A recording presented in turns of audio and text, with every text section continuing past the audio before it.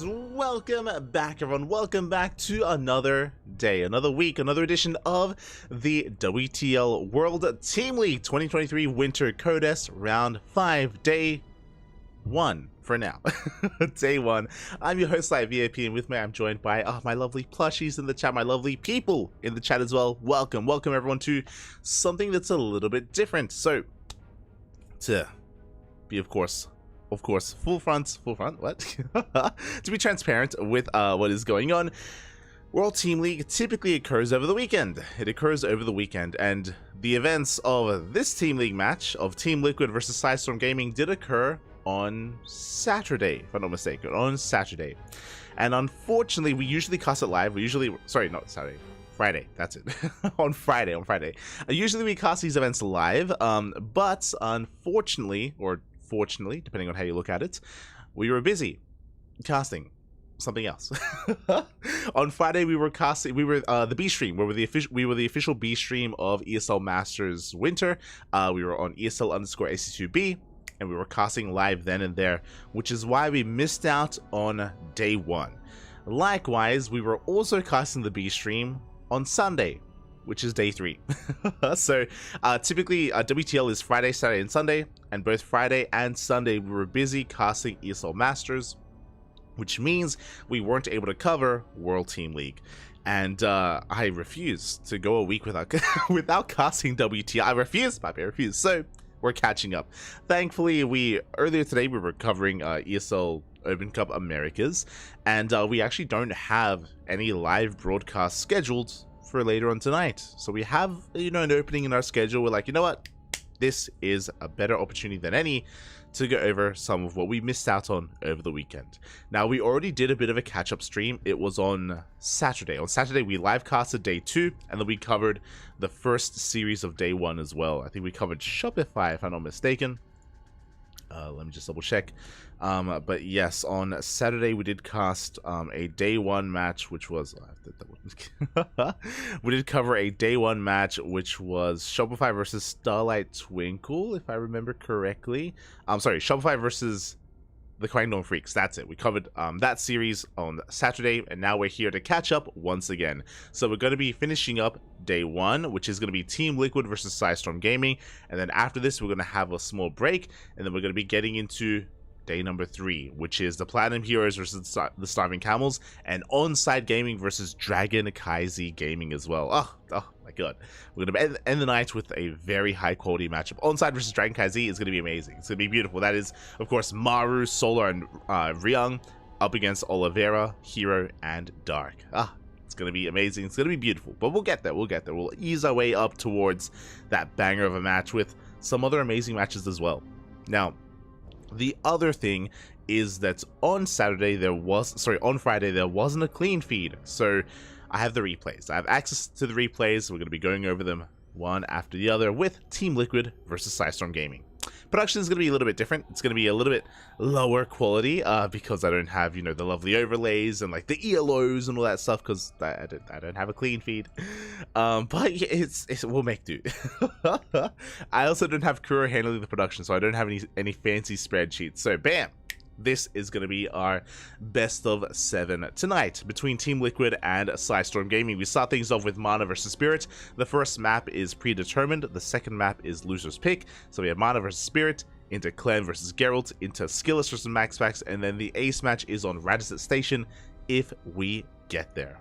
Towards the end. So we have a juicy best of 7 before us. And we're going to be kicking things off with Spirit versus Mana. Let's go. A lot of Terran, a lot of Protoss. We're saving the Zerg for later on in the night. I promise you we'll have plenty of Zerg action. But here we go. We're diving into game number 1. And spawning in the top left-hand corner of Oceanborn, we have the Polish Terran player, the red Terran representing Sidestorm Gaming. It is Spirit.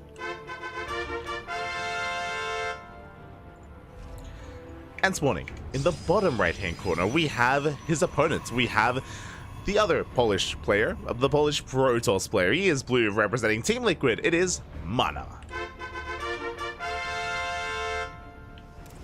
Oh my god. Here we go. I was actually trying to set up. Yeah, this doesn't work. I was trying to set up a best of 2, but I guess I'll have a best of 7 in the bottom left. Hopefully, it's not too confusing. Hopefully not. Hopefully not. As we get into our PVT, and oh boy, this is going to be an interesting one here, especially because for a long time now, I would say that Spirit has cemented himself as the best player in Poland. I do think that he did overtake a Laser, especially after what happened in the last offline event that we casted. Spirit versus a Laser, we casted like two best of 5s. It was a lot of ZVT, a lot of Spirit versus a Laser, and Spirit really did just dominate, not just over a Laser, but over the other players in Poland as well, like your Geralts, your Cristianos, your Manas. But, of course, it's been a while. It's been a couple of months since that event, since that offline finals. It was the House SC2 Circuit Finals, for those wondering, and I believe there's going to be another House event in a couple of months. But until that, you know, since then, it's been a couple of months. Our players have been improving, and Mana likewise has been getting ready for ESL Masters as well. Does force this CC off center, so not a bad start here, being a little bit annoying. At least Mana is.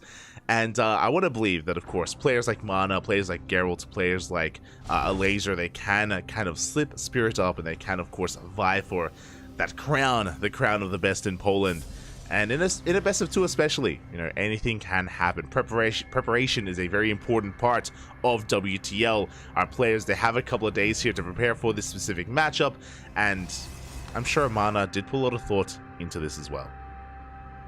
Again, Mana, he's a very historic player. He's been around for a very long time, much longer than Spirit or Soul before him. And yeah, I mean, Mana at the time was even one of the best, I would have said, yeah, one of the best Protosses outside of Korea, of course. Outside of Korea. Bringing it all the way back to 2015. I don't want to keep bringing up 2015 when I talk about Mana, but it was just a really cool moment. I loved it. I loved it so much. Back in WCS Europe, Premier League Europe even. For now, it's going to be a Twilight Council opener. Twilight Council here from Mana. We have our tech of choice, and it is going to be Blink. Meanwhile, back at home, Spirit did go for a Rax Expand. Should be recentering the CC at some point. Does have the Orbital on the way. And it's going to be a 1-1-1 follow-up as well. So nothing too fancy here out of Spirit. Everything's looking as it should. And likewise, Mana should be going for, I imagine, a 2-gate opener into a third base, especially on a map like Oceanborn. There's no, I do feel like you want to take advantage of this map. You can take a faster third base. You can defend it quite well as well, as your 3-base setup is quite powerful here on Oceanborn. And we'll see if that's going to be the case. For now, we do have 2 gateways here from Mana. Blink, of course, on the way. And Spirit is still trying to figure out what exactly is going on. As Reaper dives in, does avoid that Adept, gets a full scout, does get confirmation on the Twilight Council, will go down, but does at least spot the tech. So now Spirit knows he doesn't have to be concerned about keeping units in his main base and preparing for any kind of Oracle or even Phoenix harass. And oh, interesting, Spirit, he's spicing things up. It is a 1-1-1 opener, but we're going for an add-on swap and going for a Banshee first. Okay, Cloak Banshees at that. Not something you see too often in this matchup. This is a build that has been a little bit more popular amongst the Korean Protoss, the Korean Terrans, not Protoss. Specifically Maru and Björn, they have been playing around a lot with just going for a singular Banshee. You don't even commit, you know, a singular Banshee. Sometimes they get Cloak, sometimes they don't. And it can do a surprising amount of damage here in TVP. Just because it can be so unexpected, and yeah, it doesn't take too many hits to kill a probe. Meanwhile, Mana does stay on the 2 gateways. He is going to be prioritizing a War Prism to be active across the map, but he should be expanding. We should be seeing a third base momentarily. Never mind, we're going to be throwing down some tech first. We go straight for the Temple Archives. Okay, you have my attention. I am intrigued. The Hellion gets shut down. We should be taking a third base here from Mana. Again, he just did delay his third in favor of tech first to start working towards Storm. Do appreciate it. It is a lot more commonplace to see Colossus as a splash damage of choice, and to instead see Storm, I like it. I love the variety that we're going to be getting here. This drop is going to be moving out at the same time. We do have that Banshee slipping into the main base. It is already cloaked, and we're going to be able to get a couple of workers. We recall back home. There is detection. We do have the Stalkers, and we shut down the Banshee for now. We do force it here into the dead space. 2 probes went down, but we forced a recall. Mana, he was in the middle of attacking. He was in the middle of pushing towards the main base, of hopefully getting a couple of SCVs, maybe getting a couple of Marines. The Banshee comes back in. We go up to 4 probe kills. And yeah, we have to dedicate some supply to defending here, as once again, Mana moves out of position. Another probe goes down. May not seem like a lot, but this early on, killing 5 probes, that's pretty impactful. The other interesting thing I mentioned before, okay, we do have a second Banshee coming in towards that natural. An observer comes out just in time. We have a shield battery as well, and this second Banshee doesn't get any damage. Not yet. Meanwhile, there is that Storm on the way. Not just Storm, but also Charge alongside it. So Charge or Archon going to be the composition of choice for Mana. Meanwhile, back at home, Spirit has been chilling, enjoying himself. He's going up towards 5 Raxes already, but alongside a 3rd TC. So he's not going for a 2-base all-in. A pretty fast third, actually. Ooh, as the Observer flies too close to the turret, within range, goes down. And Spirit even, oh my god, very paranoid. Threw down 2 bunkers as well. He gets a salvage off, so he's going to be fine. Meanwhile, here comes a Storm Jump. Oh my god! Up! The Storm Jump has arrived. Big storms here in the middle line. 7 SCVs go down. So many of them battered and bruised. I did notice the Prism moving out earlier, but yeah, I guess that's why we rushed into that tech for the Storm Jump initially. That was great and all, but this also means that we don't have Storms available to defend. Uh-oh. There we go. Spirit is pushing out. No storms, no splash damage. We do have 1 High Templar here at the natural base. I believe we're going to have 1 storm available here to defend. The army does still on forward. Up! We have that 1 storm. We don't want to waste it. Oh, that pretty juicy storm on a lot of those Marines. But the tanks are within range. At the same time, Banshee comes in from behind. They can one-shot workers, and they will. Oh, they do get 1 probe. Only 1 the shield battery, keeping the rest alive. Gateways are falling. Mana, he's just waiting, biding some time here for some more storms, as he has 2 High Templar in that Prism, and Spirit will back off. And Mana, he gets away with it. He loses a couple of units. He loses a gateway, sure, that has to be replaced.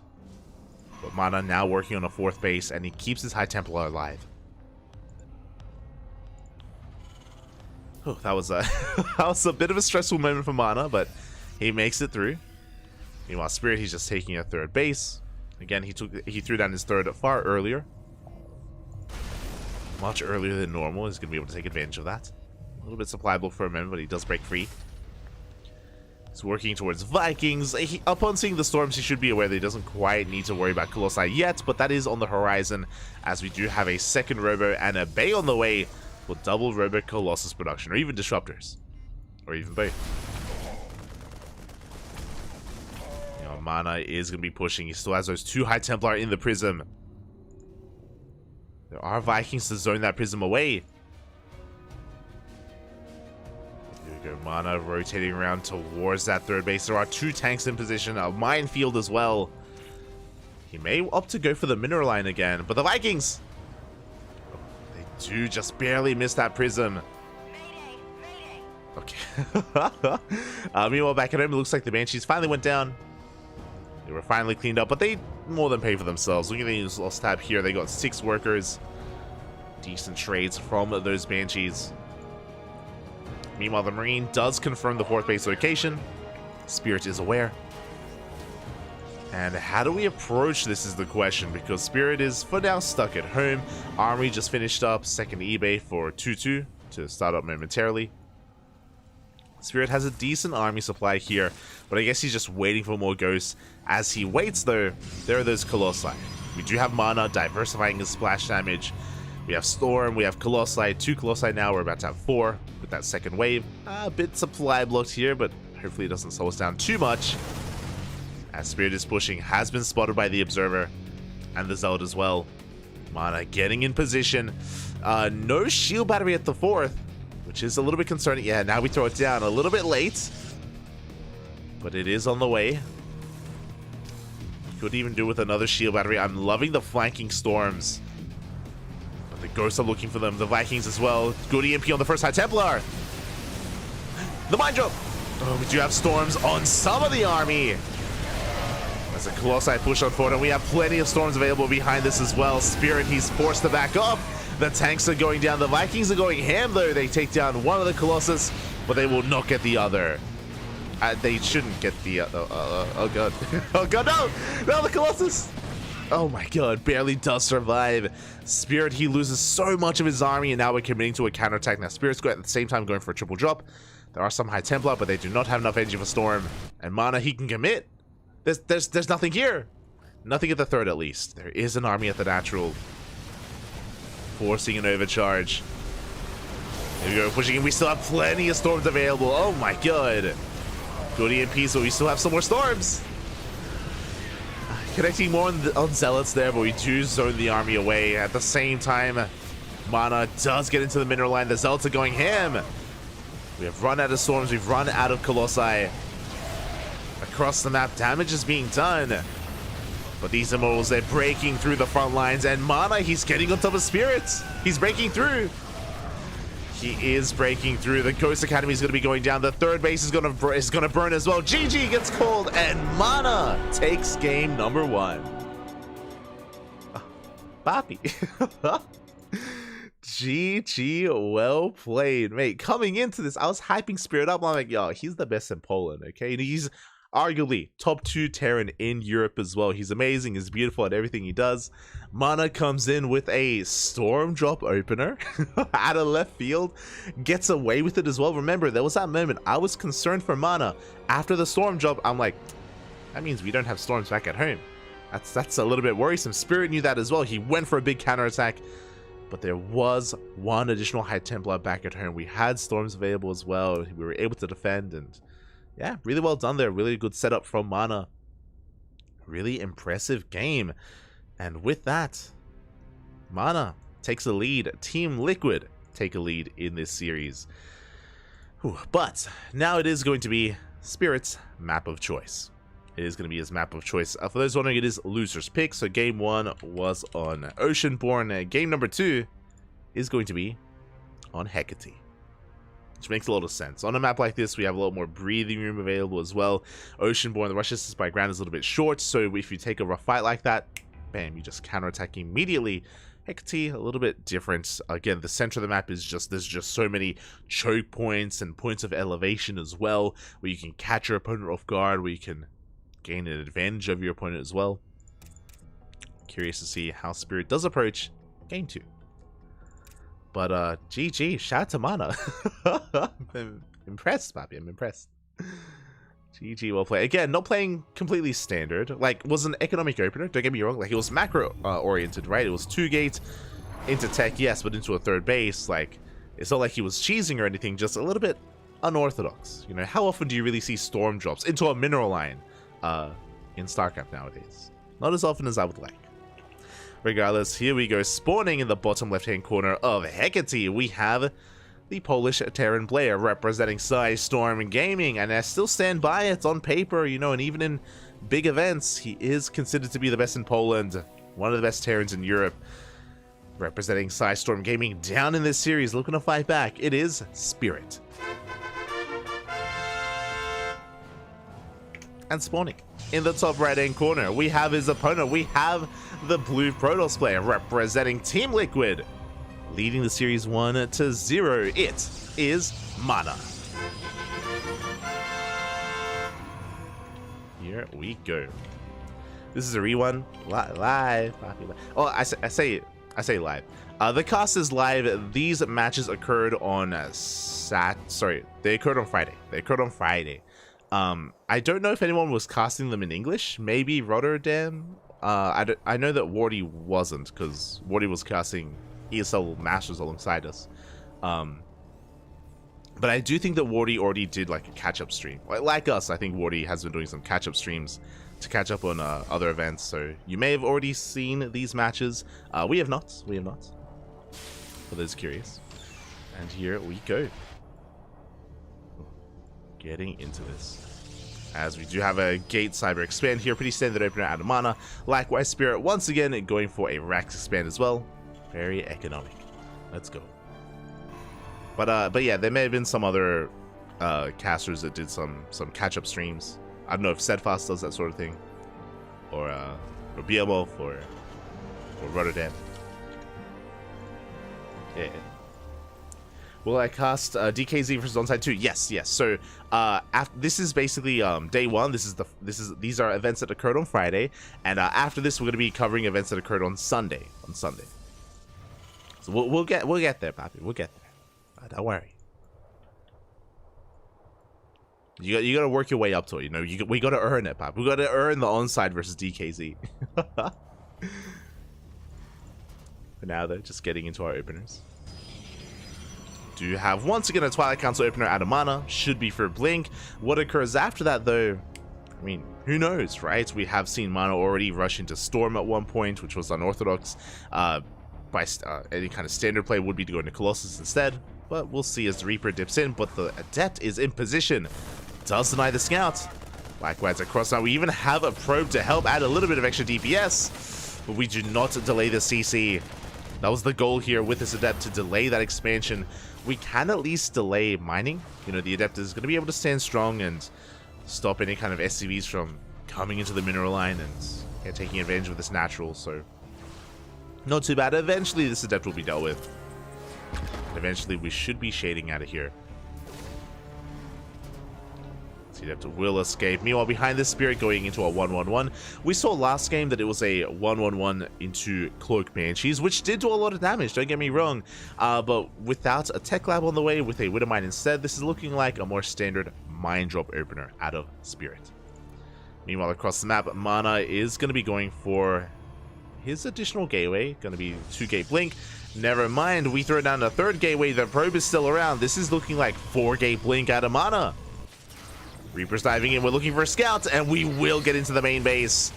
A very important Scout here from Spirits. He hasn't seen too much yet, but he gets behind the mineral line. He does confirm the Twilight Council. He sees all 3 gateways, and he also sees the Probe chilling as well. Now, I'm curious. Do we commit and throw down a 4th gate? Oh my god. He's doing it again. So it's going to be 3-gate Blink. So because it's only 3 gateways, yes, we can have some map pressure. We can have some map presence. We can contain our opponents. We can try to get some damage done. But this isn't too committed. We should be taking a 3rd base behind this. And you can see Mana already getting in position to expand and take that 3rd. But once again, the 3rd is delayed in favor of a Templar Archives. We saw that this was, eventually, this led into a Storm drop. But this should lead into Storm nonetheless.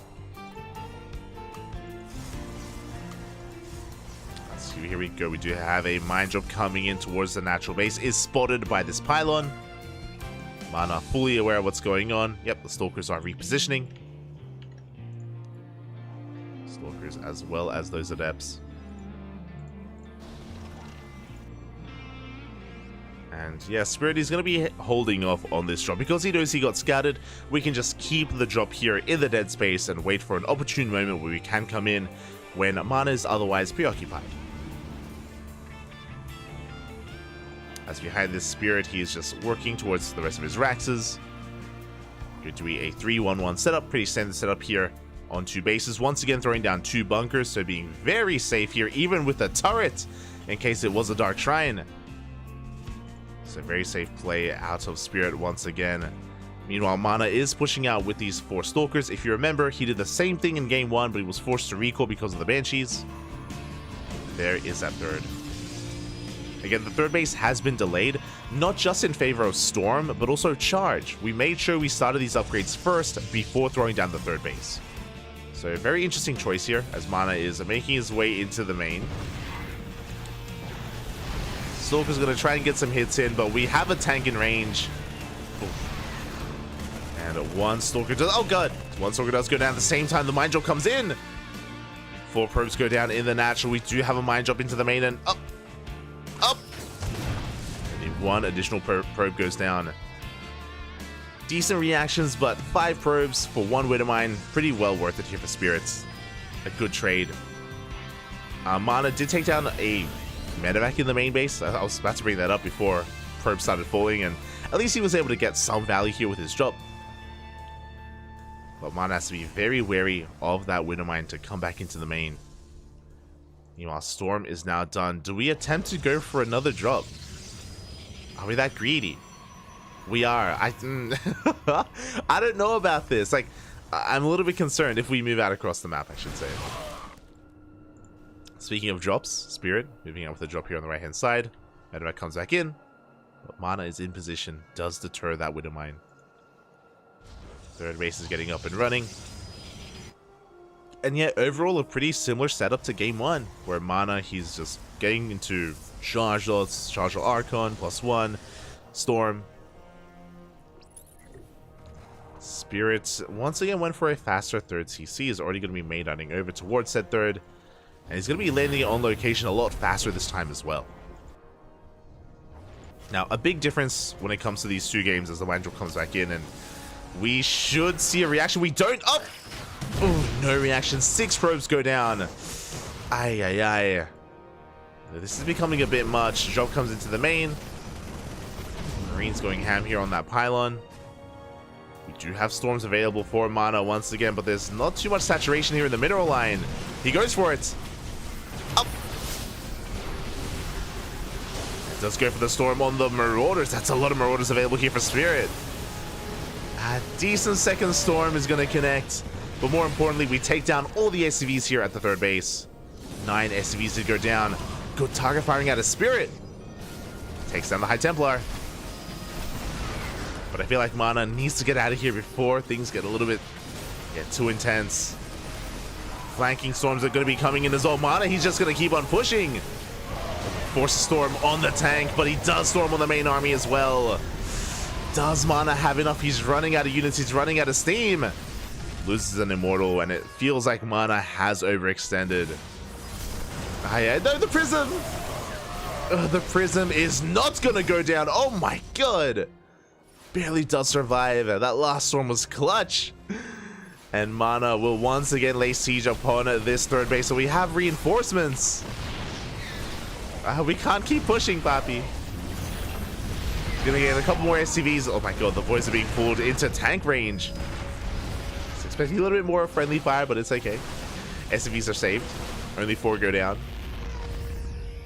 Behind this, Mana is taking a 4th base, and even though I do think Mana has been a little bit wasteful, at least he accomplishes what he set out to do, which is deny the third. Oh my god. The storm's back. It's all been about the storms here from Mana. He dives on the army as well. Bold move. I feel like once again this was a little bit misjudged from Mana. Losing a lot of stalkers. He gets 1 tank. Mana, you need calm down, Papi. As he does back off, but that was a costly fight. That was a costly couple of moments. Looking at the units lost tab here, we lost an Archon, 4 High Templar, an Immortal, a lot of stalkers as well. And sure, we did some economic damage, but honestly, after all said and done, Spirit still has the economic lead. We're even in workers, which means Spirit is ahead. Bearing in mind mules are a thing. If Mana had preserved his High Templar, I would think differently. But because Mana has been losing High Templar after High Templar, the Immortal as well, and these have been some rough trades. But here we go, Mana pushing in again. He does have 4 High Templar on the right-hand side in that Prism. He's going to try and sandwich this army. There's only 1 tank. Oh my god, decent storms here on the army as well. The mine shots go off. No storms are left. Yeah, the Marine army can just stim on forward. We do have Zelts coming in though. And another warp in from behind. With this Gateway army, Mana may just barely have enough. There are so many medevacs here for Spirits. Tank on the high ground, putting in a lot of work. 19, 20 SCVs go down as Zelts make their way to the natural. And yeah, Mana did kill a lot of workers. This is true. But he threw everything away. More Zealots going to be rallying into the third base. This is... Oh my... a bit of a slugfest here from Mana. Just throwing everything across the map. And it's working. It is working. Kills 30 SCVs, knocking Spirit down to 38. But Spirit has a standing army. And that's more than I can say for Mana. Here comes the counterattack. Oh boy. Alright, Mana, what do we got? We have 4 High Templar. We barely are going to have a couple of storms available. Colossus are coming out as well. It's going to be a tight hold. So far, so good. EMP only does connect with one of the High Templar. Now the Storm does barely graze the army as well. Good EMP, so we have the overcharge. And with the overcharge, can Mana barely hold on that tank, putting in a lot of work in the back line. And we barely do get on top of the tank. Oh, we don't! We don't get it! Another Storm comes in! But the Colossus is exposed. And the Colossus goes down, and it looks like Spirit does break through. Again, Mana was crazy earlier. He was just investing so much into breaking the third base, and he was getting a lot of economic damage, but again, he was throwing away high-tech units. High Templar, Archons, Immortals. A little bit too much, a little bit too wasteful out of Mana. And that is going to kill him in the end.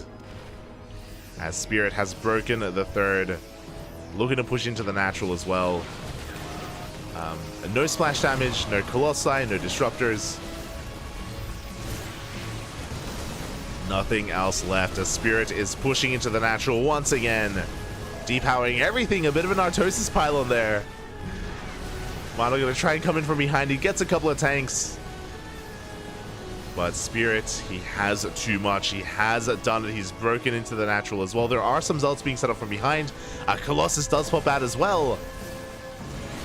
But yeah, we got, yeah. Doesn't really stand for much longer. Big EMPs on the Colossi.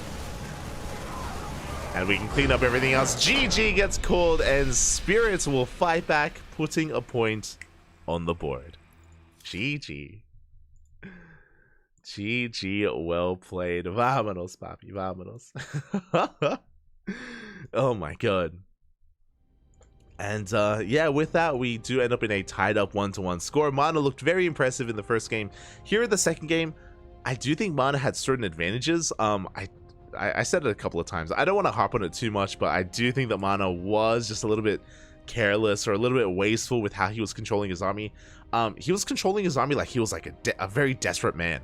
Like he just desperately, it felt like he desperately wanted to kill Spirit. And I understand it, right? Like Spirit is the favorite player, but I feel like if Mana just took a moment, like just take a breath, you know, if Mana just took a moment to just calm down a little bit, compose himself, and be a little bit more attentive even with some of his high-tech units, I do think he would have had a lot more success here and could have even won. It's hard to say, but yeah, GG, well played nonetheless. Great games, entertaining matches, and with that, we are getting into a tied-up series. And we have another set of players before us. Now, for those that are curious, and maybe there are people that are tuning in that are unfamiliar with the WTL format, as we switch our scenes over, it is a best of 7 overall, best of 7, but it is comprised with a bunch of best of 2s. So we just finished up our first best of 2 between Mana and Spirit. They went tied up 1-1, and now we have our next best of 2 and then another best of 2 afterwards. We have Clem versus Geralt, and then at the end, Skillus versus Max Pax. The first to 4 does win. And the first starting map is predetermined. So up first here for Clem and Geralt, it is on Solaris. It is going to be on Solaris. Oh boy. Another TVP. The TVPs, they continue, Bobby. They continue. And Spirits may be one of the best Terrans in Europe, but now we have for Team Liquid the best Terran in Europa. But here we go. Before we get there, we have our challenger spawning in the top right-hand corner of Solaris. We have the Polish Protoss player, the Red Protoss, representing Psystorm Gaming. It is Geralt. And spawning in the bottom left-hand corner, we have his opponent. We have the French Terran player representing Team Liquid. It is Clem.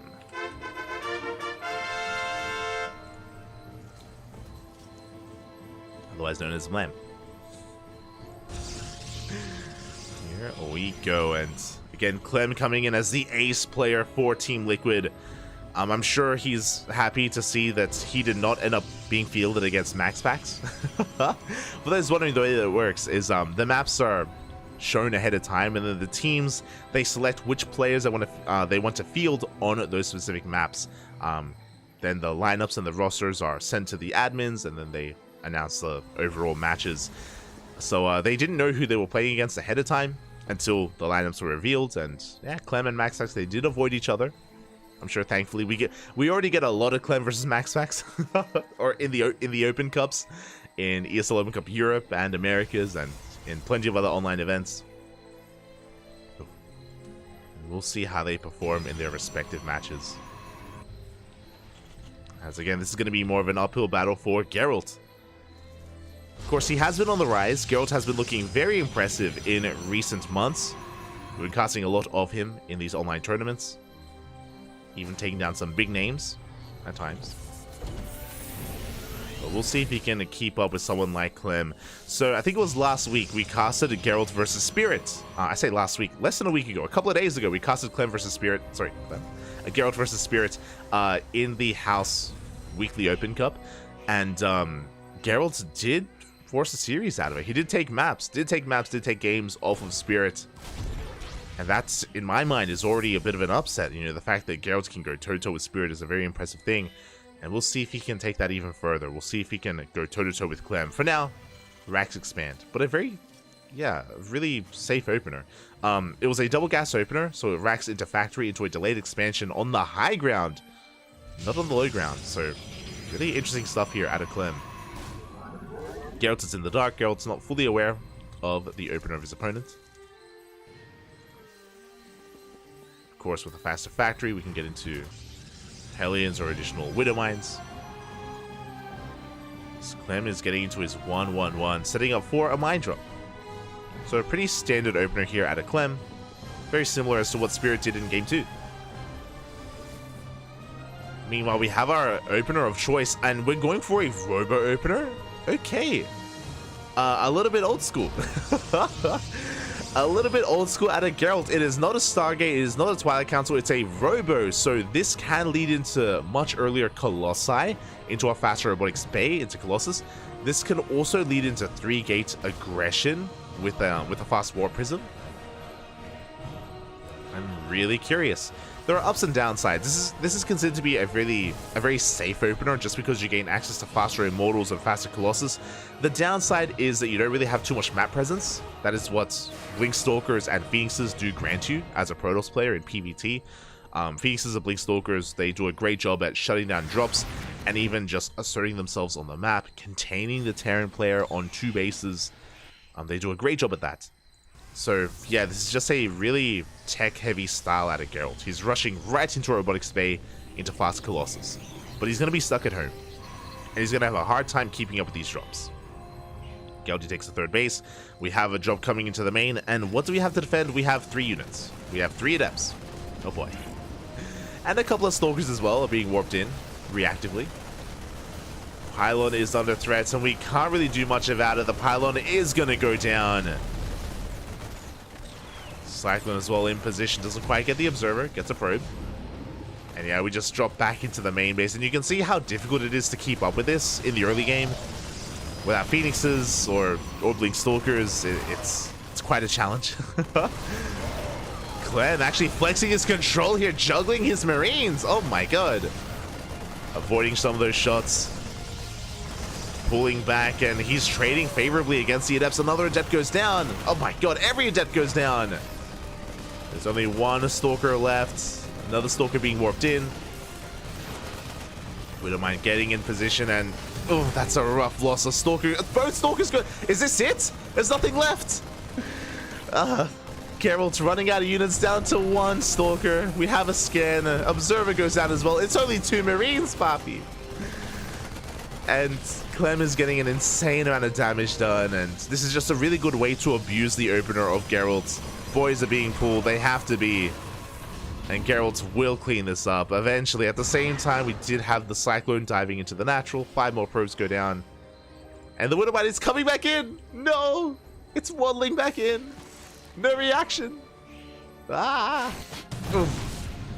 8 probes in total, and we still have 1 Marine left alive. Raven coming in as well. Clem just having his way with Geralt, and sure, this opener from Geralt means that he gets a Colossus, but the Colossus can't do anything in this position. It can't keep up, and Clem behind this, he has a pretty nice economic lead. He's getting into tanks, motors. I'm afraid to look at the unit slots tab, but Yeah, that one drop killed 4 adepts, 3 stalkers, 2 observers as well, my god, and 11 probes. A very efficient trade out of Clem. And again, just a really good way to abuse this opener out of Geralt. It was, of course, I don't want to take away from the fact that that Clem was also microing out of his mind. he was, mate, the control was crazy, but also the fact that the tools that Geralt had was less than ideal in the situation as well. And here we go, the tanks do siege up, and this third base is looking very exposed. We do have those 2 Colossi, but nothing to support them because we bled out so many units earlier. Colossi are good, but on their own, you can see how fragile they are. Hello?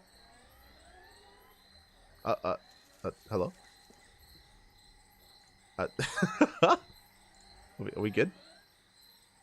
Hold on, I think we have some technical issues. Wait, what just happened?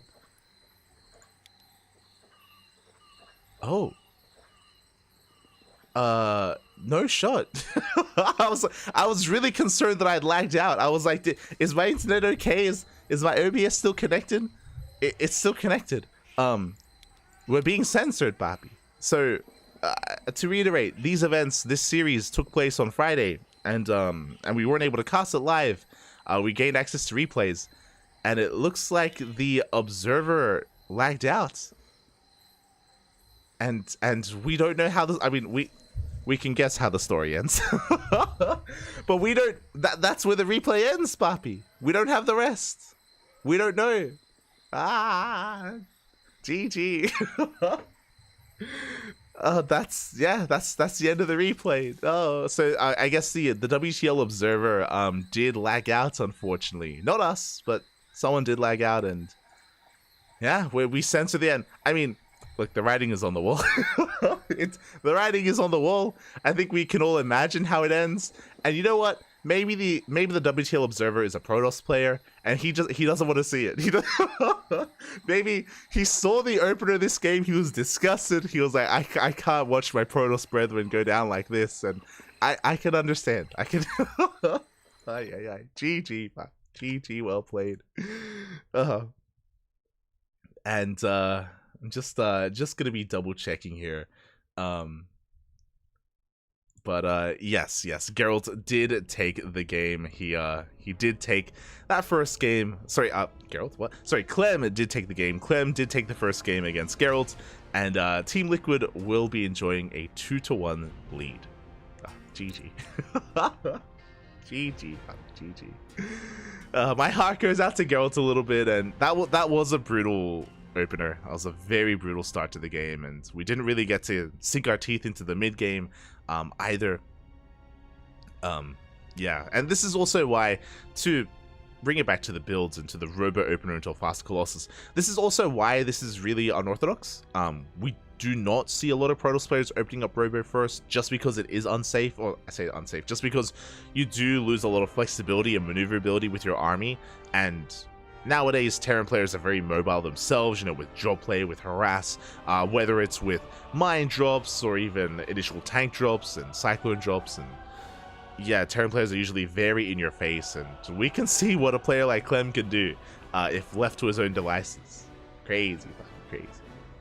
GG, well played. So Clem does take a lead in this series, and we have our second map, and this makes plenty of sense. So another important thing about WTL, it is loser's pick, and there are no vetoes. No vetoes available, so it makes plenty of sense. Geralt, he's going to be forcing out another map. He's going to be forcing out Radisson Station. Fun fact, this is a map that we did not get to cast at all in ESL Open Cup, in ESL Masters. Actually, I could be wrong there. You can correct me in the chat if maybe you were tuning into the mainstream. But I don't think this map has been played at all in ESL Masters Winter. I remember the statistic guys, the admins for ESL Masters Winter, they made a tweet the other day because they're collecting like map scores, and they're collecting stats on the maps just for like infographics and stuff like that, and they have like no information on this map because no one plays on it. Smooch, puppy, smooch. But that's what's great about WTL. We get to see Radisson Station a lot more. A lot more as a result. And here we go, spawning in the top right-hand corner. We have our Polish Protoss player, the red Protoss representing Storm Gaming. It is Geralt. And spawning in the bottom left, we have his opponent. We have the French Terran player representing Team Liquid, leading the series 2-1, or allowing his team to have a lead. It is Clem.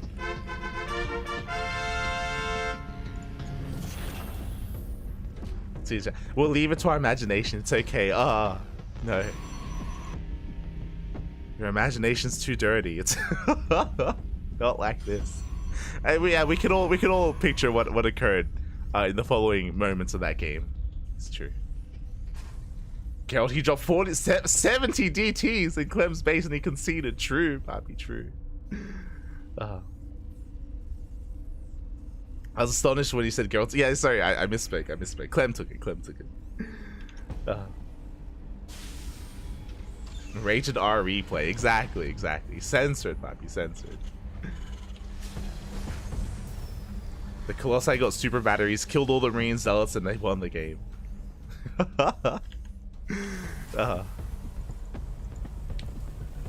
Only Clem and Geralt know what really happened in that game. Only they know. They gotta keep it between themselves.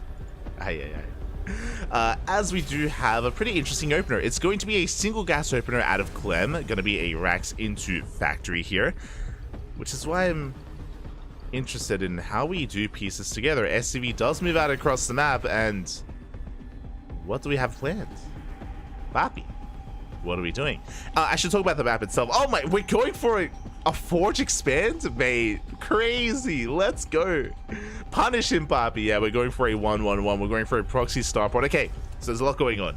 One, for those who may not be aware, the reason why we don't get to see this map too often, why it's so vetoed, is because it has certain features. A lot of crazy features. The big one, there is no Reaper Cliff. There is no Reaper Cliff to go into the natural or to go into the main base outside of this one ramp. It's the only way in. So it's very difficult to scout ahead of time. To have a pylon just to be a little bit annoying. But so it's really difficult to scout as a Terran player, especially early on. Likewise, you get a pocket base as well. It's very easy to get your 2 and even 3 base setup here. And oh my god, we're going double star. He's crazy. He went for a Forge Expand just to be greedy, just to cut corners, and he's going double Stargate. Geralt, he's trying to get away with murder right now. And you can do like if you ever get to cast or ever get to watch games on Radisson Station, this is the greed that you can do. We've seen it whether it's Zerg, Terran, or Protoss, so you can get away with such greedy builds here on Radisson Station. And we're gonna try and go straight to double Stargate Phoenix. Meanwhile, Clem wants to punish this. Clem doesn't know what's going on, he doesn't know what's happening, but he is going for a drop nonetheless, and he's looking to try to punish his opponent for cutting too many corners. We don't even have Warp Gate. We skipped Warp Gate to go double Stargate instead. That's how greedy we are. Phoenix does catch the drop, but the Hellions are going in nonetheless. We can't warp in defensively because there's no Warp Gate. The Hellions, they just ignore the Adept. They just go straight for the mineral line. They don't even care. One of the Hellions is gonna get picked up. But 3 Hellions, 2 one-shot workers. How much more damage can we get done? So far, only 3 probes. The Phoenixes, they clean this up. The Phoenixes will clean this up, and Clem, he at least gets a full scout. He's now fully aware of what's going on. He's aware of how greedy Geralt is being. Not like this. So Hellion will eventually be hunted down. Meanwhile, back at home, Clem are going to be going for a 2-rack setup. It should be a 3-1-1 setup here on 2 bases. Working towards a 3rd. And the starport is floating back home. Now, from here, Geralt, once he gets enough Phoenixes for map control, we could even go for a Fleet Beacon and go straight into Sky Toss. That is a thing that we have seen here in PvT on this map. We have seen some Sky Toss rushes, and Geralt could try to go for that as well. As for now, he does dive on in. He gets 1 Marine. But there's still plenty available in the main base. Good positioning here at a Clem. Able to avoid disaster. Avert disaster even. Oh. And okay, we're good. He was about to throw down a second and a third starport, but we're calming down a little bit here. We're just gonna be landing our own starport instead. Yeah, there it is. There's a fleet beacon. Yep, we're just rushing straight into Skytos. Meanwhile, Phoenix, as they dive into the main base, they barely do get a Cyclone, but they trade a Phoenix for one. Not the best trades out of Geralt, but he's at least containing his opponent. Clem not going for that third base. Meanwhile, there it is. +1 air attack is on the way. Fleet beacon, we can throw down a third Stargate. There it is. Third Stargate is also thrown down. And we're rushing into Skytos. Meanwhile, Geralt, he's getting his third base up and running, fully operational as well. So we'll see if, again, Geralt can get away with this, because something that's very interesting, despite us being on Razet Station, Clem hasn't taken a fast third. He is building up a pretty decent and sizable army. A lot of Marine Stim is on the way, Widowmine's on the way as well. Now, because his third CC is so delayed, I do imagine that Clem does intend to move out soon. If he does intend to push, mine goes off, another Phoenix goes down. Geralt just sharking around, just making sure, getting eyes on any would-be third. Getting a couple of SCVs, there it is, carriers are on the way. And Clem is on a bit of a timer, because if Geralt is able to get up to 6 carriers, I feel like six carriers is typically the ideal, then we should be able to stabilize and, you know, survive any kind of push and get into a 4th base and get into the late game. One medevac does go down, we catch some reinforcements, but the drop is still coming. And do we have a ground army? We do not, by the way. Geralt, he saw the move out, he saw the drop, and he's not coming home. And we have nothing. We have to recall, but is that really going to be enough? Cannon goes down, we have a shield battery, we have an overcharge, but we have to evacuate. There is one carrier to defend. Up the mine. Intercepts is going to be going down, and I feel like Geralt was too greedy. I feel like he tried to get away with murder. Rushing into these carriers, a handful of Marines are going to be too much. Phoenix is going down one after the other. The boys are being pulled. This is becoming too much. The mine, it goes up. And Geralt will deflect this push, but again, 10 workers went down to that. We have another army here on the right-hand side as well, breaking into the natural. The carriers are holding. To be fair, we are kind of holding, but this is a messy hold. Shaky, man, shaky. Behind this, Clem is getting a 3rd TC. Another army's moving out. All right, we have 3 more carriers on the way. We're about to hit 6. We're almost there. We're almost at 6 carriers. And once we get there, I do think that Geralt can deal with this army. And then we can start thinking about a 4th base. These rocks are going down. So we can break free, we can expand. At the same time, we have a drop coming in towards the pocket base. Not too much here. Drop nonetheless. I'm trying to pull Geralt apart. Pushing towards that natural. Warp gate about to finish up. Zuger for a mine drop into the main. And we're getting a surprising amount done.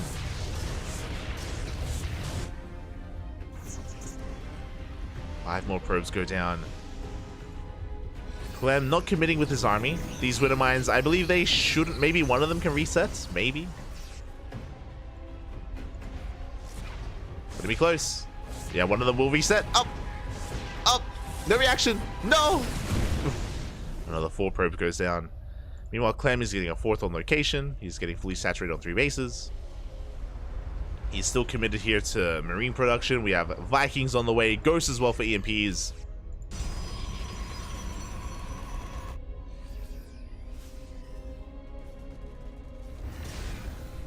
And Geralt should be working on some splash damage. Like, if we want to talk about Skytos here, Skytos is good, don't get me wrong.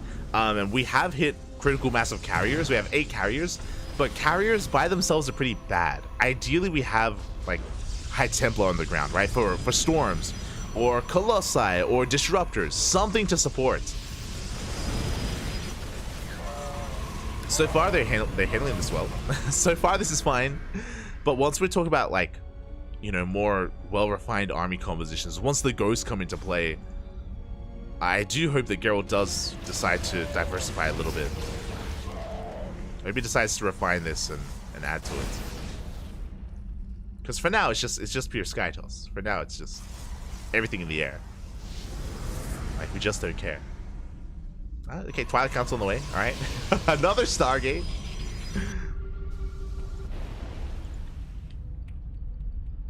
Well, as Clem is once again abusing the immobility of Geralt's army, going for a Doom Drop into the pocket base.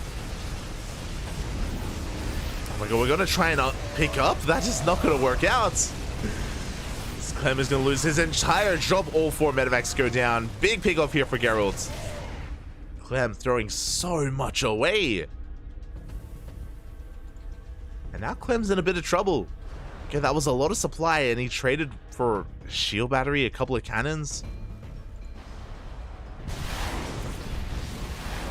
Alright, we up to 15 Vikings. We're making 6 Vikings at a time. That's a lot of Vikings, Papi. So a similar concept to PvZ late game, where you want to have some Archons to help support, to help deal with those Vikings if they do ever try to chase you. Storms. There it is. Templar Archives is on the way. So Geralt, he's thinking about Storm. He's thinking about Archons. It's on the mind. He's not there yet, but he's getting there. He's getting there. Meanwhile, Clem is just chilling here on 4 bases. And we're going Sky Toss against Sky Terran. It's happening. Let's go. +2 ship weapons. Another starport.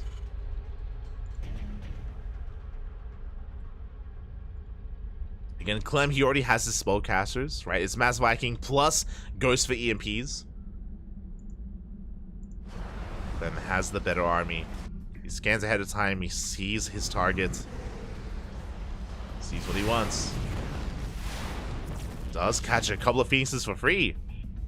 Void Razor on the way. Ah, okay. I mean, we can morph in some Archons. I mean, against Ghosts, I guess Archons aren't amazing anymore. Right, EMPs, they just annihilate them.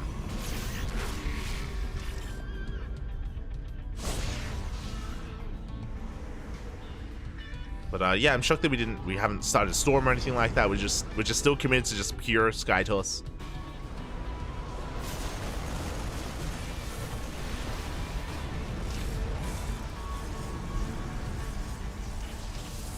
Island's gonna be going down. Geralt respecting this army, just backing up. Waiting for reinforcements. Anion Pulse Crystals on the way. I think that was supposed to be Flux Veins. Oh, we already have it. Never mind. And Clem is doing a great job at containing Geralt while Clem takes a 5th. Getting ahead economically. +2 ship weapons has kicked in. We have 40 Vikings. Oh my, we have more than we can one-shot. We can more than one-shot. There's nothing stopping us. Oh my god. Yeah, Void Race going down one after the other. The Phoenixes as well. Oh god. Mind Shot going to be going off on the carriers. We are down to 30 Vikings. That was quite a costly trade. Void Race, they put in a lot of work.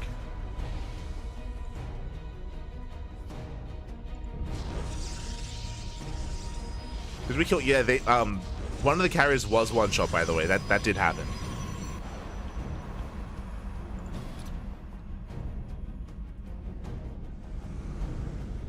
Both armies are maxing out. Storm finally on the way. Good EMP, good snipe as well. Oof. Geralt being a little bit too careless. Gonna be bleeding out a lot here. Why are we making... we still have more Phoenixes on the way. Phoenixes and Void Rays.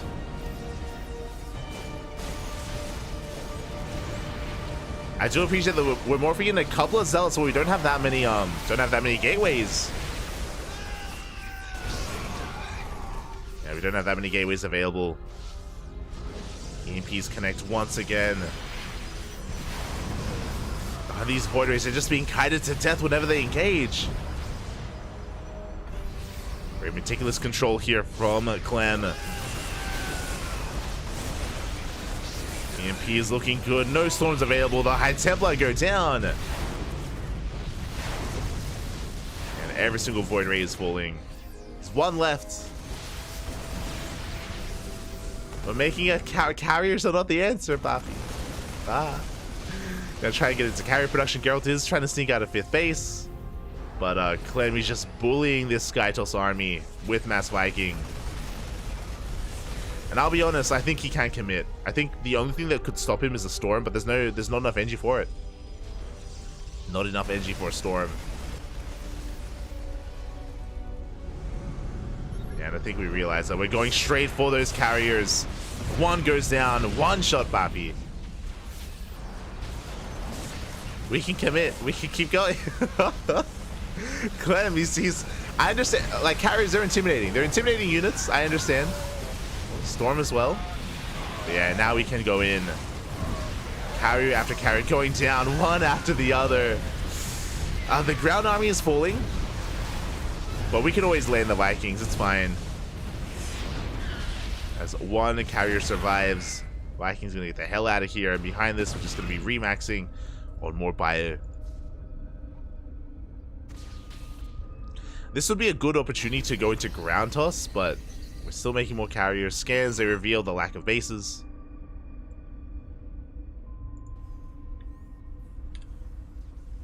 We are down to 27 Vikings with +3. I'm gonna be mass repairing. And yeah, technically, Clem, we can just back off, repair, and go back in and just trade efficiently once again. Now this time there is going to be more of a ground army here with these zealots. We saw that they were able to break through and get on top of the ghost earlier. That is something that Clem has to be careful of, has to be worried about.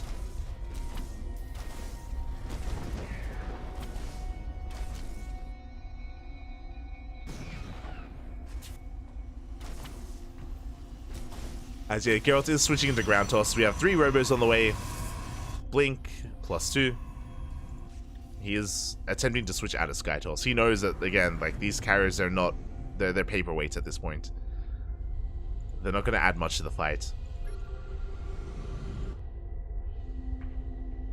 But his ground army is still lacking. He has a bay on the way to get into Colossi or Disruptors. Most likely Disruptors, because there are so many Vikings. But we need time. We need time to get into this robot production, and Clem is already remaxed. He's on 6 bases.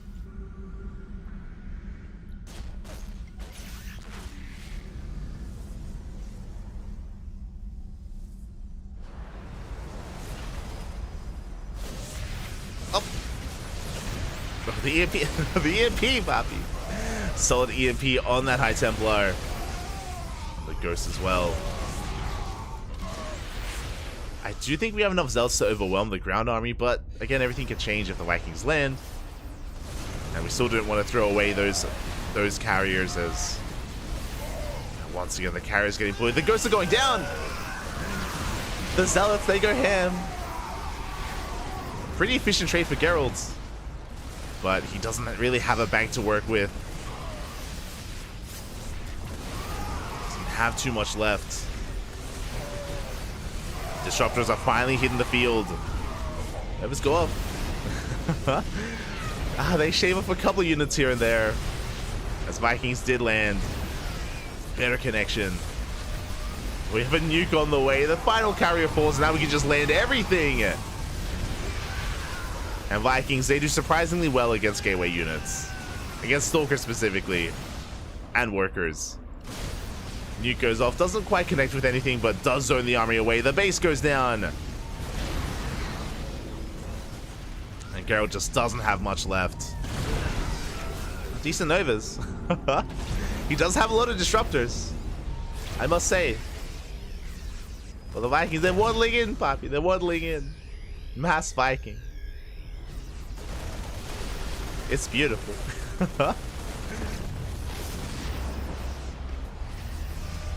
And what I will say is we have another nuke going to be connecting. Novas, they are going to go up. Juicy connections here on the army. Oh no, the nuke! Which I don't think will take down the robos, but does graze a couple of those probes. Yeah, as Clem is bleeding out a little bit too much. His army is mainly medevacs at this point. We need to calm down on the starport production. We have the Vikings. They land into the natural.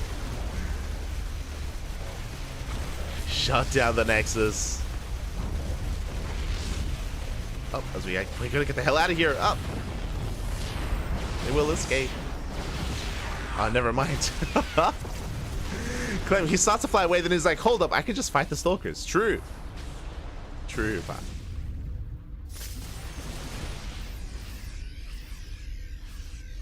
yeah, as Geralt is still just trying to find his footing, and the problem here is that the robos are exposed, right? They're all here on the front lines, so if Geralt gives up on this location, he loses his production. He will lose everything.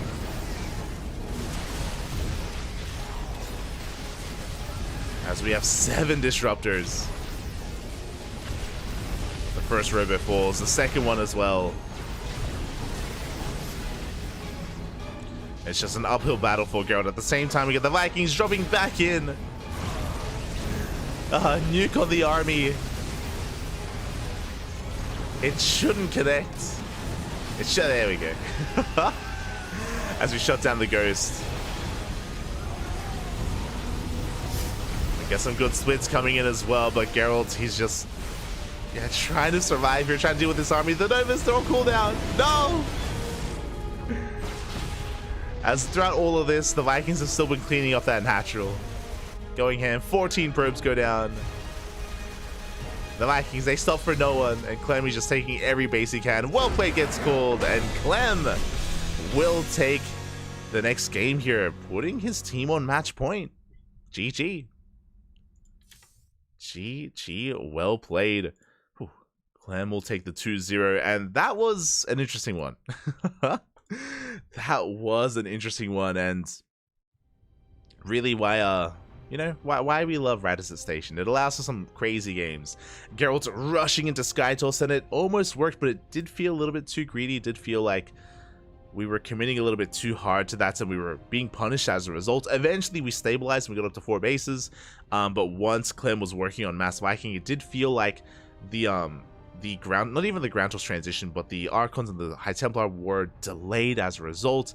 We didn't really have much of a Stalker army either. Like, yeah, it felt like Geralt wasn't fully aware of how he wanted really to form his army and what he wanted out of it either. Ended up with like mass Void Ray carrier, and yeah, Clem had his way with it. It was disgusting.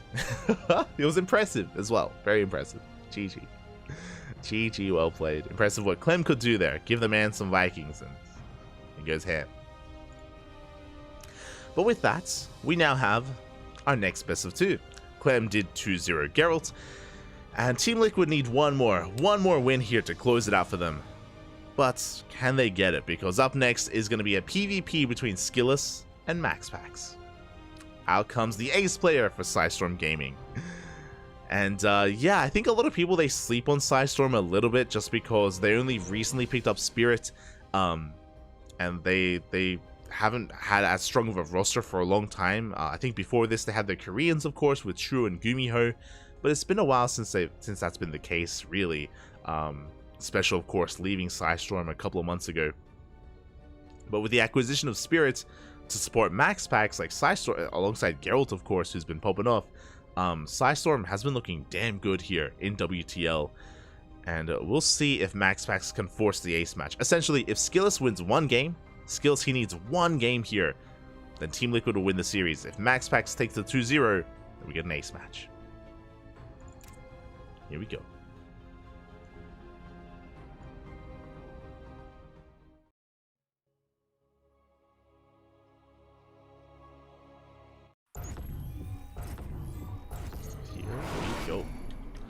And spawning in the top left-hand corner of Site Delta, we have our blue Protoss player.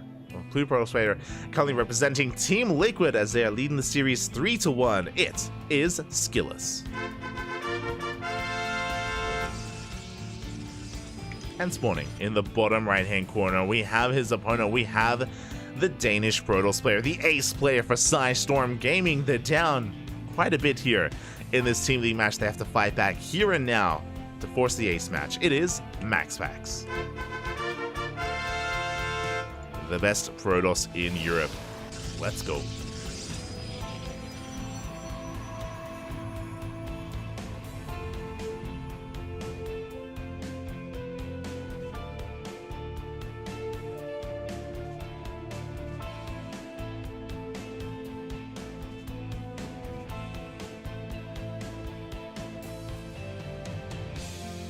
I'd maybe say hacker, not gonna lie. Runner, calm down in the chat, Bobby, calm down. Very common to go for something like a Hellion drop on Radizet Station just so you can abuse and punish their players as well, the opposing player even.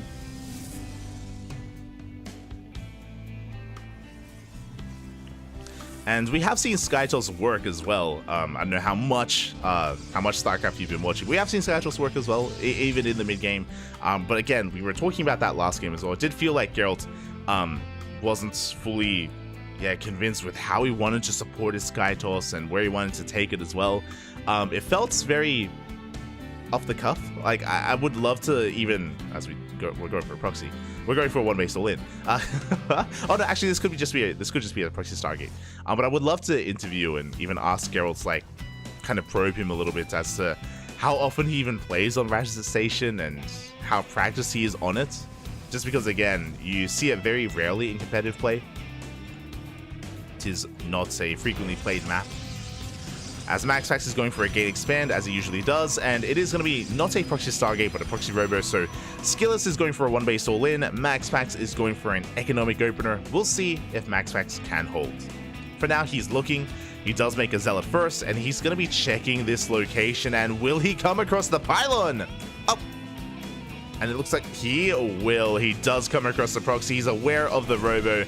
Back at home, he should be going for a Void Ray. And he may even deny this as well. Yeah, we have to send out the Stalkers.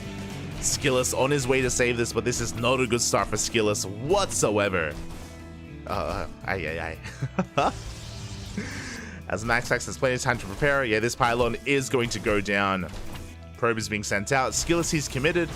He has to repower this. As the Robo is depowered, and we are going to be throwing down another pylon, but this is so heavily delayed. Meanwhile, because it's delayed, MaxPax, he can delay his Void Ray and he can go Oracle first. With this Oracle, he can get across the map, and he's going to be looking to cripple the economy of Skillous while he's all in. So Skillous is aware, so he throws down a Shield Battery. Shield Battery is on the way, and that will preserve his workers. It will require a Stasis Trap or a second Oracle to really break through this, and now there's that Void Ray on the way. Okay, and it's MaxPax on the defense. Does wall off just barely in time. He has to not make it in. Oh my god, as we trap the Stalker! Skillous going to be losing one of his Stalkers. The Oracle gets across the map. Again, there is a Shield Battery, so the DPS of this Oracle isn't quite going to be enough. He goes for it anyway. And it looks like he will get one probe for his troubles. Took a while to get there as two Adepts do make their way into the main base, and Skillous can now opt for some counter damage. Can one-shot probes himself. Oh, a bit of a misclick there from Skillous. Does miss a probe. Gonna get 3, gonna get 4 workers here in the main. 5 workers even. Not too bad as the Prism is gonna barely save that Adept. Interesting, we went Prism first instead of Immortal. Yeah, back at her, we're up to 3 gateways. Blink is on the way. Skill is still committed to his one-base all-in. Meanwhile, no, the Prism is gonna go down. It was chased down by the Void Rays. It was blindsided by the Stalkers, and now MaxPax can once again push forward towards that proxy location, towards the Robo. You typically don't see the defending player be this adventurous, and MaxPax can be punished, but Blink is not done. The Void Ray looking a little bit exposed. Oh, never mind. We can just turn around and fight. We have a second Void Ray coming in as well, and we will depower this Robo. A very proactive defense. It just goes to show how far ahead MaxPax is. Like, his opponent is all-inning him, and MaxPax, he's just fighting out of the open. Just, he can. Nothing stopping him, popping. As we turn around and fight, we activate the prismatic alignments. And this trade is just not going Skillous' way. GG gets called, he runs out of steam, and MaxPax will take game number 1. GG. GG, well played. Again, MaxPax, he is very well versed here in defending against one base all-ins. It's kind of his speciality. For those wondering, for those who may not be aware, MaxPax, he often goes gate expand on any map, even maps like Side Delta, where it's expected to do so actually, but even on maps where it isn't safe to do so. And he's just so well practiced against defending against one base all-ins. So I was a little bit surprised to see Skillous commit, to see Skillous try to commit to all-in MaxPax, because it's just so difficult to pull off, and yeah, it did kind of snowball out of control very early on. GG, well played. MaxPax fights back for his team. And now MaxPax needs one more win here to force the ace match. Likewise, Skillous, he needs one win to end the series, to end it all. Here we go.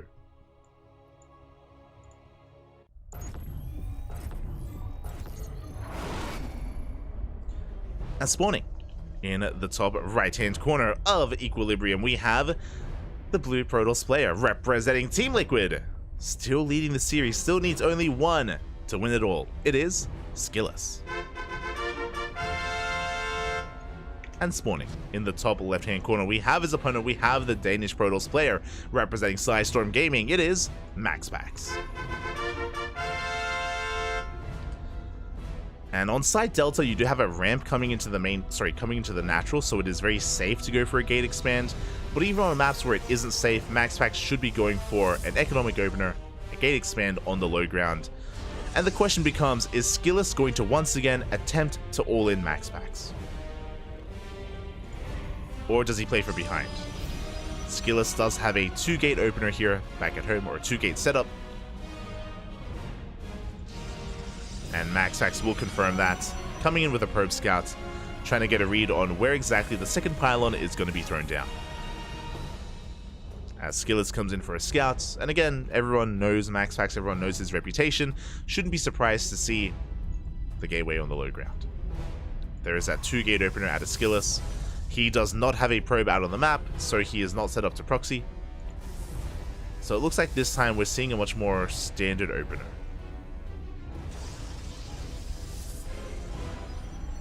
As Skillous' goal here is to at least delay the expansion for as long as he can. Now, if Hero was playing against MaxPax, Hero would take his natural as the gold. That would be a great way to counteract the greed here of MaxPax. But I wonder how Skillous will approach it, as he throws down the second pylon. And that is going to be spotted by MaxPax as well. So now a red Protoss player, he knows that there is no proxy, he knows that he should be safe. To take a second gas. Once the Cyber Core finishes, he can throw down a Stargate. Zealot is on the way. There's that Stargate. As again, it was double gas before expansion. So everything is looking as it should be. This is the exact same opener that MaxPax went for in game number 1. As he will eventually go for his expansion. Meanwhile, across the map, Skillous, it looks like he's going to be going for his own expansion as well. Skillous is going to be a little bit later than his opponents. As, unfortunate here, as Skillous, he is expanding, but he's going for the goal base on MaxPax's side of the map, and it is immediately scouted. Now, I know that I said that if Hero was here, Hero would take the gold, but he would take his own gold. I'm not too sure if Hero would take this one, as this is going to be a difficult location to defend. Stalkers are on the way. And we'll see if Skillous can pull this off. Again, I do like this overall. I do like taking the gold against MaxPax. I think it's a really good way to counteract him and to even bring him down. Like, we have seen Hero take down MaxPax many a time on maps like Royal Blood with the gold base. But on Equilibrium, we'll see.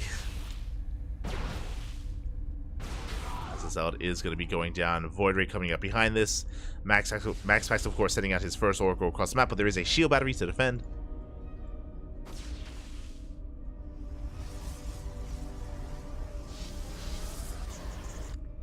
There is a shield battery in position, so this Oracle shouldn't achieve too much as it finishes up just in time. Yeah, the Oracle going for a stasis trap instead. Skillus does spot it, does react, does pull away. Meanwhile, back at home, Void Ray does arrive. And we do recall over towards the gold. We have a shield battery, another gateway on the way. But the Void Rays are going to just bully these Stalkers back. One Stalker already falling. And just wait for the second Void Ray to pop as well. Again, Void Rays in PvP, they don't really scale well into the mid game, but in the early game, they're amazing. They do so well against Stalkers, especially a low amount of Stalkers.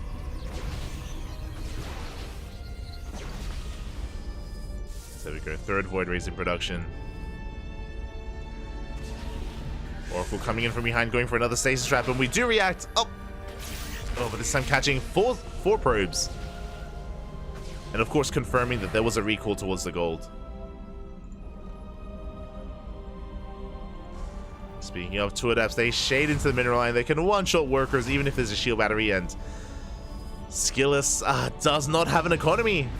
For a moment there, he didn't have any mining whatsoever. Does get back on that mineral patch though.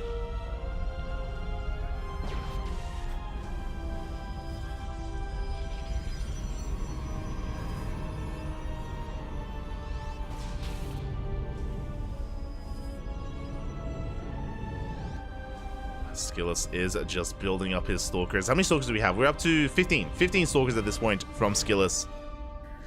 Not too bad. Not a bad Stalker count whatsoever. Meanwhile, Max Pax is working on a Robo. This is going to be for Immortal production. We're working on those Immortals. Just a very tech-heavy composition. Obviously, Max Pax, he knows that he can't keep up with the overall Stalker count, which is why we're going Void Rays and then Immortals afterwards. Stalkers laying siege upon this natural. The first gateway is going to go down. And Skillus, he does have a decent army so far. Does activate the Prismatic Alignment. Skillus does back off. Does respect it. And these Voiders, they can just cut through these Stalkers so easily if we go for a head-to-head fight. So a very delicate balance that Skillus has to walk.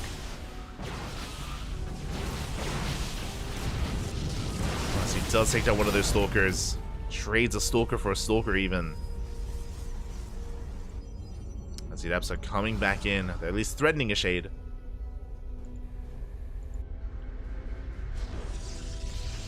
Max Pax being so active here. Coming in with another Stasis Trap. Does catch another four probes. And a Stalker.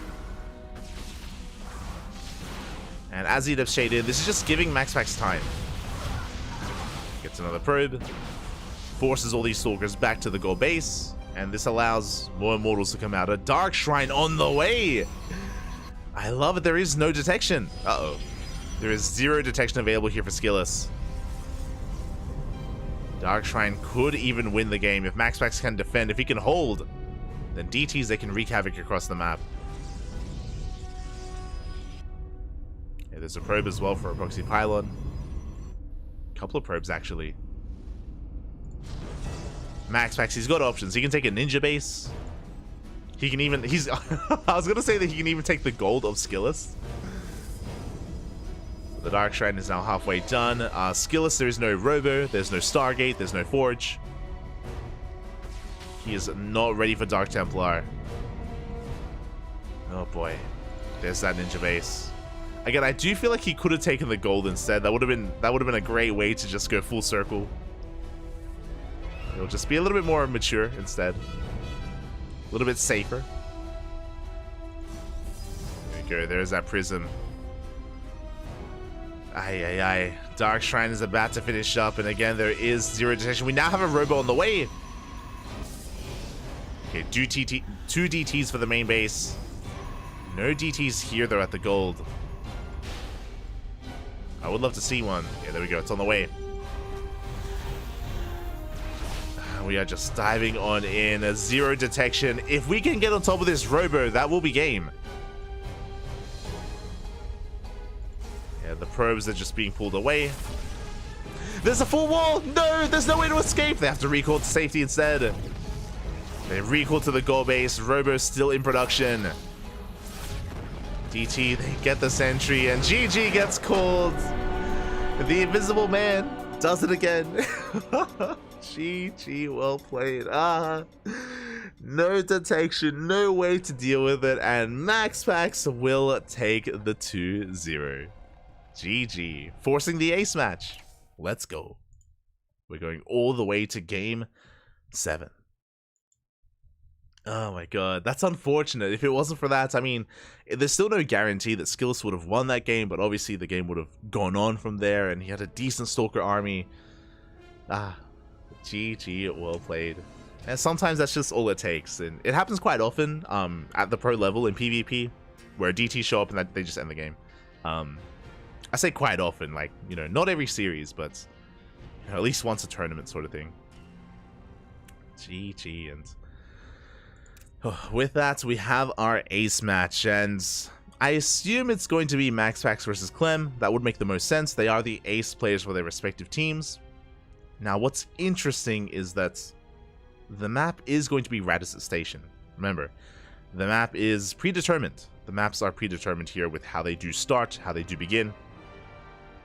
As we do have our current lineups here and how we got here in this series. It all ends on Radisson Station, and that's going to be a really big factor as well.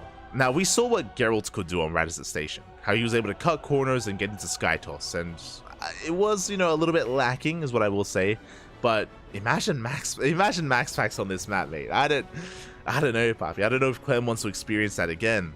Otherwise, we could rely on a PvP, but do we really want to send out Skillus or Mana against MaxPax? I don't know if a laser was available this day. Maybe a laser was, yeah, elsewhere. I did see someone else asking about that. How a laser wasn't fielded tonight. I mean, Mana did well. Mana took a game off of Spirit, and a laser struggled to take games off of Spirit before, so yeah, Mana did pull his weight. But it comes down to our final 7th game.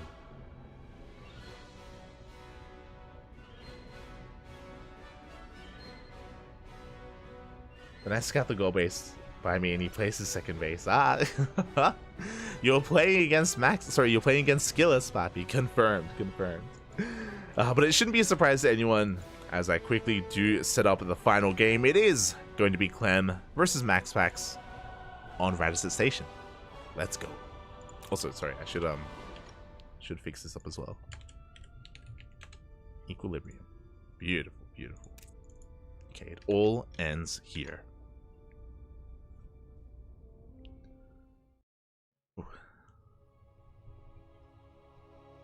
It all ends in this TVP, and honestly, it could go either way. Often does go either way between these two, and spawning in the top right-hand corner of Radisson Station, we have the Danish Protoss player, the red Protoss representing Storm Gaming. It is MaxPax. And spawning in the bottom left-hand corner, we have his opponent. We have the French Terran player representing Team Liquid. It is Clem.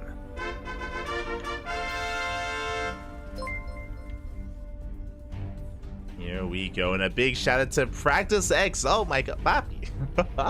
Thank you so much for the raid. Hope you had a great stream. Hope you had a great ladder session or team games. I do know that you play some team games from time to time. Hope you had a great ladder set or a great stream nonetheless. Thank you so much, and everyone, welcome to our broadcast of WTL of World Team League. We're here in the ace match, the final game of this Team League match. It all comes down to this. It all comes down to Radisson Station, and it is MaxPax versus Clem. Welcome, everyone. Welcome. Bienvenidos, man. Bienvenidos.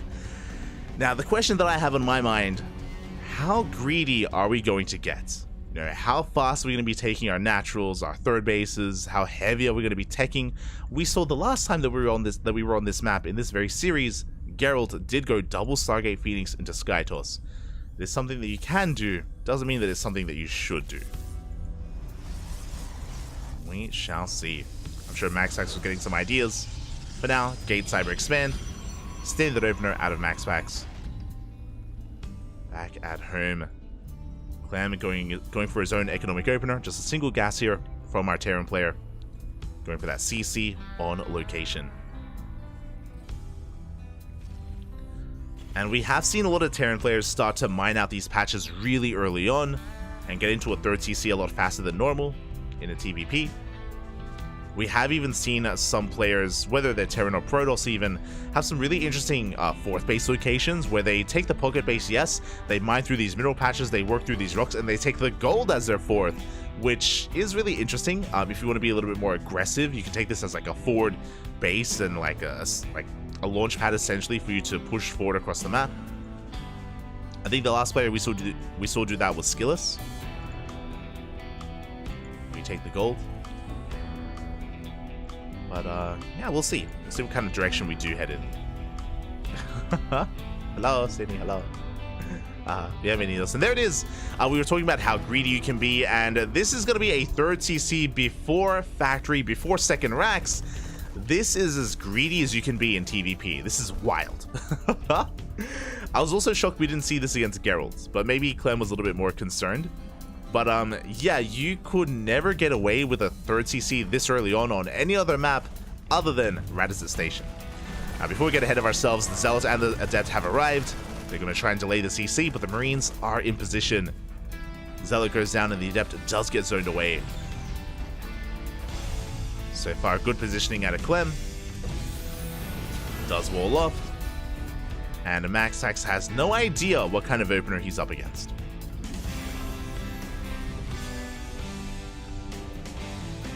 As back at home, Maxax goes for a Twilight Council opener. Is going to be going 2-gate. This should be 2-gate into a third base. If it is, we'll see if he takes the pocket third or the triangular third location instead. Oh, never mind. As he throws down an extra couple of gateways. So it's going to be 3 gates blink into a third. So a little bit more aggressive here out of Maxax. This isn't all in by any means. This is just designed to gain map control and to punish a greedy player. So I do like this overall. Again, Clem, he's cutting a lot of corners. He's investing into this third CC very early on, and Maxax could try to punish this. There is potential.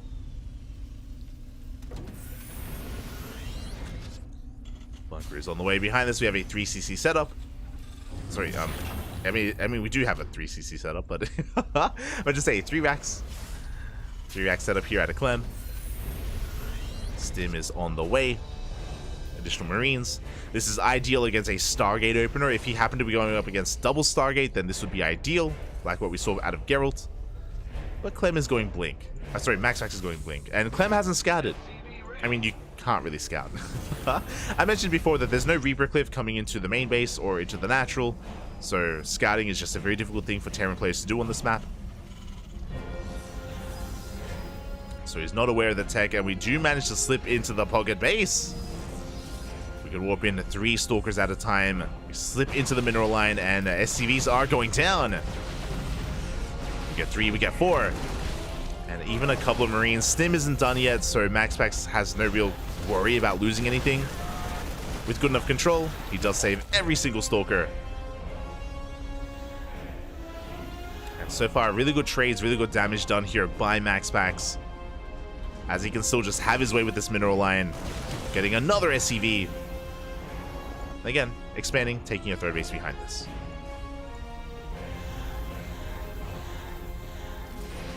So yeah, I do really like this opener here from Maxax, and he hasn't quite seen the main base yet. He's not fully aware of what's going on, but upon seeing all these Marines, Maxax can at least piece together that it is 3 racks.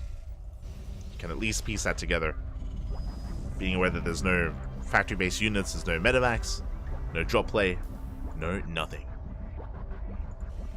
As Maxax is working towards charge, almost at Storm, maybe on the horizon, but charge, the Forge, +1. Leaf Stalkers have arrived and they take down the bunker. The repairs were not there.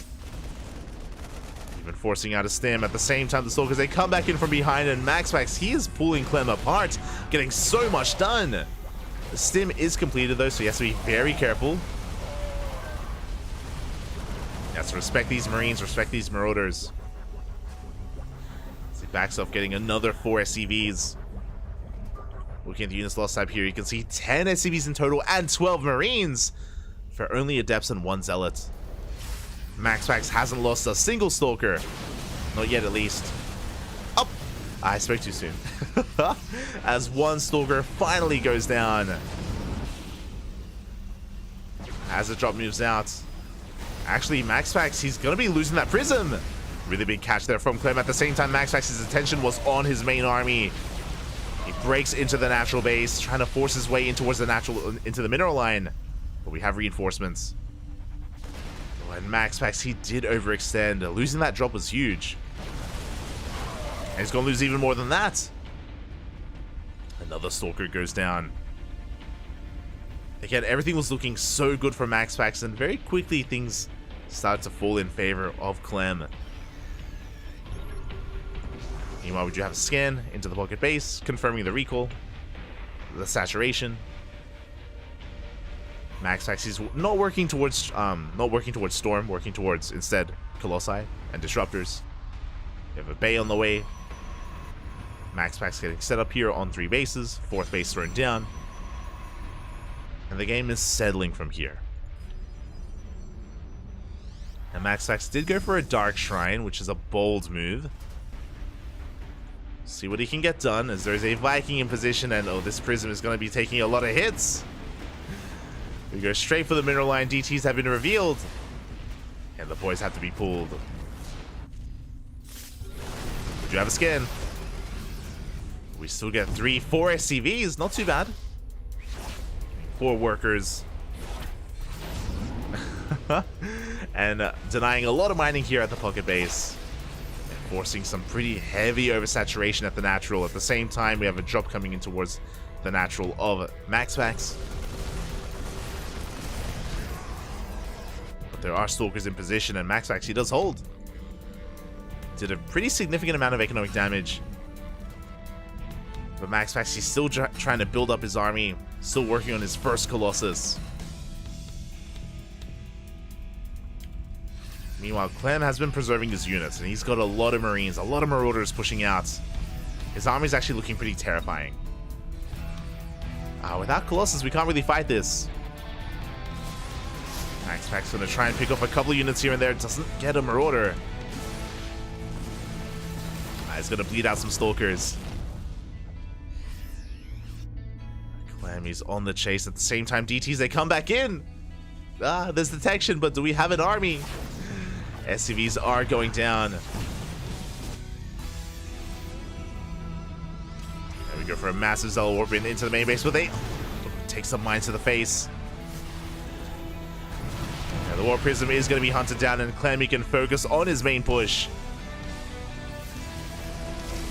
You have 1 Colossus, no extended thermal lance. We're going to try to engage, but there's just so many Marines, so many Marauders. We can just step on forward.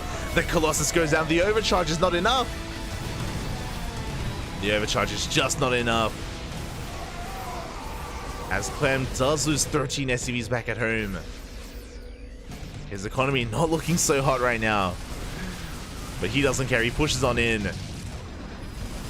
There is no detection. The mines are going to reset.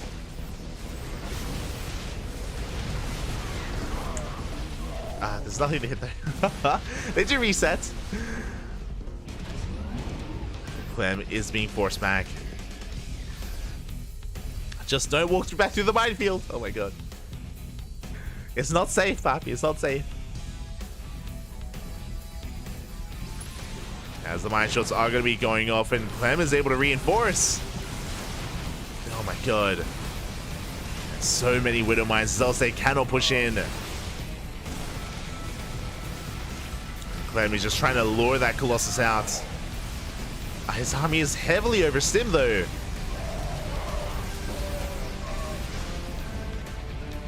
Yeah, Clem is going to have to back off. And earlier he did have a pretty impressive lead, a pretty hefty supply lead. But these Zealot Romites did an amazing job at crippling the economy, at keeping MaxPax back in this.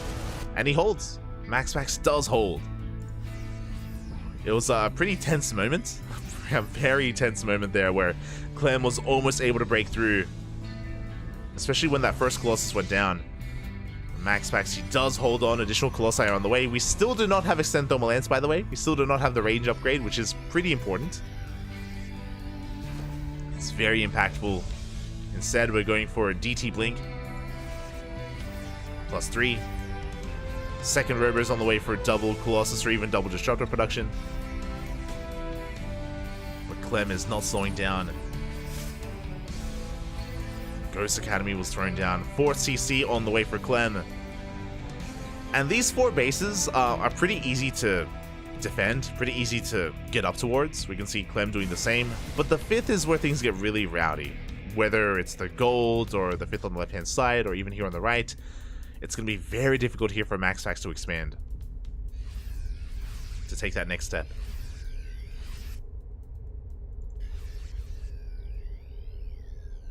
And I do think he has forgotten Extend Thermal Lance. It's not intentional, unfortunately. Base is being taken. Back at home, we have a second starport on the way for additional Viking production. Ghosts are arriving. They're not with the main army yet, but they're on the way. And again, Max Pax, he wants that 5th. He wants the 5th base, but alas, Clem is here to stop him. He's going for the Colossus, gets one of them. And a big reason for this is because the Colossi, they have to be that much closer to attack. Without the range upgrade, they're so vulnerable. And that's going to be a cancel on the 5th base. And the Colossi should not be taking this many hits. As the Stalkers are going down, the buffer zone was cleaned up. Clem is being forced back for now. But he got what he wanted. He canceled the 5th. That's all he wanted out of that.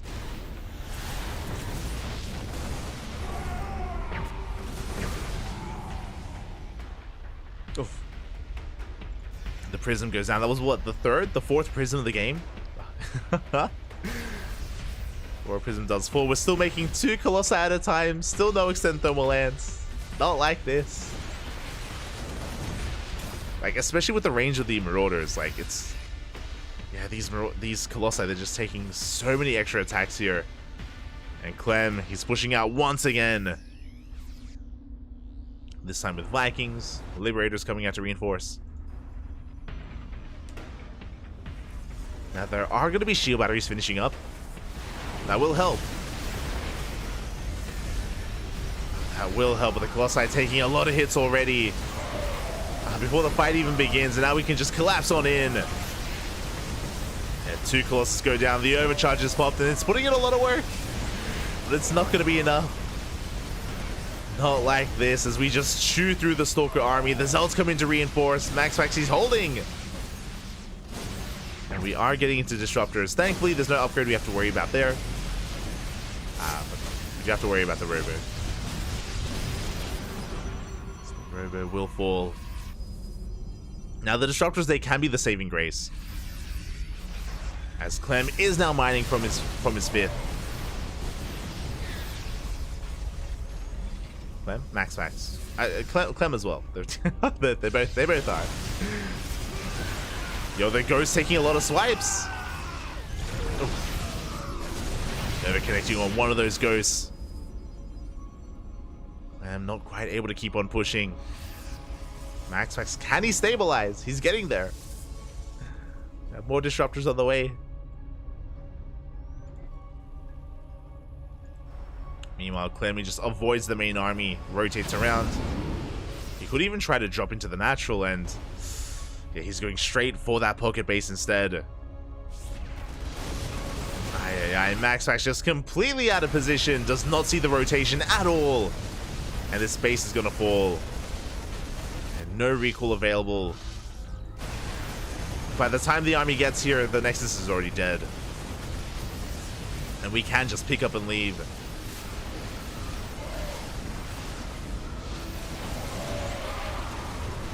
Big EMPs here on these Colossi. Even the Liberators, oh my god. Getting so much damage done.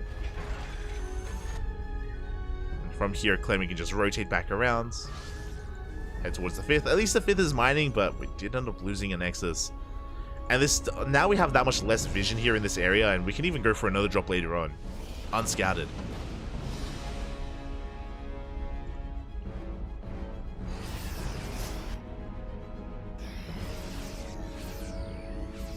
Again, MaxAxe's vision has been lacking. He's sending out a couple of zealots. At the moment, he's just pumping out nothing but disruptors, and I don't blame him. He's just trying to survive. Hasn't had the room to really get into additional observers. Yeah, he's only got one. He's gonna get a ghost. Fusion core is on the way for lib range. That's a third starport as well.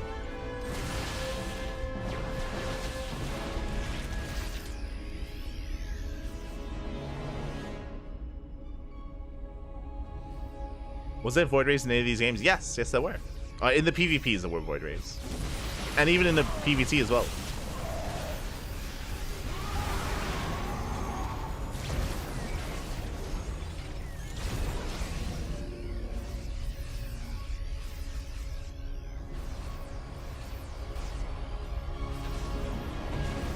So again, we do see both players vying for map control. At this point, I've given up hope that we're going to get Extend Thermal Lances. It's not happening. No, not this game, Bobby. Not this game. Good MP. The run by is going to get shut down. MaxAxe having a good fight here, though. Does catch a good portion of that army. But he's just one step behind. Like, at this stage, once we're getting into Liberators, a Skytoss transition is ideal. But MaxAxe just doesn't have the bang for it. He's been struggling to expand. And even here, the Liberator's gonna be harassing. Shutting down so many probes. But yeah, ideally here, MaxAxe would have been up a base, would have been taking additional gases, and upon seeing all of these Liberators, we can then work towards the next step, the next stage. But MaxAxe, he's stuck on a ground toss army. Decent Novas. Oh my god. Good Novas here on the Marauders. But the Freedom Zones. The Freedom Barbie, it's here, and so many disruptors go down. Every single Colossus as well. And MaxAxe, he just has to commit, has to push in. And he does break through. Cleans up all the Liberators. But this did cost him how many? 2 Colossi and 4 Disruptors. He has a Gateway army, that is true, but Clem has reinforcements on the way, additional Liberators as well. He is bleeding out a lot in the retreat. And MaxAxe, he could try to go for one of these bases. At the same time, a warp in into the pocket. MaxAxe, he does have momentum. He's pushing in. He's pushing into the natural base. Nova goes off, zoning away the army. Liberator goes down as well. And we do take control of the natural. I'm in a lot of trouble. These Vikings, they're not helping. Yeah, they're going to be forced to land. DT's wreaking havoc in the pocket base. And MaxAxe, he is breaking through. Up. It's so close, but he barely isn't. The Zealots get cleaned up. The Liberator stands strong. He did get a lot of economic damage. He even killed the Orbital. Oh my god. The Orbital did go down, but it cost MaxAxe everything. This is his army. MaxAxe, only 1 Stalker recalled out. He's got two Disruptors, a handful of Zealots. It was impressive what he was able to accomplish, but he wasn't able to get into the main. The goal there was to camp the production. And we have a lot of catching up to do.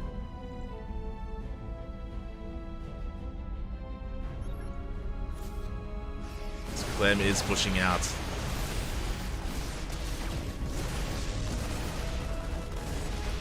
They're going to be able to chase down some of these Stalkers. Nova goes off.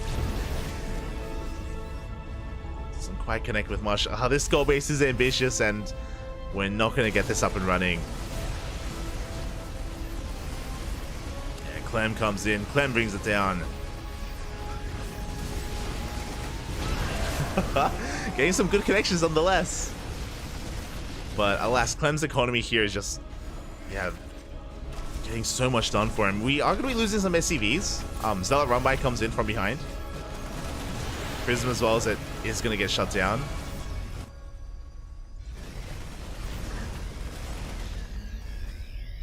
The Zealots are being cleaned up. Clem gets knocked down to 41 SCVs, but we have mules. We have mules, papi.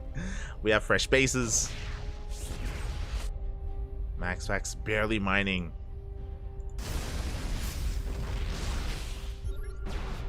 And again, the problem is that in these fights, he's just been losing these robo-based units that are just so expensive.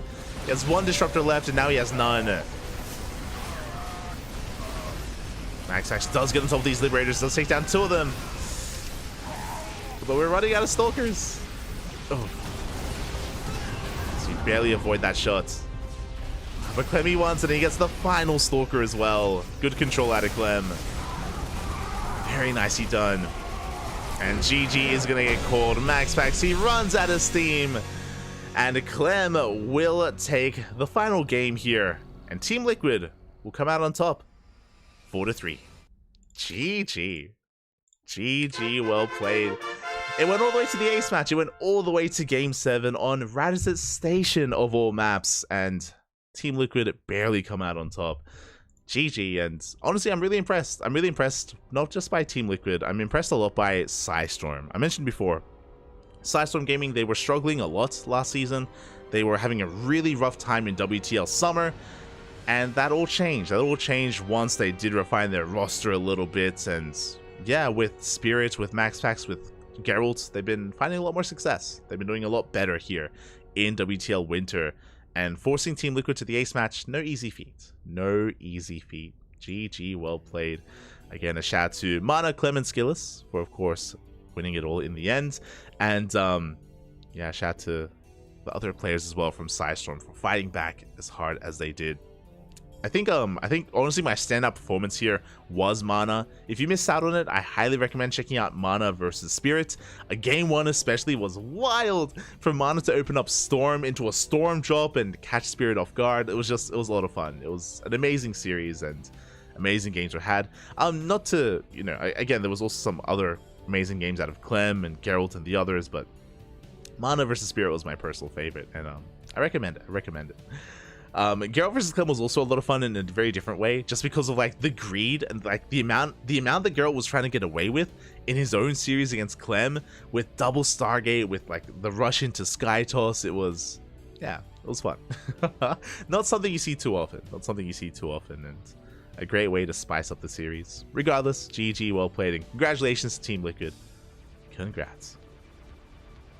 I think MaxPax would have won if he had extended on Lance.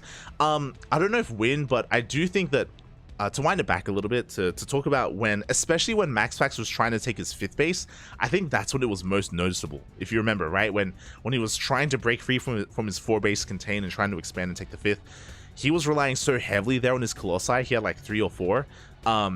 And he was bleeding out so many Colossi in that moment and taking such heavy losses as well. And that's when Extended Lance would have helped so much. He would have expanded and gotten his 5th base a lot easier. I do think that, and we would have seen a different game. I don't know if he would have won, but we would have seen a very different dynamic, and I do think MaxPax would have had an easier mid game as a result, getting in towards those disruptors. So yeah, that was a pretty big upgrade that was missed, and really unfortunate as well, because I would have loved to have seen a much more secure MaxPax there, and a much more dynamic back and forth like late game as well. But yeah, that was a pretty crucial upgrade to miss. GG.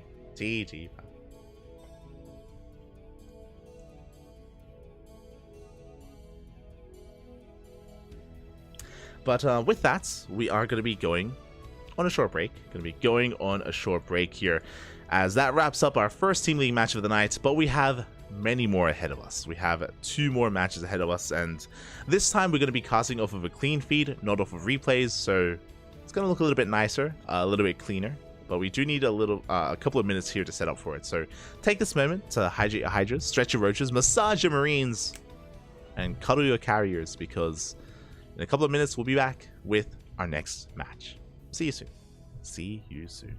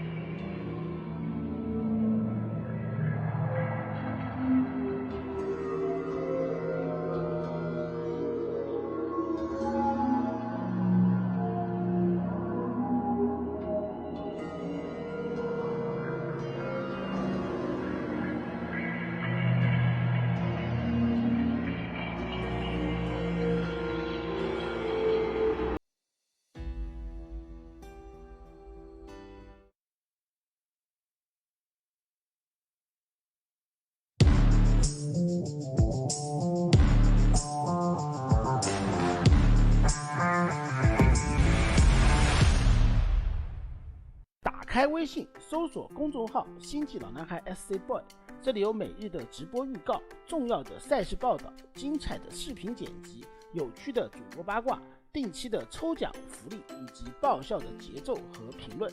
关注 SC Boy 官方公众号，365天每天更新，让你与20万猛男一起更便捷的享受我和黄哥给大家带来的快乐。不要告诉别人哟。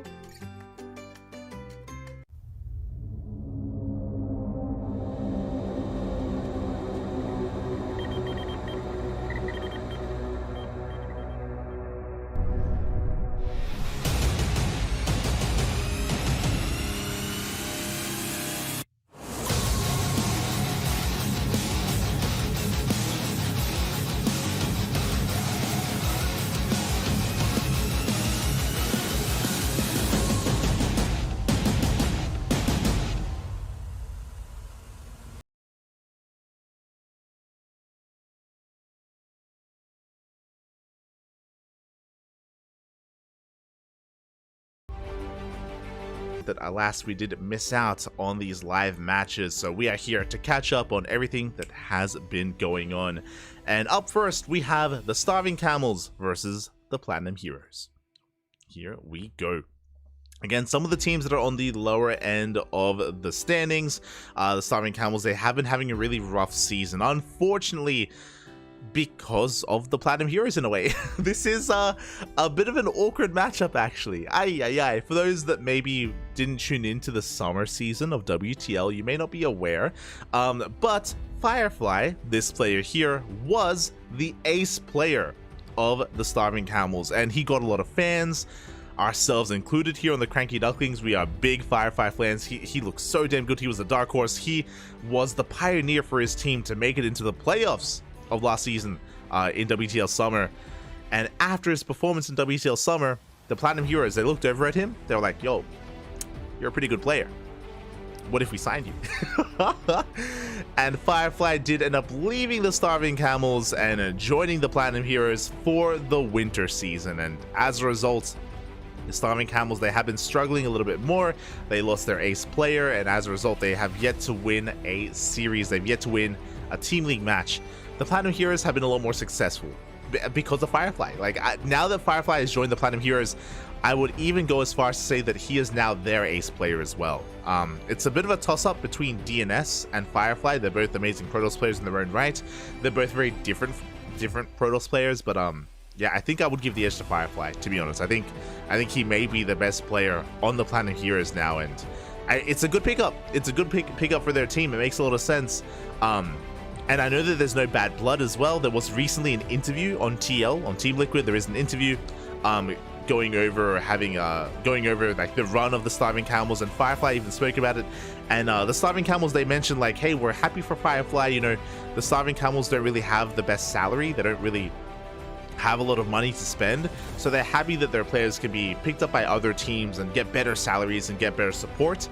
So they're happy about it, but at the same time, it's still a competition, you know? It's still a competition, and it's still a little bit bittersweet to go up against a friend and an ex-teammate. So yeah, this is going to be a rough one here. Regardless, amazing matches are to be had, and up first, we're going to be getting into Oceanborn with Firefly versus Tunming. Oh boy, here we go. The camel against the ex-camel, if you will. And yeah, this is going to be an interesting one because historically, these players have been amazing at preparation, but here we go in the bottom right-hand corner. We have Firefly for the Platinum Heroes. And in the top left, we have Tunming for the Starving Camels. SSLP. Here we go. Ooh. And again, I do agree with the chat. We see some people speaking up Firefly as such sick PvP. He does. I mean, he recently beat Hero. He recently did beat Hero in PvP as well. Shout out to the sponsors, by the way. Shout out to Doyu, Taidu, Autofool, and also Honkai. Is it Honkai Fool? No, Honkai Party. The Honkai anime. I believe it's an anime game. I need to look this up. Hold on.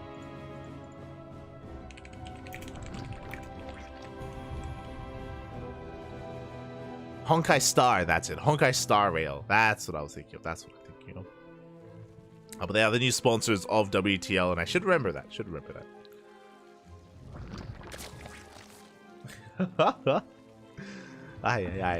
Yeah, we are just getting into our game. So far, everything looking as it should. Toonaming going for a hatch gas pool, forced to take the unnatural natural. I'm not going for any kind of early gas timing, not going for any kind of early pool timing either. The Zergs are upon us. I should also mention that in the previous best of 7, we didn't get to cast a single Zerg player, only Terran and only Protoss. I'm happy to see some Zerg returning to us. It's beautiful. It is beautiful, as the purpose is just being as annoying as possible here, just chipping away, tasing away at these drones, as back at home, Firefly is just going for an economic opener himself as well. Oh, that's Diva. That's a Diva enjoy if I've ever heard one. Este Toonaming. God damn it.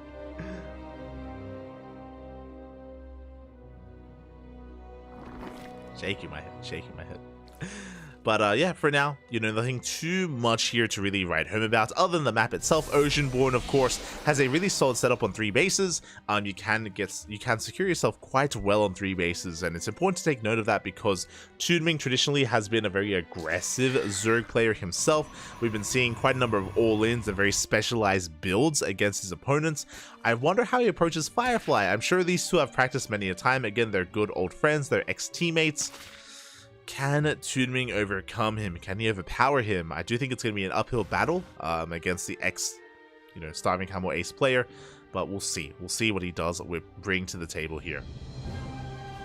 My eyes are on the drone count, whether he cuts workers at 66 at 3-base saturation, or if he goes on any further than that, as an Adept is going to be heading towards that natural base. Good Evo Chamber there from Toonaming.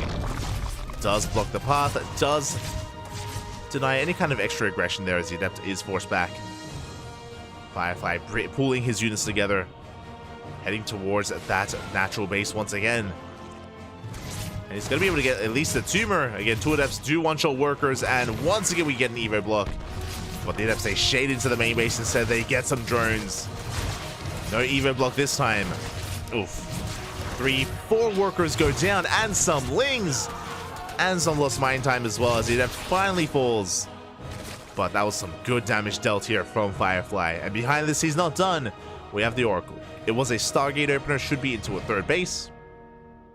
As Lings are moving out. This is the downside of throwing away your Adepts early on, is that you actually don't have any Adepts left over to defend. You are left quite vulnerable back at home, and this will delay the 3rd base. Firefly, he has 500 minerals banked up. He's been looking to expand for quite some time, but he had to wait for his Oracle to get back home and wait for another warping of Adepts. So at least Toonaming doesn't have to worry about the Oracle harass. He has Queens in position, but these Oracles have been delayed. So Toonaming, he is free to drone up a little bit further.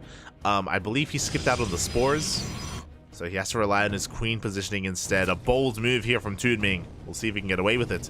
At the same time, Lings are going to be harassing across the map. Not too many though, as drones are falling left and right. 4 or 5 workers going down. Observer! And this is sometimes what happens when you avoid the Spores. 5 workers, 9 in total. Those Oracles, they went ham at the 3rd base. Toonaming was trying to defend with purely Queens, and he was punished for it. Behind this, we have our Transition, we have our Forge, Robo. I believe our Twilight Council is delayed, if I'm not mistaken. So a very tech-heavy style coming in from Toonaming. As the Oracles, they ignore the Queens, they go in once again for a bit of a flyby. A drive-by, even 6 workers go down. The Adepts, they shade into the main. The Queens are not here! No! Toonaming is being pulled apart. 10 workers go down. The Oracles, they survive. They shouldn't, but they do. They make it out alive. 19 drones going down in total. Now we get the Spore.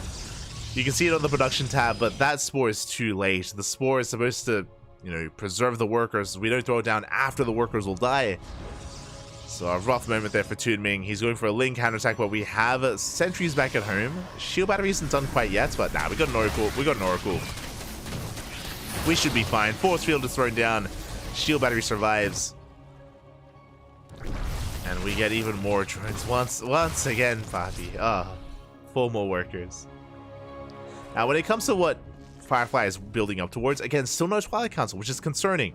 No charge, no blink. He's building up Immortals already, and Without a Twilight Council, this could be to get into a second Robo and double Colossus production even, but yeah, this is really interesting. With this Warp Prism, we could even be hitting a +1 timing with just, you know, almost a Soul Train-esque army. Sentries and Immortals. Who needs Blink? Who needs Charge? Just Immortals and Sentries. Why not? Observer's just pointing that out. Prism is on the way.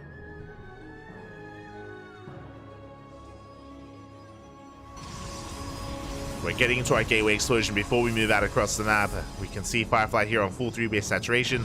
Observer's pointing out that we haven't taken gases because we don't need gases because we're going to be warping in vanilla units across the map. Firefly going for the 1-2 punch. First, he crippled the economy, and now he is here to clean up.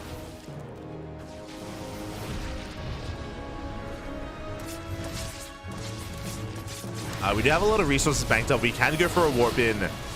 Force fields are thrown down. And Firefly, he is standing his ground. He catches some queens. Queens are falling left and right. We go for the warp in, and Toonming barely has anything left. He's got a handful of lings. We have roaches on the way, but he does so much here throughout the course of this game. In the lead up to this attack, again, it was 19 plus drones. It was 20 something actually. And we can see Toonming, he just cannot engage. The hatchery is gonna fall. The boys are being pulled. The queens are doing what they can. We're forcing the army back, but the juggling. He's juggling.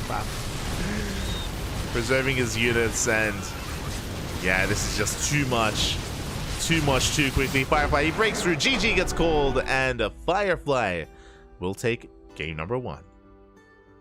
GG, well played. You know, we've seen Firefly be cheeky on cams before. Like, we've seen him, like, pop off and be really excited when he wins.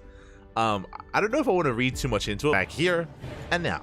As spawning in the bottom right hand corner, we have for the Platinum Heroes, Firefly. And spawning in the top left, we have his opponents for the Starving Camels, Toonming. Here we go. Again, Firefly popping off in that last game. Maybe not on cans, but in game itself, he was just pulling Toonming apart, getting so much damage done with Adepts, with Oracles, with more Adepts, with the same Oracles. It was terrifying how much he was able to accomplish there. And of course, that ended up leading into a big 3-base all-in without a Twilight Council, no charge, no blink necessary, just almost an old school Soul Train all-in with Immortals, with Sentries. Did snowball out of control. And yeah, with that, Firefly does take a lead. But we'll see what Toonming has in store for us here in game 2. As I fight back a sneeze.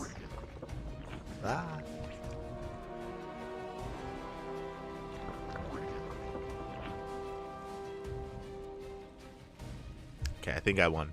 I think I fought it back, Bobby. I fought it back. But yeah, I mentioned before that again, this map does have a very short rush distance. We've seen a lot of, you know, roach-based all-ins, some queen walks across the map, some German taxis even, where you just morph in some dropper lords and send the queens across with the roaches as well. Even some Link Queen Nidus all-ins. There's a lot of possibilities here for Toonming. I do think that his best chance is to catch Firefly off guard. I do think that in a longer standard macro game, Firefly is the favored player. But we'll see. We'll see what Toonming does decide to do. Does decide here for our next game. I mentioned before as well that our players usually come in very prepared. From the Starving Camels, they put in a lot of preparation, a lot of thought into their builds, especially when it comes to their losing pick map. That's why I have a lot of expectations here for Toonming.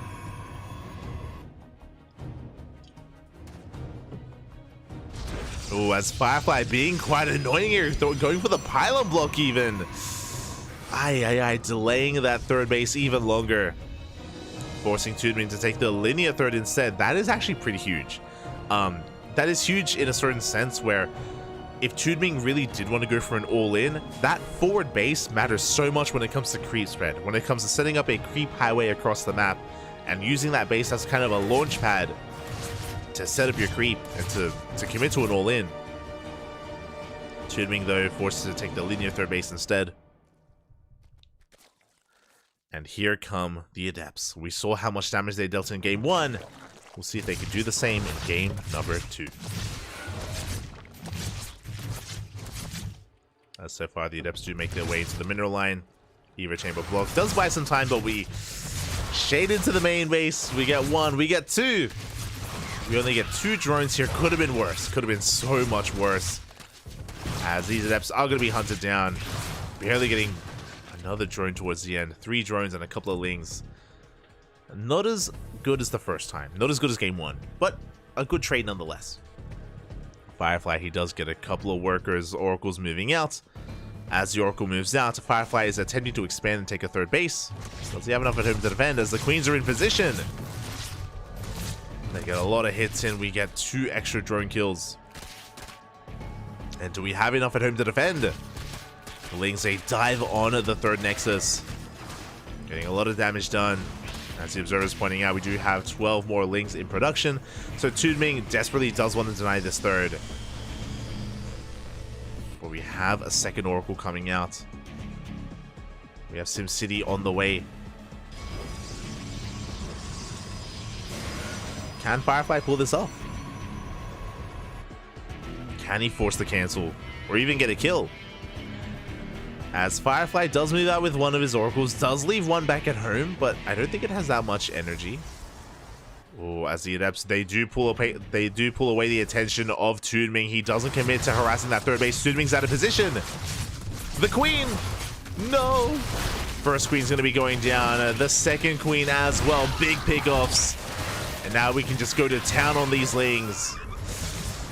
This is getting out of hand. We're going for a 3rd Queen. We're going for a 4th Queen. No shot. 4 Queens go down. And now we can go for the mineral line. Ay, ay, ay. Again, the Queens, they came in a little bit disjointed. They could not transfuse each other. They couldn't keep each other alive. 4 Queens, 5 workers for only Adepts. The Oracles make it out. We have 1 Queen left. And yeah, this is a pretty rough start here for Toonming. He's going for a big counterattack, and hey, he can maybe get a sentry. He should at least get the set. No, never mind. The force fields are too good. The sentries survive. How, Papi?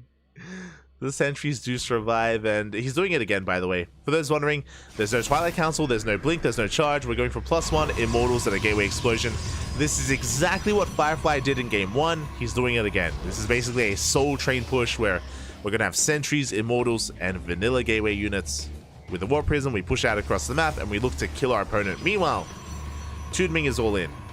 He is not droning. He's cutting workers at 42. He sustained too many losses. Toonming, he knows that he cannot recover from this position, so he's making nothing but roaches, nothing but queens, nothing but lings. He's pushing out across the map for 1 final attack. And who's gonna hit first? No shots. We get another queen. Ay, ay, ay. I can't believe it, Papi. I can't believe 2 more queens go down. The Oracles, they're a menace to society, to Zerg civilization. Stop it. Ay, my god, that's just, yeah, crazy. 2 more queens go down. Lings are coming in to harass this base, but we have an army waiting for it. Sentries, stalkers, cannons, and shield batteries. Good force fields trapping the Lings. But it's okay, Toonming. We have more Lings where that came from. I think we just saw 20 Lings in the production tab. Firefly is pushing out. Toonming still hasn't droned. He hasn't droned for a couple of minutes. I called it earlier that he had 42 workers. Now he's down to 41 because he made, I think, an extra gas geyser. Oh, sorry, an extra hatchery. Just for larva. And this could go this could go Toonming's way just because he's all-inning a player that's also committed with his attack.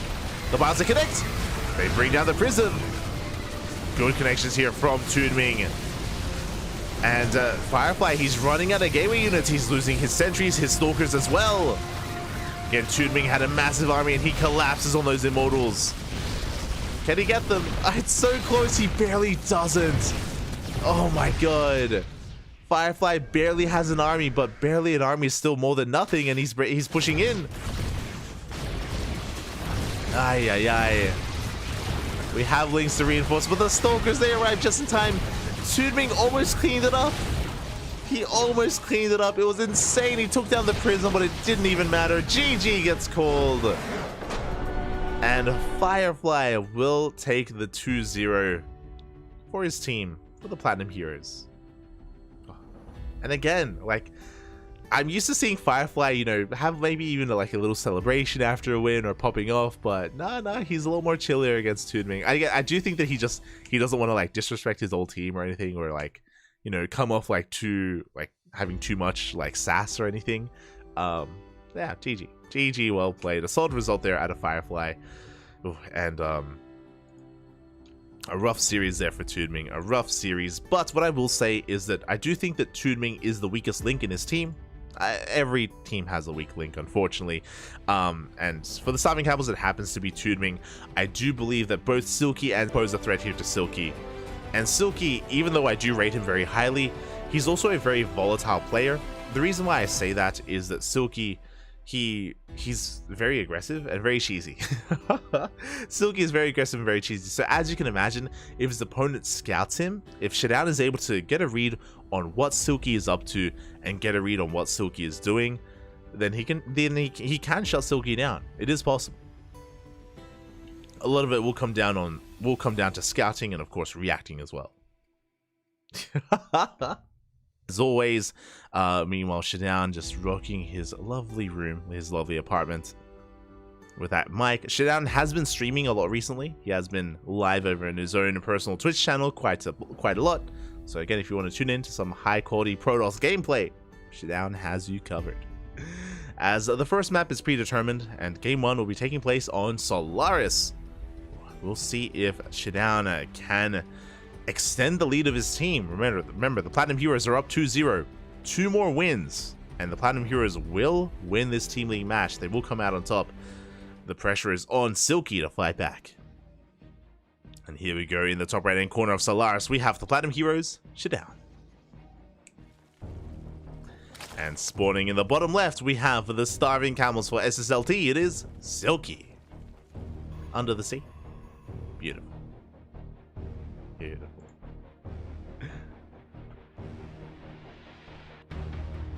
See in the chat. Well, hello. So I don't understand what's meant to be the vibe of this copy pasta. Well, hello, Soundo. It's Soundo. Soundo is here. Soundo. Lord of the Ring music intensifies. You shall not Soundo. Only shout. I can't do it, Bobby. It's just muddling the brain. It's nonsense. Ay. Animals. It's commanding your stream. Este Jado. I mean, Soundo, he is a mech enjoyer, so it makes sense. Give him your command.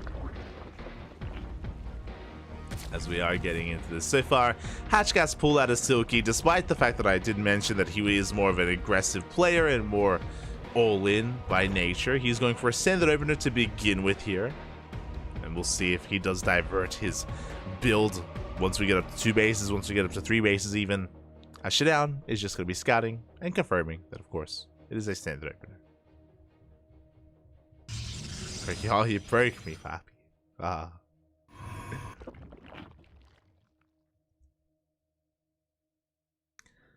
But yeah, no early pull timings, no early gas timings, not yet. Out of Silky. You know, back at home, Shutdown just going for a gate cyber expand, or a gate expand into a cyber core. Everything looking as it should.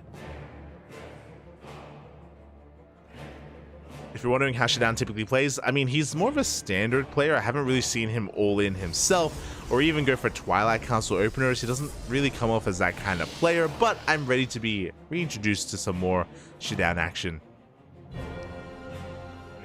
as we only really get to cover him during these WTL matches, and even then, not always fielded.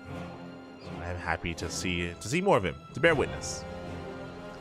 As the third base is now being taken, when it comes to the tech of choice, Shutdown, he's going for a Stargate opener. So again, very standard play. I mentioned before, I don't really expect Shutdown to go for a Twilight Council anytime soon. Or sorry, I don't expect him to go for a Twilight Council opener at all this series, but we'll keep our eye on him. As we have the Stargate, should be for an Oracle, but we could mix things up and go for a Void Ray first. A Void Ray first would allow Shidown to just shut down these Overlords and to keep Silky in the dark as to what he's up to. Make it difficult for the Zerg player to react to what the Protoss is doing.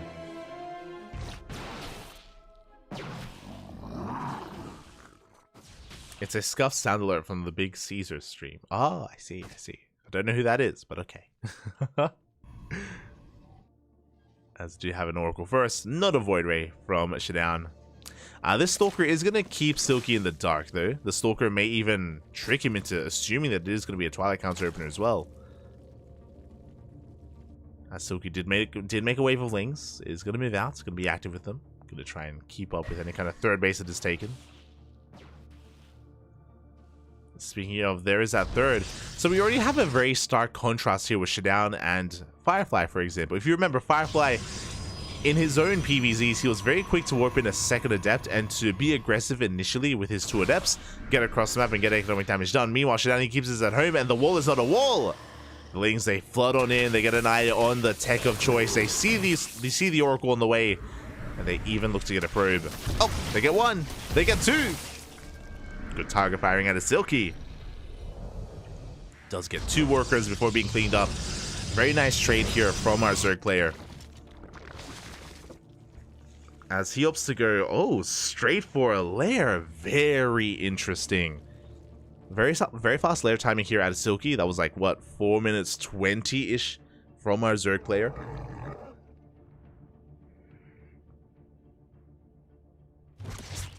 Depending on gases, this could be for Ling Hydra. But the Oracles, they get into the mineral line. The Queens are out of position. 3 drones go down. And they're looking for more.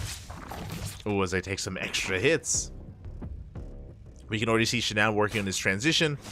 He's working on that Twilight Council on a Forge. So he should be +1 in charge or even blink. Meanwhile, we still don't have any tech. We don't have any additional gases either. No, okay, there we go. 3 gases are taken for Silky. This should be for Hydras. The other option is Mutas if we take a 4th gas, but Hydras would be more sensible here for Silky. Ooh, as 2 gases are taken! Okay, and the Hydra Den is thrown down. At the same time, Silky trying to set up his own counterattack with his Lings. Moving across the map, and there isn't much here to protect this 3rd base. Lings do notice that, and they do target fire as many probes as they can. They get 3. 3 workers in total. Silky actually making another big wave of Lings. 22 in total. We mentioned before that, of course, it was going to be a Ling Hydra. Observer is very excited about it. As the Oracles, they try to get more damage done. They get 2 drones, but quick spores here from Silky keeps those workers alive. Ling counterattack doesn't find too much damage. There's a shield battery and an overcharge as well, so that will have to be respected.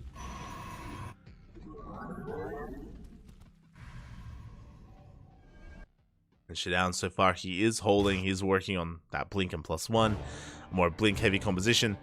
And this is going to be ideal for Silky. For those wondering, Ling Hydra, what you want to be fighting against, you want to be fighting against Stalkers more than anything.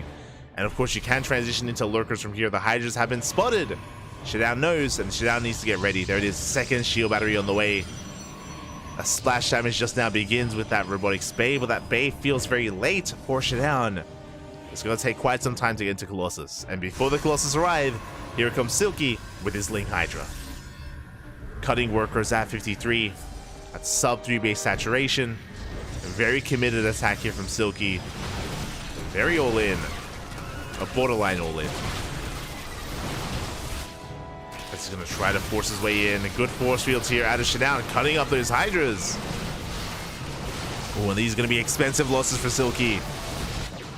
Losing so many of them.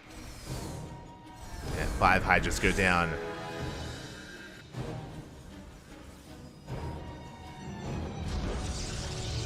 The longer this goes on, the better it is for Shidown. Safe straps going off one after the other. Reinforcements trickling on in.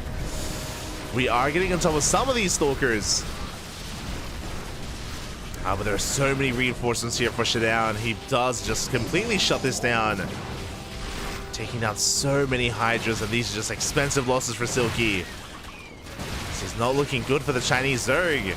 Remember, he's all in, like he's not droning. It's all or nothing. He needs to end the game here and now. He is barely breaking through some of these Stalkers. Getting so low. We're also running out of Hydras, Papi.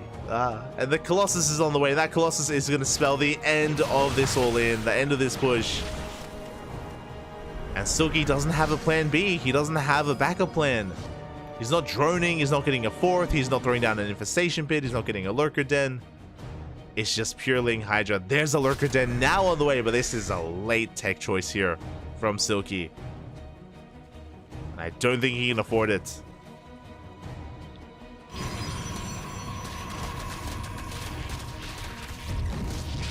He does deny the fourth at least. Does get there in time. Just going to be pointing out the second robo on the way for Shadown. Going to be making 2 Colossi at a time. Extend Thermal Lance is on the way. And Silky's just being outscaled. Now, Lurkers will change the dynamic of this game if we can get there. That's a big if though. It's a big if. Lurker Den still in production. I'm waiting for Silky to move out.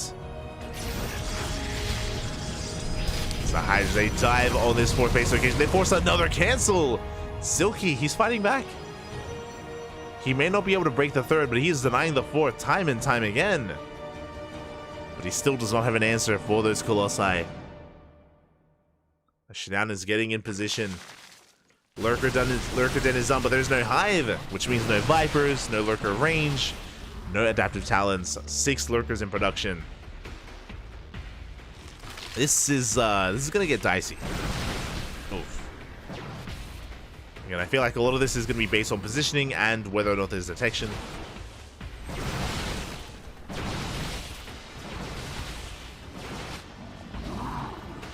Here we go.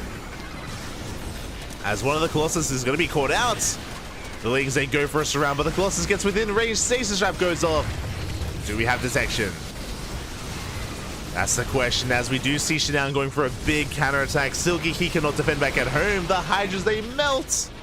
They absolutely melt before the Colossus. They're stuck on hold position. But Shadown, he can break the natural. At the same time, Silky's breaking the third base of Shadown. As there is no detection and the base will fall. Other boys are being pulled into Colossi. No! Drones are falling left and right, and I have to give the edge to Shadown. As he does keep on pushing forward. And his own base, and as we end up in a base trade. And he should be able to bust into the main base far faster than Silky can. Unless there's a lurker waiting on top of the ramp, but there is no lurker. The Novas go off, GG gets called, and Shadown will take game number 1. Silky looking a little bit frustrated after that game as well. Being a little bit frustrated, but GG. Again, Silky, he was all in. The reality is that, unfortunately, in the lead up to the all-in, he just wasn't able to break the third base. It took him a little bit too long. We saw some big stasis traps, shield batteries were ready. And Shadown did see the all-in coming ahead of time, so he had plenty of time mentally and physically to prepare for it. And of course, getting to those Colossi was the nail in the coffin. Silky, even going into Lair Tech Lurkers, just was not the best answer. It was a Hail Mary play, hoping that maybe there wasn't detection, and it forced a weird base trade, but Shadown, he was in the driver's seat for the most part of this game. Silky almost came back. He was killing the fourth, denying the fourth over and over again, but Silky just didn't really have the best economy of his own. Couldn't really sustain himself, and GG. GG, well played. The Platinum Heroes, they need one more. Uno mas here to take it all in. Again, I think what I can say with confidence is that Shadown versus Silky, it was closer than Firefly versus Tootming, for example. It was a closer series, but despite it being closer, it still was not enough, and the Starving Camels are up against the wall. They have to fight back here and now, otherwise it's all over. And our map of choice was Hecate for a moment, but it looks like it's going to be Hard Lead? Maybe? Oh. And we are loading in and spawning in the bottom right hand corner of Hard Lead. We have the French Protoss player for the Platinum Heroes. It is Shadown. And spawning in the top left, we have his opponent for the Starving Camels. Looking to fight back, we have Silky. Under the sea, Pappy, under the sea. Oh.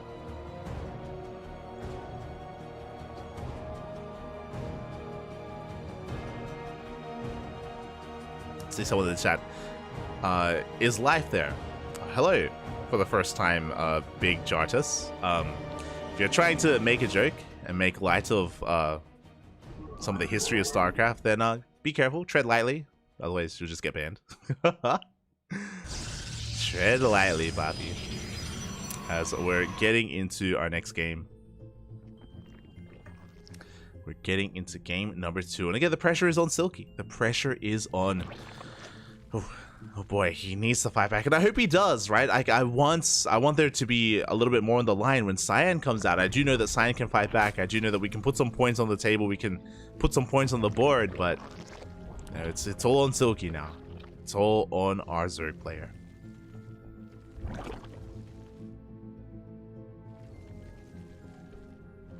SC2 Baltimore. I mean, I just don't want to make jokes about that, right? Like it's not really the kind of vibe that I would want in our chat. Yeah, here we go. As we're getting into this, gonna be a gate expand here out of Shutdown. Gate expand into the Cyber Core. And likewise, Silky getting into a hatch gas pool.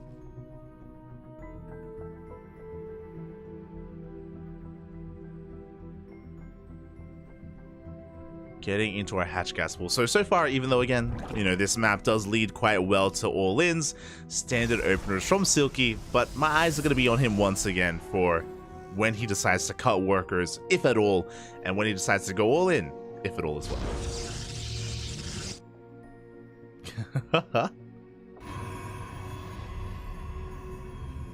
Oh, as I have to eat my words, shut out, Pappy, shut out.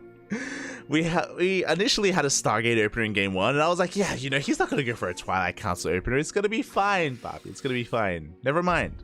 We do have a Twilight Council opener out of Shutdown, so he is looking to be the aggressor. He is looking to put the pressure on Silky here and be the one to dictate the pace of the game. Does go for a pylon block as well. Adept is on the way. A big delay on the third base. And are we going to see Glaive Adepts, or are we going to see a Dark Templar? Do force the cancel. It's looking like Glaives. There's no Robo, which is wild. Yeah, there it is. Glaive Adepts are on the way for Shutdown. This is a more modern variation. I'll be honest, I've only seen the European Protosses do this. I've never seen Hero or Classic or, yeah, any of the Korean Protosses or even Southeast Asian Protosses do it in this manner. For those wondering what I'm talking about, this is 4-gate Glaive Adept without Robo. So without a robotics facility here, we are going to be warping in the Adepts back at home, one after the other, and we're going to be shading everything across the map. Now, because there's no Robo, this is a lot less committed actually, and you can transition a lot easier and more seamlessly out of this as well. So yeah, really interesting to see this again. I think like I first saw this when casting the European qualifiers. Maybe before that in maybe Hearthstone. Maybe I saw Hearthstone do this once. But yeah, it's not really a thing outside of Europe, at least in my experience. As Lings, they do dive on the third base. They're looking for a cancel, and they will force a cancel on the third. A nice start here. Silky throws down an early Roach Warren. We have Spores on the way. Silky, he knows that something's wrong. He's aware that something is amiss. So he's getting ready for potentially DTs. Potentially Dark Templar. And Adepts as well. And we'll see if Shutdown can get damage done.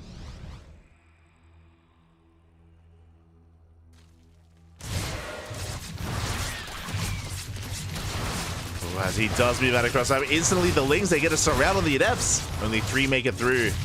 And this is not the best execution here from Shutdown. Unfortunately, he's going to get completely shut down. We have a couple of Adepts shading towards the third base, and they're going to get 1 drone. But only a single worker. Shutdown does have the recall back home, and yeah, from here, Shutdown's in a pretty rough position. Of course, he's transitioning out of this into a third base, but the third was canceled already. He didn't really trade well with the Adepts either. We do need to at least trade or at least contain, and Silky's in a pretty good position from here. He's going to be able to drone, get his lair. Roach speed is on the way. And he's under no real danger either. Like, there's no oracles to harass. The Adepts are stuck at home. They do catch a lot of lings. They do catch a lot of lings. Aye, aye, aye.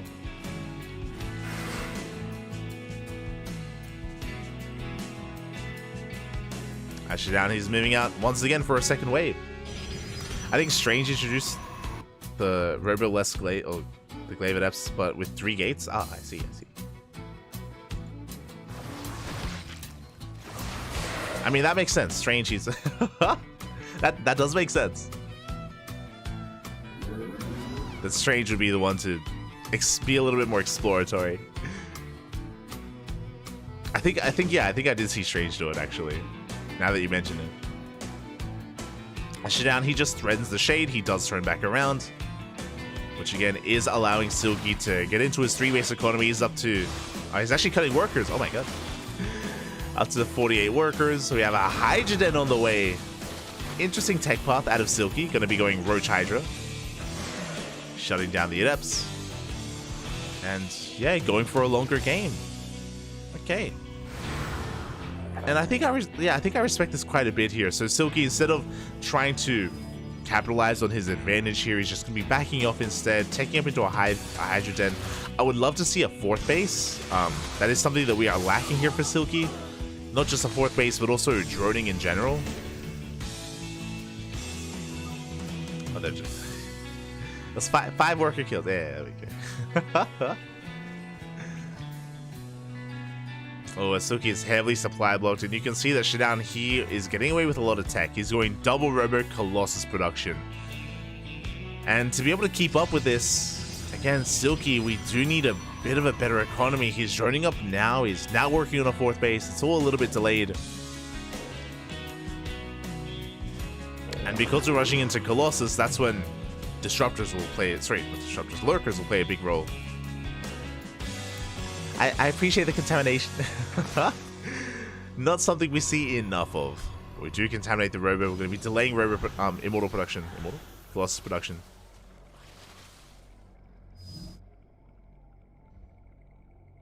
Shidown just turtling up back at home. Working towards his 4th.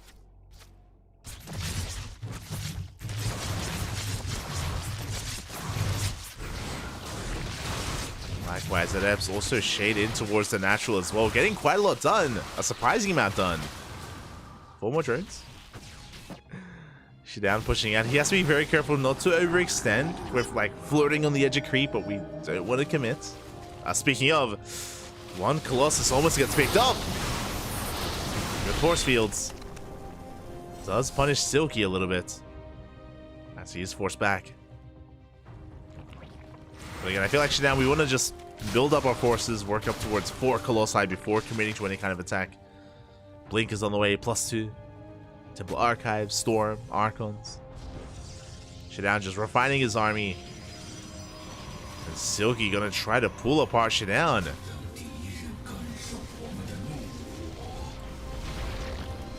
Doesn't quite make it in though.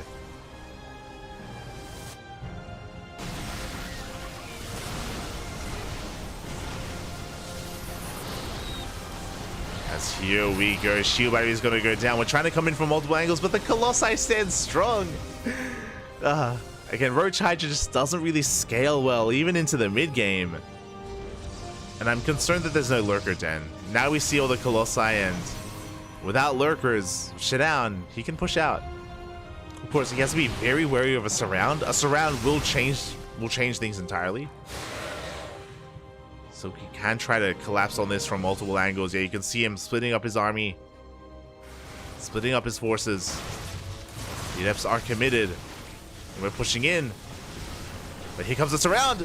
Silky from behind trying to get on top of those Colossi. The force fields are looking decent, but 1 Colossus falls. Up. And so will a second. A great engagement here from Silky. Collapsing on this army. At the same time, the picture-in-picture, we have Adepts in the main. They get a couple of workers, but Shidani loses so many Colossi. Oh wait, did I say a couple of workers? I meant to say 12! There are adepts in the natural and the main base. Drones are falling left and right.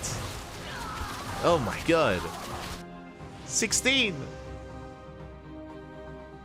An entire mineral line goes down, so Shidown may have lost a lot of his army, but he does cripple the economy of Silky. Silky forced to rebuild, as we're going for more adepts.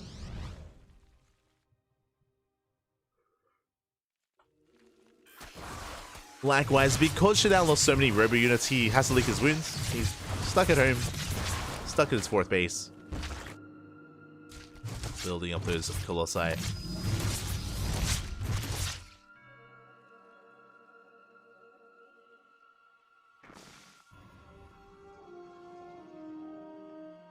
And Silky is finally working on that lurker den. I do think that there's a window here where Shidown could maybe try to punish Silky if he pushes before the lurkers come out. But because of all those losses, I don't know if he has enough. I mean, he's pushing. He's going for it. Now is the time to push. Again, only Roach Hydra to defend, but this counterattack may force Shidown to turn everything back around. A big delay here as Silky just goes all the way into the natural. Gets an immortal. Goes into the main. And this is buying so much time for lurkers. As Shidani comes all the way back home. At least he is harassing across the map. More adepts are falling. Sorry, more drones are falling. This time to charge lots, not to adepts.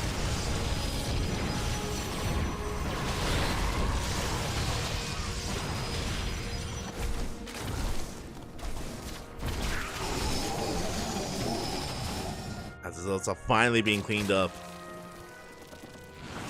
Vipers have arrived. Hive is done. Lurkers should be on the way. And Silky, it's his turn to turtle. Oh my god, that's a lot of spine crawlers. As he's starting to turtle up, Shidown, he throws down a Stargate. Are we going to the late game? I was really not expecting this between these two players. I was not expecting a late game situation, but it's happening.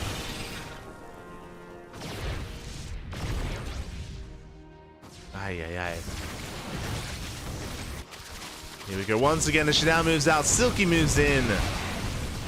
Good abduction on one of those disruptors, also on the Colossus as well. Pretty good trades out of Silky.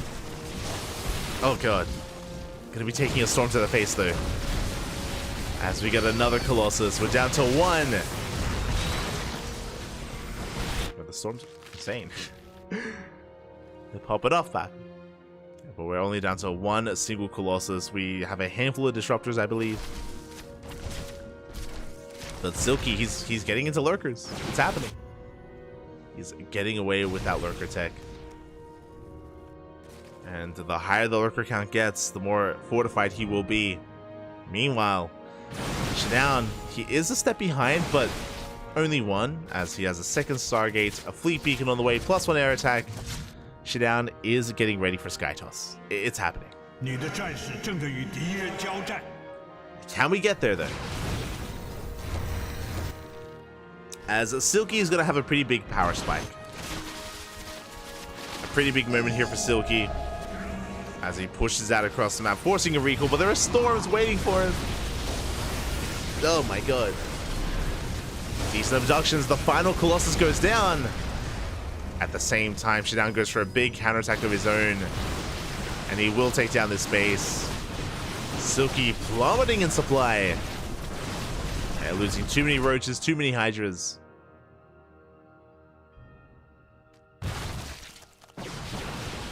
Shidown, he's content to just turn back around and come back home.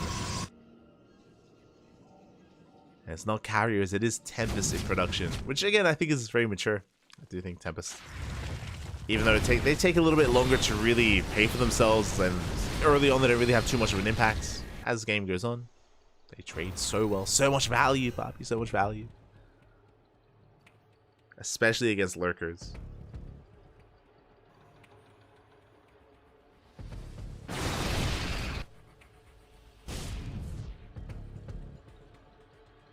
And the game will settle for a moment. We have 4 Vipers with with Silky's main army. I don't like that we don't have a Spire. Like, Silky, he's committed to Hydra Lurker Viper, which isn't a bad composition, but you do want to be ready for the next step. That's my biggest criticism here of Silky. If a fleet of Skytor shows up, well, it's not ideal. Silky will not have enough. So here we go. He does have a wall of sack defense. He's going to be buying some time. The Lurkers are going down. Big storm as well on the Hydras. Lurkers, they do siege in time. Oh my god. As Storms, they once again connect with those Hydras. At the same time, the Tempest, they're just going ham here on the front lines.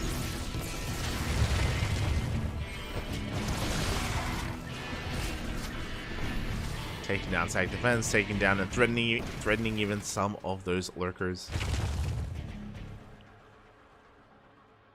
That Tempest kind of slowly getting higher and higher. Which means slowly we're just getting more units that, you know, are going to be left untouched. We can build up over time. Decent storms.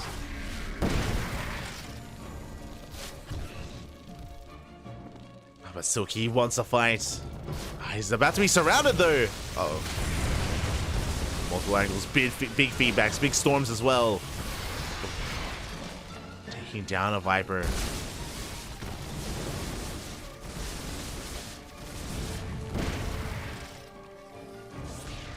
Just trying to bypass the main army, push towards the 4th base. But the Tempest, they have high ground. They can just chip away. They don't even care. You snipe one of the Tempests. At the same time, a Zealot run by here at the 4th base. There are Lurkers, thankfully, that should clean this up. But I'll be honest, I'm still not convinced by this army. Like, Silky, it feels like he's just being bullied away. He can't close the distance. Not without spellcasters, not without Spire play.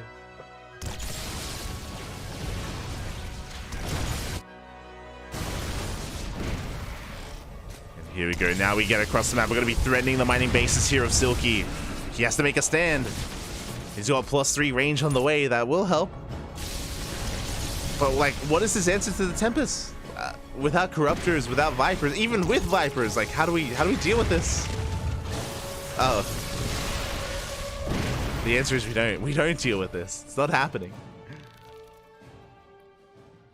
Obviously, the best case scenario for Silky is to abduct those Tempests and to snipe them. There it is. Spire is finally on the way, but this is a late Spire out of our Zerg player. Drones are going down.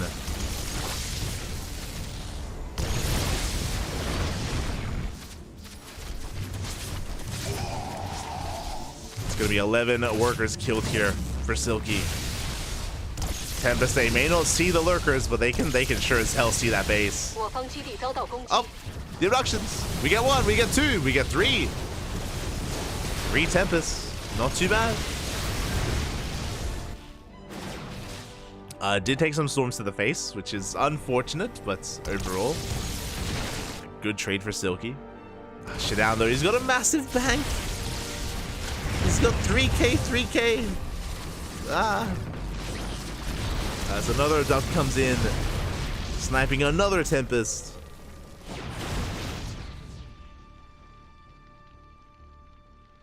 Now, the scary thing about what Silky is doing here and about this Spire transition is that 1, we don't have any upgrades, so they're going to be 0/0 Corruptors. 2, it takes a lot of gas. It takes a lot of gas to build up a Sky Zerg army. Gas that I don't think Silky quite has.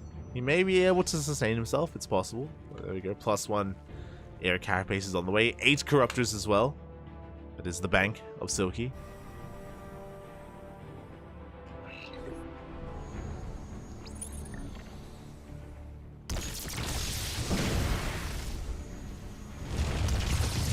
Can he recover? To get the yoinks! We got 1 Tempest and a High Templar. I think that was a misclick, but 1 Tempest nonetheless.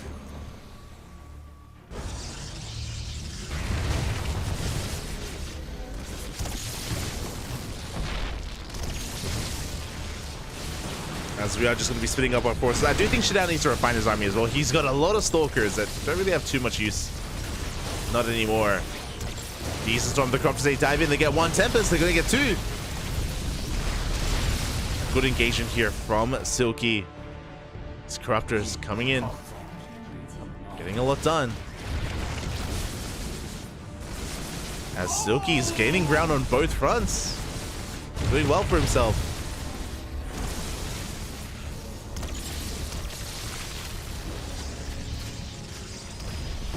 As he's forced to pull back here to that Nexus. Two lurkers, they go down for free. Not ideal. A couple more lurkers being caught out as well.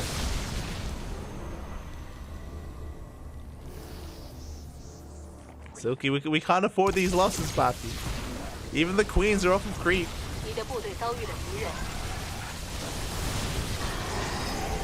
Decent storms. Every queen should fall.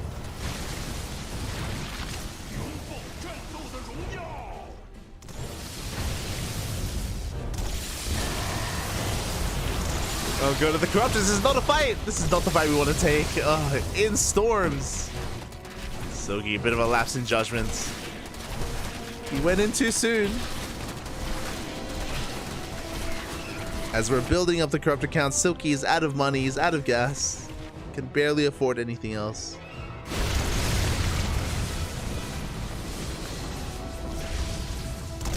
Here we go. It may just come down to this final fight. Shidan pushing towards that center base. Lurkers are coming in. A big storm. Taking down the lurk. Oh god. We're just bleeding out too much. And again, we just can't afford these losses. We can't replace them. Not the Corruptors. Not the lurkers.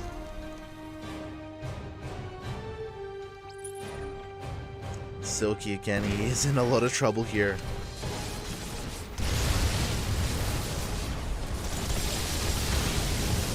Under this, I can't quite see. I think we, again, mainly have Tempest. It's Tempest and 5 Immortals.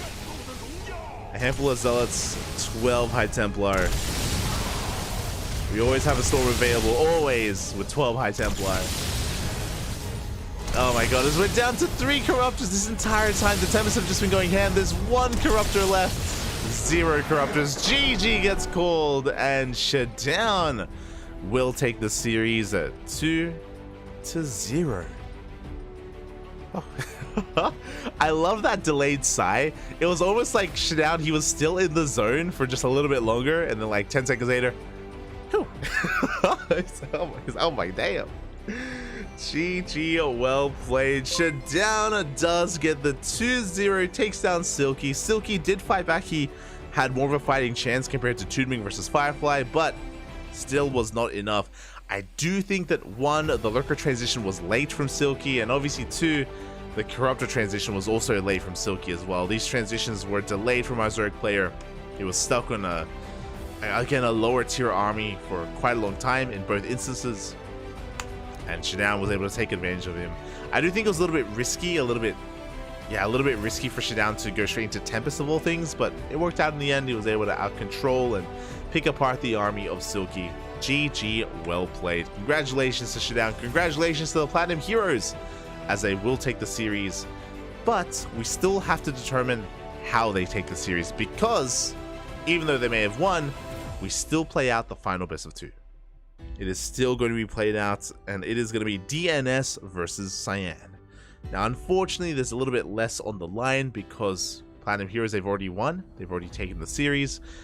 But we can still fight back and put some points on the board. And here we go in the top left-hand corner of side Delta. We have DNS for the Platinum Heroes. And spawning in the bottom right, we have his opponent for the Starving Camels, SSLD. It is Cyan. Also, hello, Shiva Blaster. Hello. Thank you so much for resubscribing. 23 months. Almost 2 years. I can't believe it's been that long, but thank you. Thank you so much for your support. We always do appreciate it. Always. Gracias, Shiva Blaster. Gracias. The Knife of Protoss. Oh, let's go. Doesn't end, Papi. Doesn't end. But yeah, we do have some pretty standard openers here. Both players are going for Gate Expands. to be expected here on a map like Site Delta. Gate expands are very commonplace just because of the ramp coming into the natural. This may be one of the only maps to have this kind of feature. I guess Riders the Station as well, but that's a beast of its own. We can talk about that some other time for Riders the Station. Until then, we do see Cyan taking both gases, DNS only taking one. That is going to be our sign that Cyan may opt to go for a Stargate first before expansion. Meanwhile, DNS goes for the expansion as fast as no other. Here we go. We go.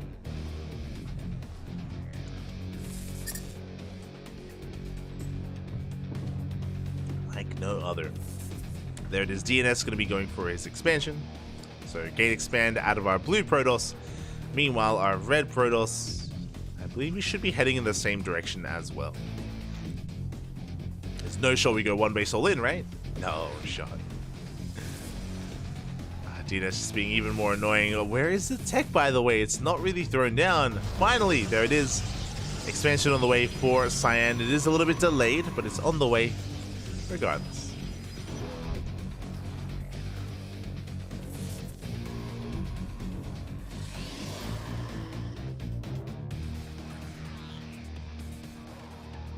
Hello, Zealot. As it just walks in, it just waddles into the main base of DNS. Bienvenidos, welcome. It is not welcome here as the probes are being pulled, and again, a bit of an overreaction, but wait, we don't really have anything to deal with this. 2 probes go down. This Zealot getting a surprising amount of damage. It finally does arrive, and we'll shut this down eventually, but yeah, it did well for itself. He wants another probe. He wants another one. He will not get one, though, as the Zealot is forced out. And we have our tech of choice. Cyan is going for a Twilight Council opener. Okay. So expansion, or a delayed expansion into a Twilight Council from Cyan. DNS going for a much faster Nexus, so much more economic out of our blue Protoss. A little bit more tech heavy out of our red. With that faster Twilight Council, that will lead into faster blink. Of course. Into that faster blink.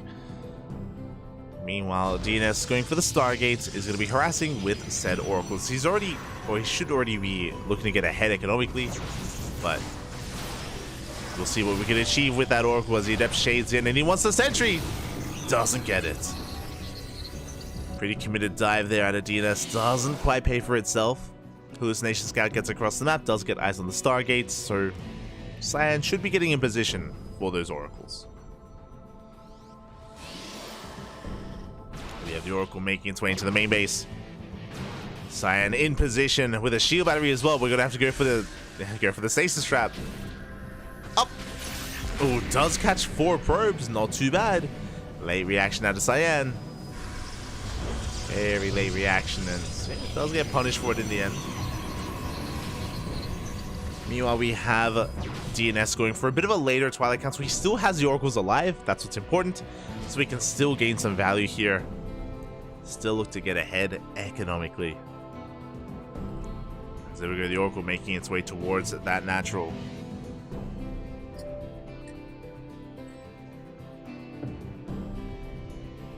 Doesn't quite get too much done though. Cyan, he's in position. Does deny the aggression, does deny the oracles. And he's going to be going into blink of his own. So it's going to be a window. There's going to be a window available here where Cyan will have blink over his opponents, and he can try to flex that. He can try to deny the third base. The reality is though that he doesn't quite see the third, not yet.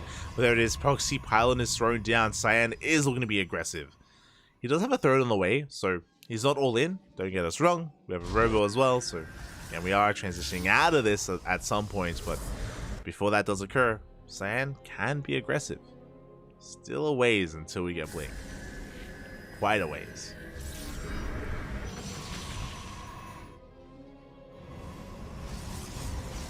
Hallucination Scout comes in, just making sure that there's no hidden tech like a Dark Shrine or a big gateway explosion or double forge.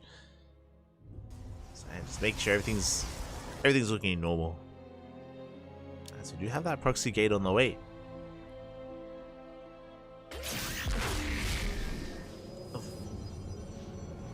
A nice trigger here by that probe.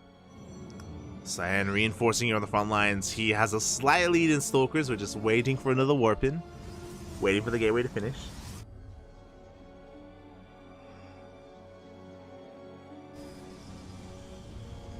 Before we really do commit. As we do see Cyan just going for another warp in. Meanwhile, at the same time, 2 Oracles, they get into the main. 3 probes go down. Good damage is done. Cyan is pretty committed here. As he pushes on forward, this is all going to come down to the blinks. And not just that, but we have the defender's advantage. We have the overcharge, and with the overcharge, not a single Stalker should die. We can force Cyan back.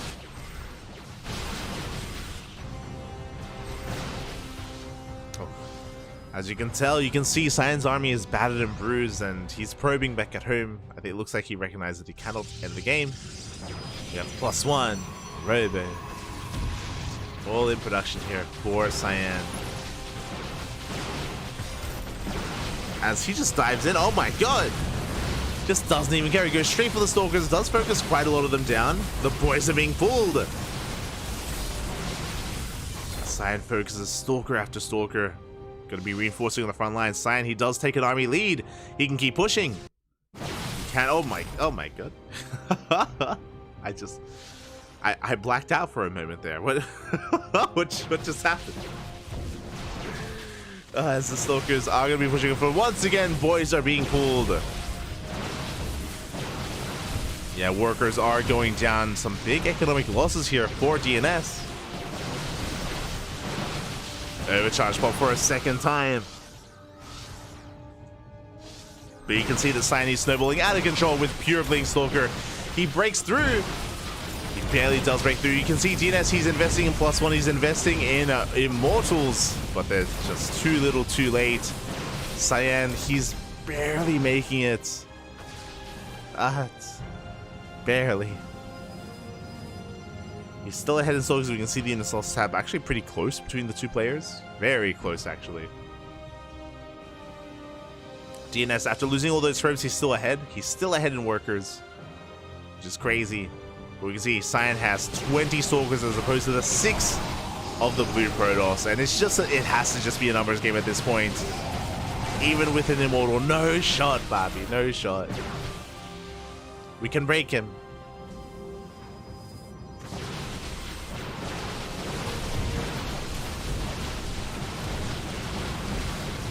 As we do focus on our Stalkers, raging on through, GG gets called and will not even allow the Immortal to go down, as Cyan will take game number 1. GG. The Starving Camels, they fight back, Papi, they fight back. Let's go. GG, as Cyan will take that first game. Again, pretty aggressive play out of Cyan. He was very all in. He had cut Workers and he wasn't saturating his third any longer. He wasn't taking additional gases. He wasn't taking up into a Forge, into +1, into Robo. No. It was just pure Blink Stalkers out of Cyan. A 3-base all in out of our Chinese Protoss, and he was able to barely snowball out of control. Able to barely just gain momentum in that army trade and maintain that momentum as well. And with that, he fights back. And now we have game number 2. And spawning in... Oh! Top left, we have DNS for the Platinum Heroes. And in the top right, we have... Wait, yeah, we have for the Starving Camels, it is Cyan for SSLD. Hello, Nidstang Live. This is like... Yes. Look, I understand when some new viewers come in and they're like, oh, is this live or is this a rerun? But Nidstang, you've been here for a while, okay? You've been here for a couple of days, a couple of weeks even. We don't have reruns. Not a thing. But this is a replay cast. It is a replay cast, yes. These events did occur a couple of days ago. On Sunday, for this one, on Sunday. We were busy casting ESL Masters, ESL Masters Winter, so unfortunately we weren't able to cover this live. Is this, you're all banned. Is this live? Am I live? Am I alive? Is this real life? Am I really light or am I dark? What's happening? I don't even know anymore. I don't even know. It's over. Am I still casting or am I finally in bed? Can I finally rest? Has my watch ended? Can I finally sleep? The sweet embrace of darkness. That's what getting into our game. So far, 2 gate openers all around.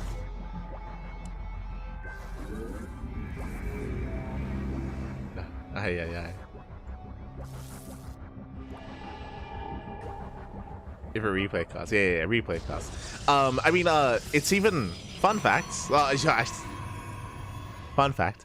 If we ever have a replay cost, it's usually in the title. If you look at the stream title, it is towards the end of the title, but it does say replay cost. Does say replay cost.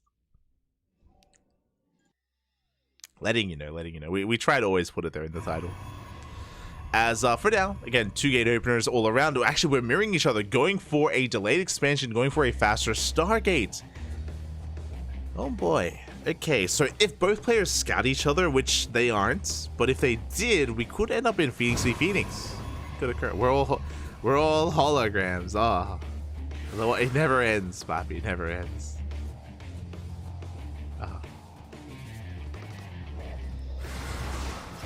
That's what I'm going to be meeting here at the center of the map. But DNS, he shoots first. Oh. DNS, he does come out better here in this trade. Cyan going to have to get the hell out of here. We do have an Oracle on the way from DNS. We have Cyan going for a Phoenix, actually. Let's go. Okay, so there's a chance here. There's a chance for Cyan to snowball out of control. If he does come across the Oracle, he will shut it down. There's a pylon, and he sees. He knows. He's crazy. He sees the Oracle on the way. Phoenix can't shut down Cyan. He goes for the gold. The gold base is being taken. Let's go. I mean, this is Equilibrium. You want to take advantage of the map whenever you can.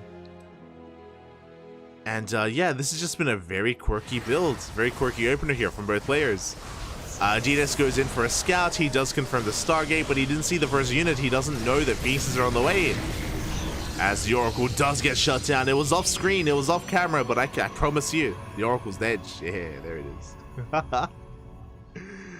The Oracle gets shut down. This is a disastrous start for DNS, not just because of his lost Oracle, but also because he hasn't quite, I believe he hasn't quite seen the expansion yet. He has not seen the expansion, not yet.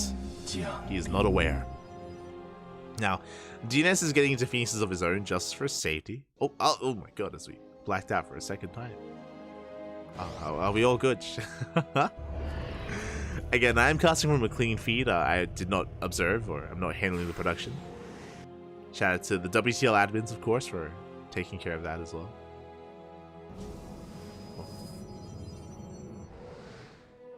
But yeah, from here, Cyan looking to take advantage of this gold. We do see DNS is actually banking up Phoenixes. He made one, he has a second, has a third Phoenix on the way. Let's go. Also, good morning, good morning. Bienvenidos. Good. Alright, hold on. There we go. As we see the Phoenixes reveal themselves, and Cyan, he is on the run here. Only 1 Phoenix to the 3 of DNS. He's actually got a 4th Phoenix on the way. Cyan, he's just kind of switching course here, going into Blink Stalkers instead. The goal base still has not been scouted. Until now. This probe coming in from behind should get eyes on the gold, and we'll see that Cyan has been getting away with quite a bit. Proxy pylon on the way. And there we go, the Phoenixes, they do divert their attention towards the gold. Oh, hello, Nom Chomsky. Hello, Tally. Tally. Complete and incomplete. And yeah, the Phoenixes are not quite able to do too much economic damage. Here comes the rest of the army. Do we have a shield battery? We do not. No shield battery at the gold. No overcharge.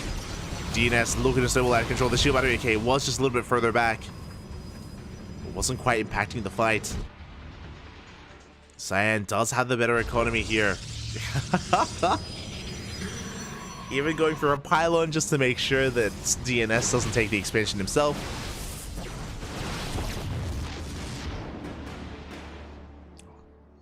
as Cyan is enjoying that economic lead. We have a Robo on the way. Phoenix is going to be harassing in the mineral line, going for a couple of probes. And they get one. They get two.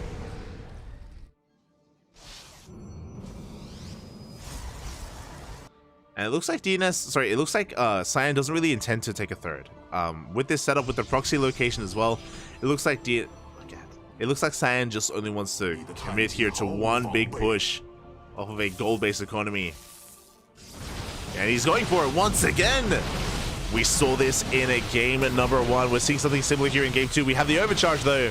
Overcharge does keep the Stalkers alive. He does hold. But Cyan, he's not slowing down. He doesn't want to. Does deny the oh my god. Jesus. WT admins, please. It looks like we just rewound the clock a little bit there. Or did we? Yeah. He rotates up. Gets the pylon. I mean, that's what those skips have been. I don't think they've been on purpose either. I think they've been mistakes. I think they have been mistakes. But for those wondering, that's why we don't have live cams for this best of 2 specifically, because it looks like they played this out ahead of time, which is why there's no cams for DNS and no cams for Cyan. But here we go. We do have Blink on the way for DNS. He's building up his immortal count. Things are looking a little bit worrisome for him. Things are looking a little bit scary, actually. But Cyan, he is backing off, going for a third base, going for charge. He's giving DNS quite a bit of breathing room here to expand and take his own third. Or to expand and, stabilize. We'll see if he can. We have one immortal working on the second. Working on that second immortal.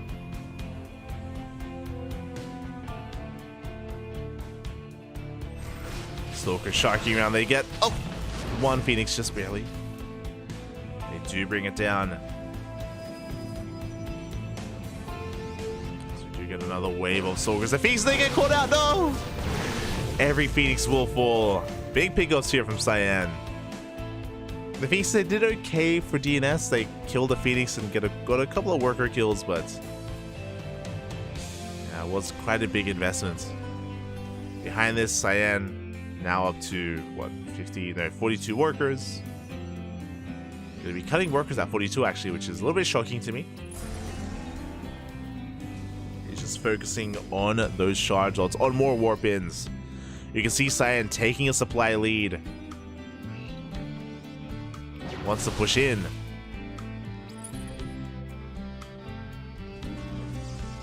Wants to try to break DNS.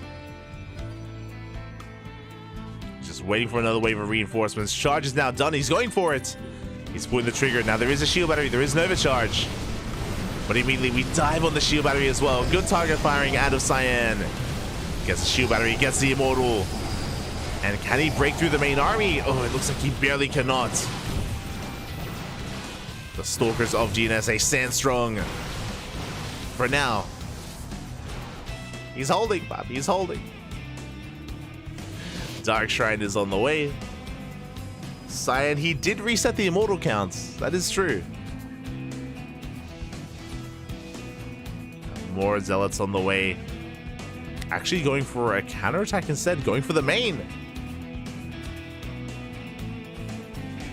Oh, is this stream lag? As here we go, we do collapse onto this army. But the Stalker count is just too damn high. Yeah, Cyan, he cannot break in, but he does manage to slip into the main base. Workers are going down.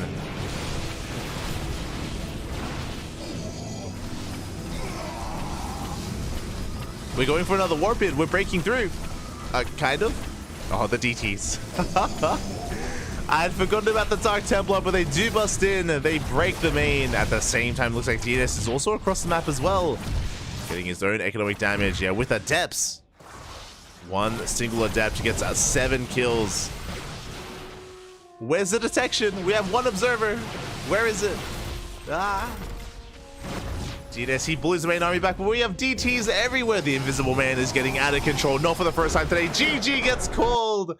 And Cyan does it. He could not break the main army with his Stalkers, but The Dark Templar, the harass, was just too much to handle. And Cyan takes the 2-0. GG, well played. DT's in every single mineral line, in every single base. Only one observer between them, and yeah, DNS, he just could, sorry, yeah, DNS just could not recover. And yeah, congratulations. The Platinum Heroes, of course, they did win the series, but 4-2. 3 now that Abydos are no longer in the picture, and yeah, they are a team of champions here. Onside Gaming, they were last season's champions, WTL Summer, and meanwhile, every other season of WTL has been just under rule of DKZ, of CranKy Gaming as well. We have such high quality players here, high quality talent. We're just diving on in. And in the bottom right hand corner, we have for Onside Gaming, it is Solar. And spawning in the top left for CranKy, it is Dark. Oh, let's go, Papi, let's go. One moment, as I did go and get some water. But I do need to actually change the Twitch title. Un momento, as I do update that title. But yes, we are ready. We have been raring to go here. Ready and raring to go for Onside versus DKZ. Again, Onside, they were the champions of the previous season. DKZ, I believe they were 3rd place, if I'm not mistaken. I think 3rd or 4th. 3rd or 4th place. I know Abydos. Actually, I think Abydos did take them down. So I think they were 4th place last season. Big shout out to the sponsors, to Doyu, to Honkai Star, Taido, and Autoful as well. Without these lovely sponsors, this would not be a reality. We would not be having this event. So much love to the sponsors as I do update the title. Bam. There we go. We are getting into this, and a ZVZ to kick things off is an interesting one. I'm really curious. So for those wondering, Solar and Dark, they are the top 2 Zerg players in Korea. You know, shout out to DRG and Shin, you know, they're amazing as well, but Solar and Dark, they are top 2. But when it comes to ZVZ, they have a really interesting dynamic. We have seen Solar look dominant against Cyril. I don't want to take that away from him, right? Solar, he has been just having his way with Cyril tournament after tournament in ZVZs. But Solar versus Dark is a very different dynamic. Dark is also a very aggressive player in ZVZ. He likes to be in control. He likes to dictate the pace of the game. And yeah, it's difficult. I would say it's difficult for Solar to actually get one over on Dark, typically. But this is a best of 2. And of course, we have a lot of preparation coming into these matches as well. So it's still very hard to call. What I will say is that I still do firmly believe that Dark has better late game ZVZ. If we do get into late game, and when I say late game, I mean like Hydra Lurker Viper versus Hydra Lurker Viper. But the reality is that most ZVZs don't get there. Most ZVZs, they end in the mid game, or even getting to the mid game as well, with these like big roach pushes, these Ling all-ins. You know, when we cut workers at like 40 or even 50, there are some big power spikes that players can go for, and that's what I expect to see. For now, Hatchcats pull into a 3rd base. The openers are looking very normal and very standard. Everything is looking as it should. Bailey S on the way from both Solar and Dark. So no one is cutting corners. Everything is looking quite standard. And again, from here we can talk a little bit about the map itself. Oceanborn is going to be an interesting one just because of the rush distance. You can defend on 3 bases quite well. I do think you can take a 4th without too much issue, but just because of the map layout, it can be quite easy to like miss your opponent and to end up in like a weird base trade scenario as well, where your army moves out, their opponent's army moves out, and things can go a little bit awry. But yeah, I'm really curious to see how this all pans out. Solar is the first to throw down his Roach Warren. Very early Roach Warren here from Solar. We have defensive banelings on the way. So far, both players are droning, and Dark isn't too far behind with his own Roach Warren as well, as he does throw his own down just a couple of seconds after Solar. Not the most impactful of windows or timings. And both players are droning. Both players are just chilling and just droning on up. Let's go. You've got Bassus? Yeah, Bassus, they came 2nd. Bassus were 2nd, Abydos was 3rd, and I believe DKZ was 4th, if I remember correctly. I remember. Oh. But yeah, so a relatively passive start here. Solar, of course, getting into his roaches. So is Dark. Additional gases are being taken as well. And yeah, no major divergences here. I would actually hold that thought. Dark is cutting workers at 39. Dark did not take he did not invest as heavily here into gases like his opponent did. And yeah, Dark, he's just going. Cutting workers at 39. We have roaches on the way. Lynx as well. Dark, he is pushing. And Solar is taking. He's working up towards a lair. Additional gases droning as well. Solar about to be caught with his pants down. He's pushing. He's pushing into an army that's going all in. This is not ideal for Solar. This is disastrous. If he takes too bad of a fight here, as he turns around. The drones were with the army as well. They have to turn back around. And Solar's in quite a lot of trouble. Here we go. Dark is pushing. He has double the army supply. Spine crawlers are on the way. Queens have to be brought forward. Solar, he just droned up heavily. Now, if Solar somehow survives this, he's going to be in a commanding position. But unless that occurs, Dark is looking to end the game here and now. Here we go. The roaches are pushing forward. We have a great concave here from Dark as well. And this may just be too much. Solar does have the defender's advantage. He does have a couple of roaches on the way. But Bailings, they do waddle on in, heading towards the roaches of his opponent. And Dark, he's snowballing out of control. Gets on top of the army. Gets into the mineral line as well. And GG does get called. Dark, just like that, takes game number 1. In a very quick and commanding fashion. And this is Korean ZVZ. Basically, everything was fine. Everything was normal. Everyone was droning until someone wasn't. Dark, he cut workers at 39. He did not take a third gas. He did not throw down, or he did not start a lair. He just made nothing but roaches and Bailings. And Solar didn't know. Solar, he was in the dark. He was trying to check the third base for saturation. He was trying to figure out what was going on. Solar, he completely droned up his third. And that can just kill you. That can kill you in a ZVZ if you do not confirm that your opponent is also saturating their third base while you saturate yours. You're just taking a risk, and a risk that can be punished, as we saw there and then. So just like that, Dark does take game 1, but a lot of that did come down to lack of scouting. That's really all it came down to, because if Solar had seen the lack of droning at the third, if he had recognized the lack of lair as well, then he doesn't drone, he makes roaches, and he lives. And then we end up in a longer game. Maybe even Solar being ahead. There's a lot of possibilities there. If he had just recognized what was happening in time, alas, he didn't, and now Solar, it's going to be his map of choice. We are going to be loading in to Alkione. And in the top right, we have for onside, it is Solar. And spawning in the bottom left, we have for Dragon Kaizi Gaming, it is Dark. Leading the series 1-0, going for the gold. And we have seen a lot of this in ZVZs recently. We've seen a laser go for this. We've seen Rainer go for this as well. Yeah, this has been a very popular trend. For those wondering, you do only need to mine one mineral patch here to make it in towards the gold, and you can take this, and it can be really awkward to punish this base.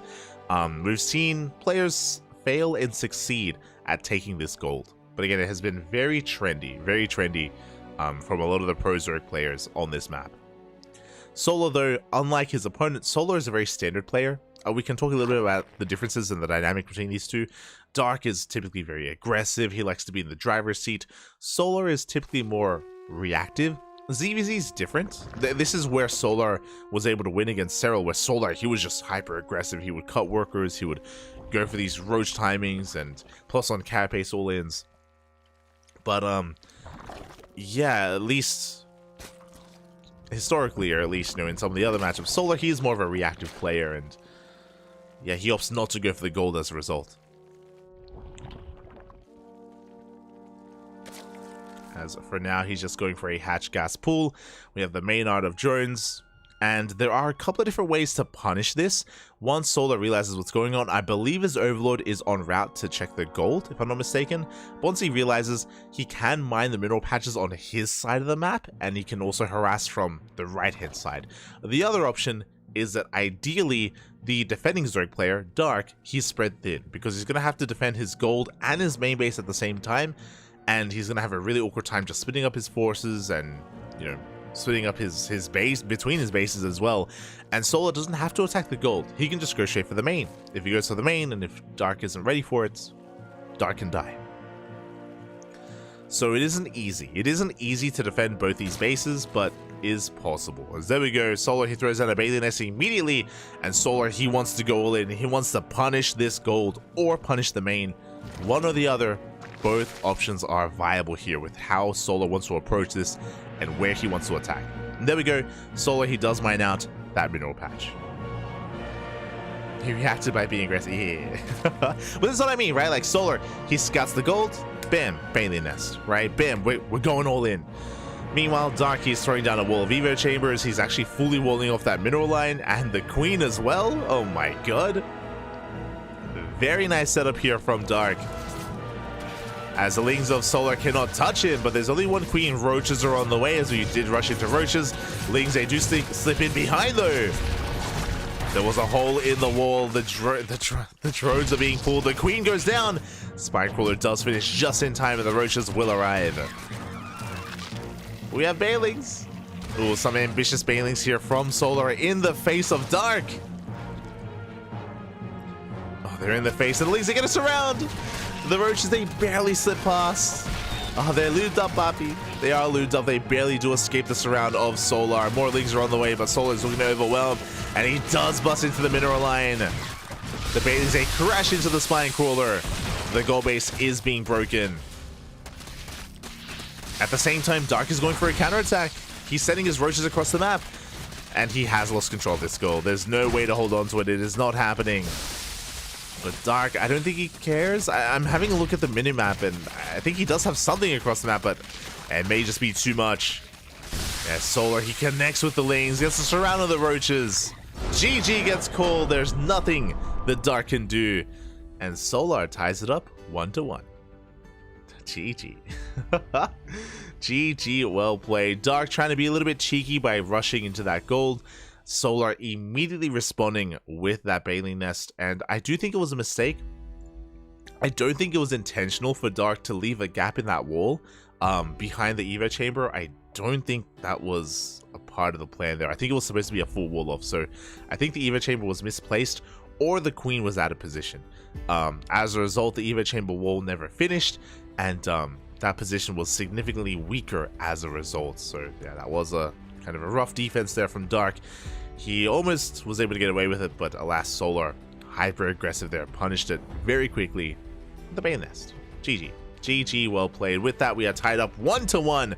A very fast ZVZ, but again, that's how Korean ZVZs go. It's just hyper aggression. I mentioned at the start of the series, like I was like, yo, Dark, he's got the best late game ZVZ in Korea, maybe the world, but we're probably not going to get there, and yeah, we did not get there in the end. Not at all. As we're going to be heading in towards our next matchup, it is going to be Maru versus Oliveira in a TVT. And then we have Realm versus Hero at the very end of the night in a TVP. Oh boy, we'll get into that. We'll get into that later on down the line. But yeah, Maru versus Oliveira, this is going to be a rematch from earlier this year. I mean, they faced off a couple of times. They have faced off a couple of times here since Katowice. It has occurred, and typically Maru does come out on top. It's one of those things where I remember casting Maru versus Oliveira, I think it was in a Kung Fu Cup a couple of months ago with Asher, and being like, it feels like after the loss that Maru took, he got a little bit upset. And he has not been holding back against Oliveira. Now, to be fair, Oliveira seems to be back in shape. It feels like a couple of months ago, after Katowice, a couple of months after Katowice even, like maybe 2 months ago even, Oliveira, he was, yeah, it felt like he was taking a step back. I remember there were rumors amongst the Chinese forums that Oliveira was going to be retiring because he was struggling in WTL and he wasn't playing in online tournaments, and he didn't get his visa in time to go to Home Story Cup or play in DreamHack Yongshaping. Like, things were looking a little bit down for Oliveira, and it was a little bit sad, right? Because he's the world champion and we want to see more of him. So things looking a little bit worrisome. But over the past maybe 2 months, he's been much more active. Much more active. He's been playing in KSL, playing in the online weeklies, and he's been looking better. He's been looking really strong and really good. And maybe it's a part of the new patch. Maybe it's a part of the new map pool where Oliveira's been reinvigorated. But I'm excited because it feels like Oliveira, he is peaking once again, just in time for DreamHack Atlanta, for ESL Masters Winter. So I'm happy to report that, and that means that, hey, this next TBT could go either way. Could go either way here. I do think that right now Oliveira, he's back in form. I feel like Maru is slumping a little. I mean, I say slumping a little bit. Really, I think a lot of people, they're judging Maru's form a lot based on his GSL results, because he did get knocked out very early on in GSL. But I don't know if that's fair, because if you watched, I mean, we casted that GSL group, and if you watch those matches, that was less about Maru not being in form and more about decision making. Like, Maru, he was very aggressive and very all-in in his GSL matches. And once the all-ins failed, then he just lost. Like, again, I don't think that those matches are really too indicative of like his lack of form or anything. He just chose not to play macro in those games. He was just hyper aggressive and hyper all-in. He was 8-raxing. He was 2-base all-inning. Yeah, it was just really interesting to see him play in GSL, and yeah, some really odd games out of him. Just because I know a lot of people, they know that he can play macro, he can play standard. But at the same time, we also know that the other big meme about Maru is like, hey, we're in like an important series, we're like in the finals of a tournament, and I'm just gonna proxy rax you like 3 games. Like, that also happens. That is also very Maru. It's very on brand. Very on brand. But here we go. It looks like our players are getting ready. You can see here as well in the ELO rating that, you know, Oliveira has been dropping in ELS. Oh my god, they're so harsh. Maru at 958 ELO. Oliveira, we gotta zoom on this a little bit. Oliveira, they're placing him at sub 500. Sub 500 ELO. They are so harsh on, historically WTL, they've been very harsh on Oliveira. But but he has been struggling in WTL. He has been struggling. That is a fact.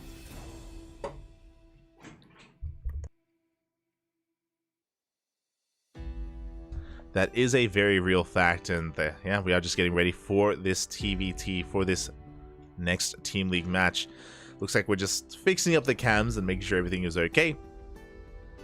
But yeah, oh god, Oliveira, he's an amazing player. They're harsh, papi.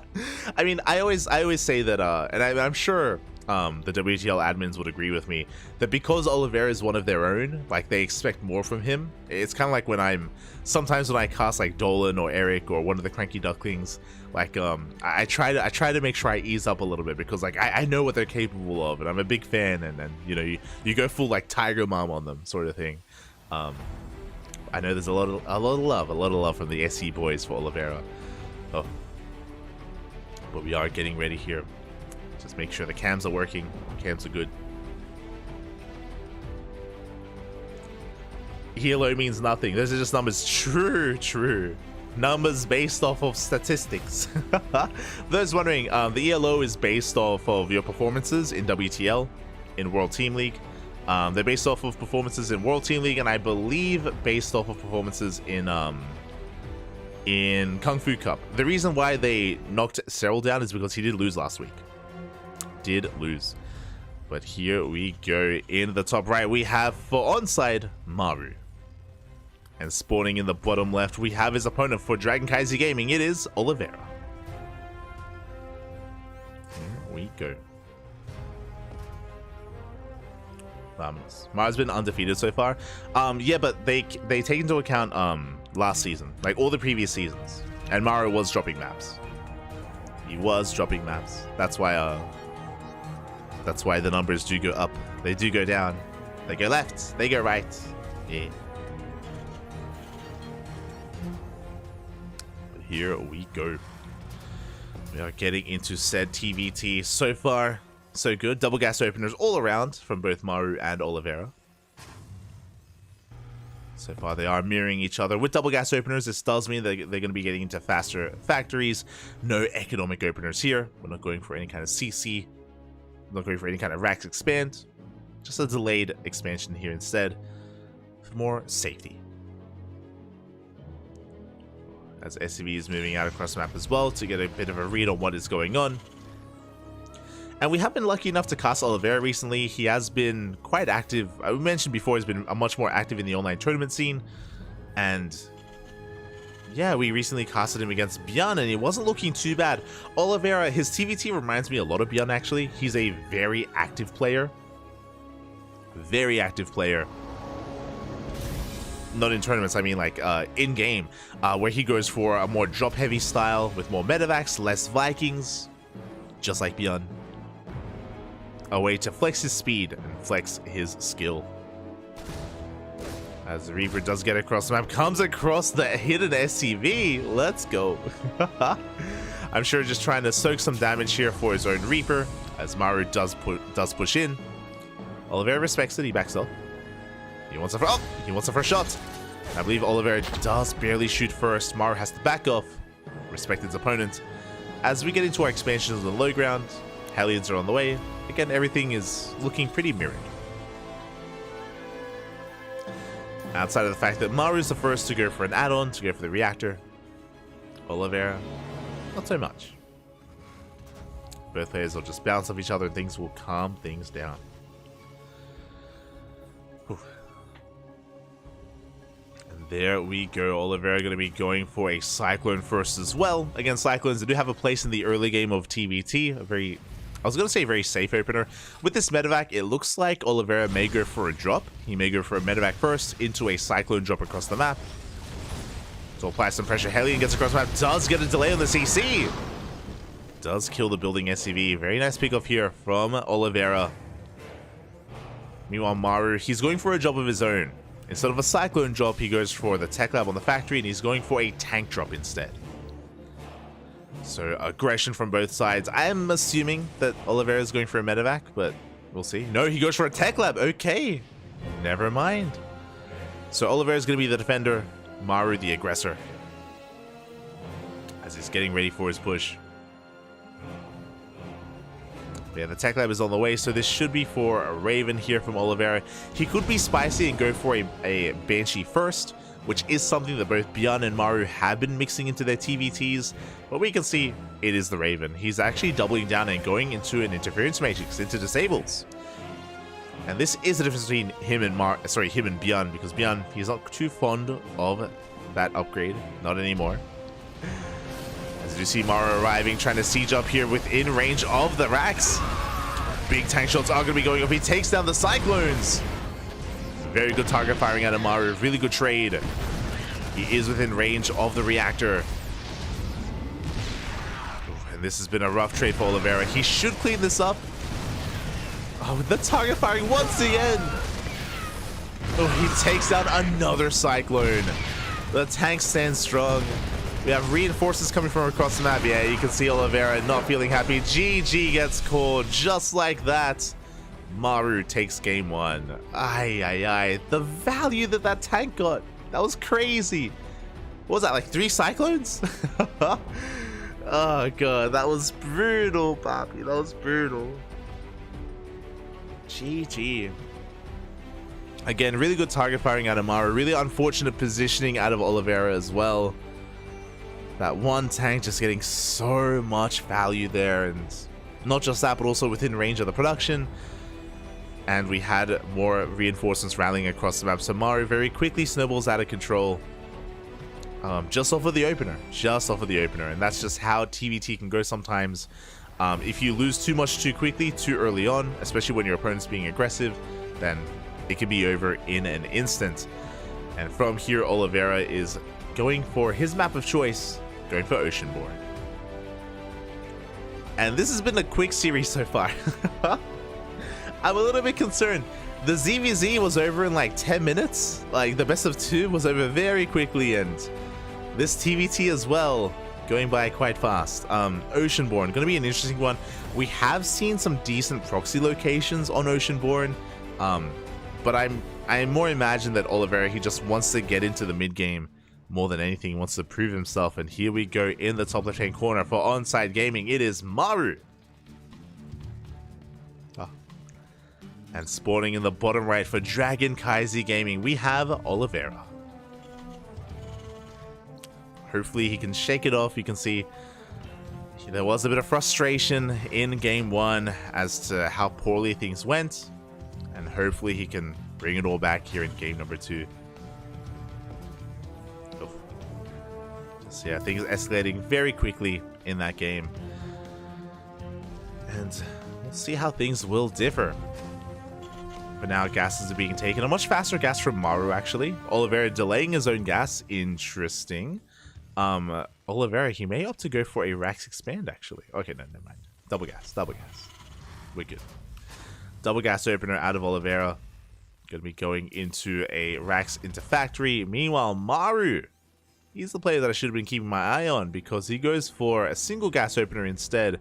And he has options. He has options available to him. He can still go for a Factory after this and delay his expansion, or he can go straight for the CC on location and just be greedy. Just be that confident after game 1. The confidence part, as the observer is just pointing out the lack of gas, which again should lead into a CC from Maru. Yeah, we have the minerals for it, or we're soon to have the minerals for it. As the SCV gets across the map for a scout. And is gonna confirm at least the wall off. Oliveira keeping Maru in the dark. Go for that Factory. So Maru does go for the Rax Expand, a very economic opener. He doesn't get the CC on location, so a safer variation. It does mean that his expansion is going to be a little bit more delayed because he has to lift it, has to float it over, has to land it as well. But still far more economic than what Oliveira is doing. And we'll see if Oliveira doubles down. So we could try to even go for a Starport before CC, which would be wild, but no, he's expanding on location. Okay, it is just Factory Expand from Oliveira. A very safe opener out of Oliveira. With this, he can also be a little bit more aggressive with the additional Hellions, with the potentially faster Cyclone. We'll keep our eyes peeled here if we go for another drop play in the early game.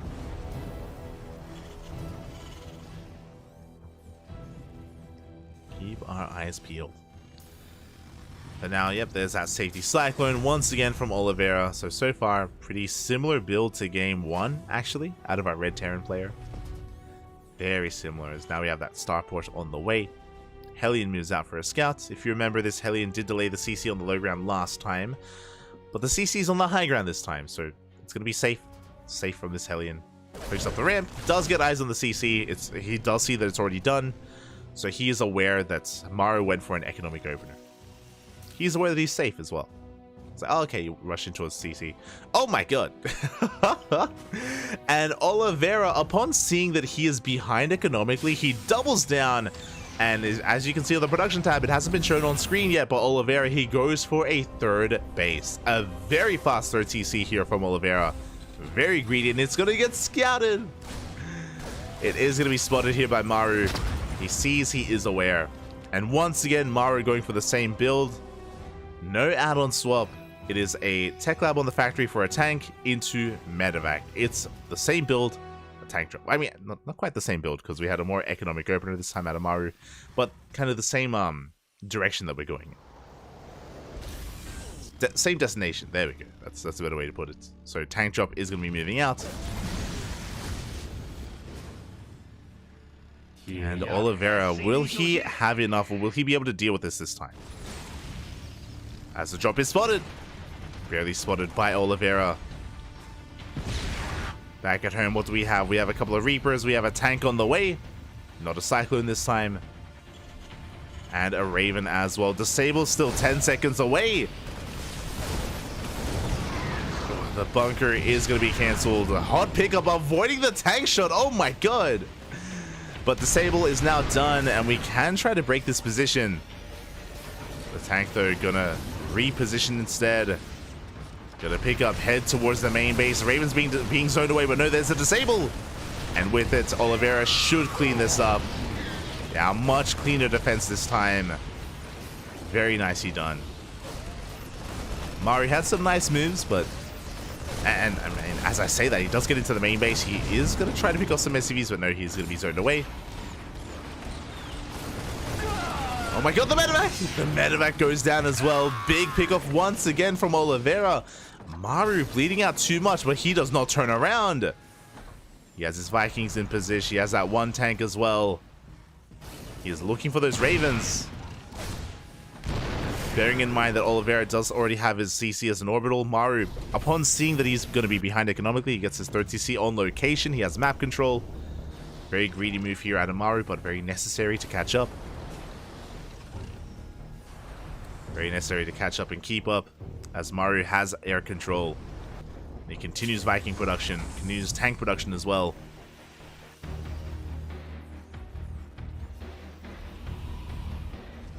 Oh, lovely. It's mech. God damn it, Mario. I mean, he did have some rough losses early on, so I guess this makes sense that he wants to be more efficient. But that is the second factory on the way from Maru. Not a Rax. It's mech, Papi. It's mech. Lovely. Liberator arriving really early on as well, capitalizing on the fact that Maru does have air control, denying the third base even further, containing Oliveira to 2 bases.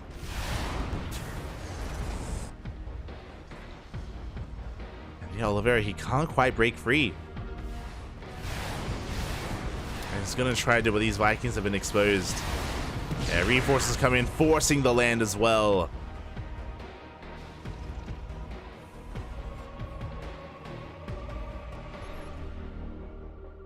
Oliveira, he still just can't break free. We have a tank line behind the tank line of Maru, which is crazy.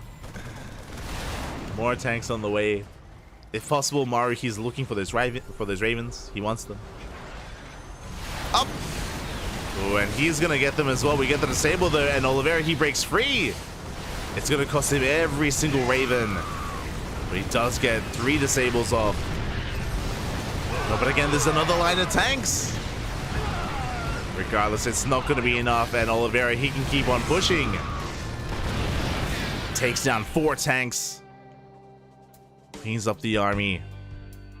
And Oliveira can finally take his third base. Not just take his third, but he can also try to deny the third base of Maru.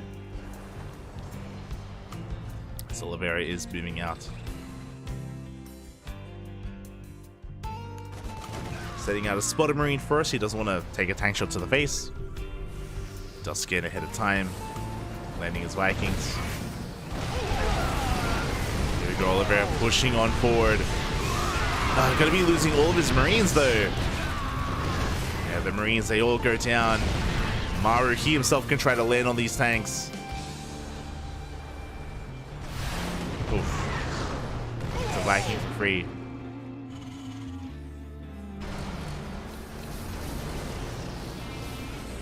Forces the unsiege. The land is going to be a little bit late here from Maru, but he cannot get a tank.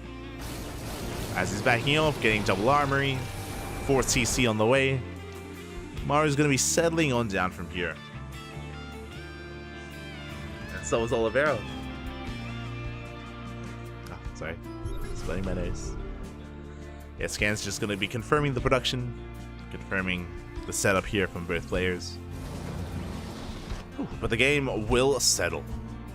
It's a pretty intense start to the game and pretty intense couple of moments, but the game is settling down. Oliveira getting his own 4th on location. I mean, he's aware that he's the one now with map control. He's the one active on said map.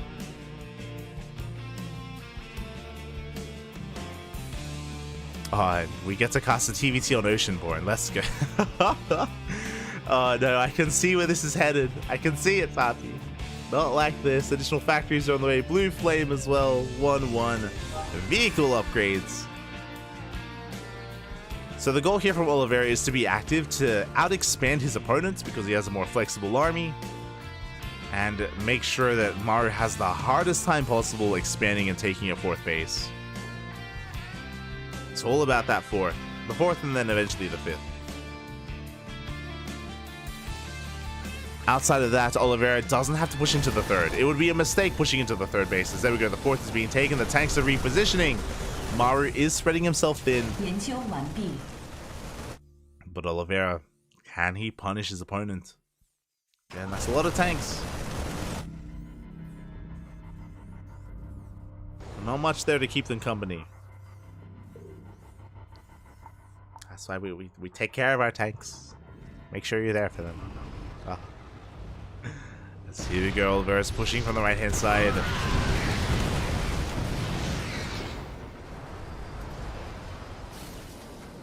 Actually does spot those libs.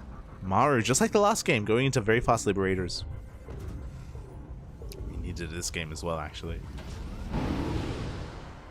And Oliveira's gonna have to back off, rotate around.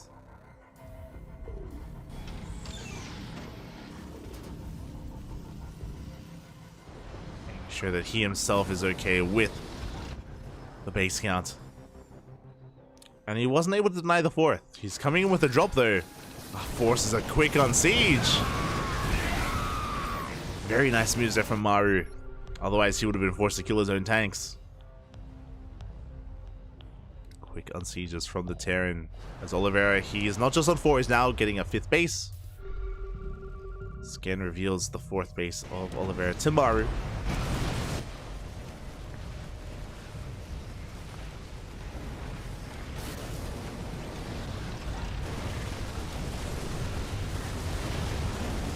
As we do see Oliveira just trying to find a way. He has maxed out at this point. He has maxed.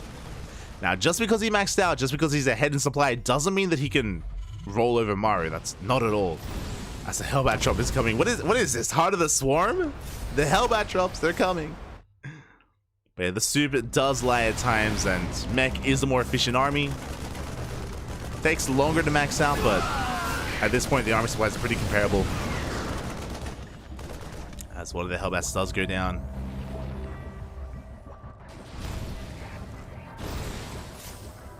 Getting even more SC. Oh my, this is becoming quite a problem actually. 14! 50, oh my god, we're not stopping. More workers are dying at the third. The third, Bappy. There it is. 20! 20 SCVs go down, and we go for the army as well. Very good trades here from Maru. And Maru, do you see that transition? That is what you want in TVT. That is late game peak TVT. Mech into BCs. We have 2 starports. We have a 3rd starport on the way. Yamato as well. +1 ship weapons. The battlecruisers, they're coming, Papi. They're coming. Where's Nathanius? Someone at him. And yeah, this isn't the first time that we've seen Maru go BC in TVT. He did the same thing against TY. Did the same thing against TY and GSL in Season 2 last season, which was brutal, by the way. How Maru was able to flex his battlecruiser control. And we're getting there again. We're on the way.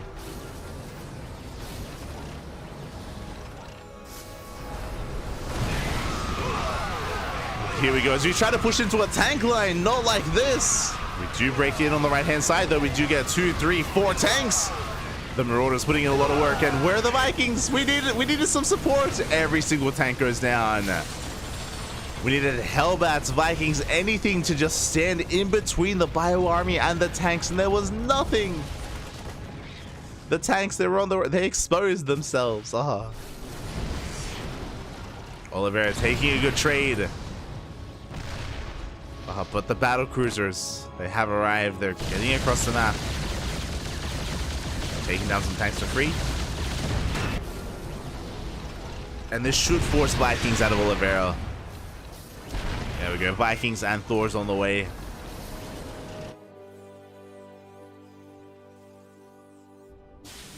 Additional CCs. 2 more starports, lib range, ship weapons. Oliveira is basically going Sky Terran as well, but he's catching up. He does have some catching up to do.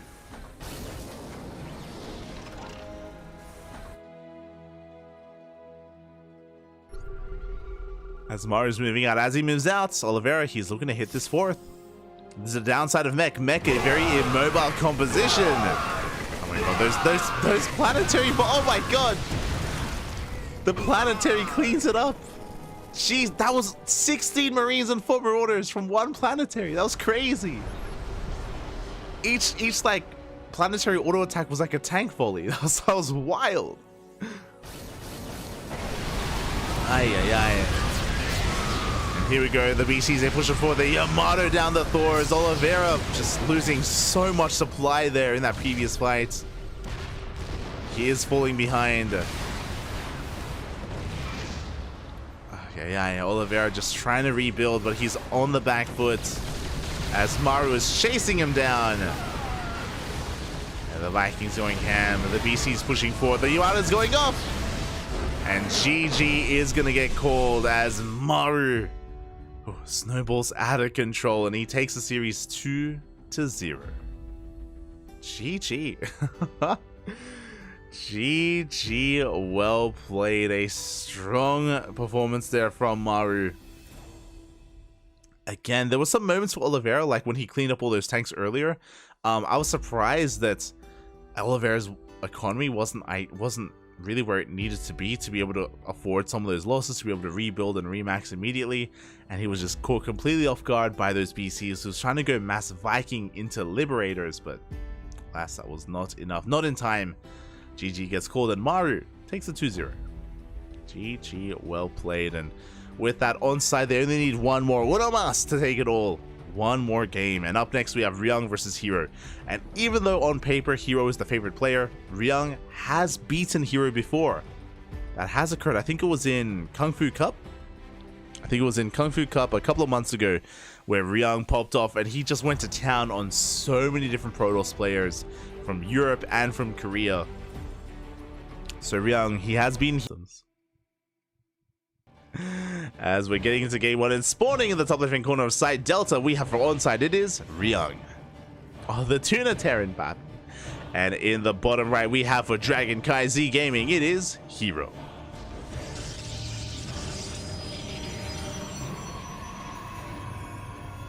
I apologize. Wrong scene, puppy. Wrong scene.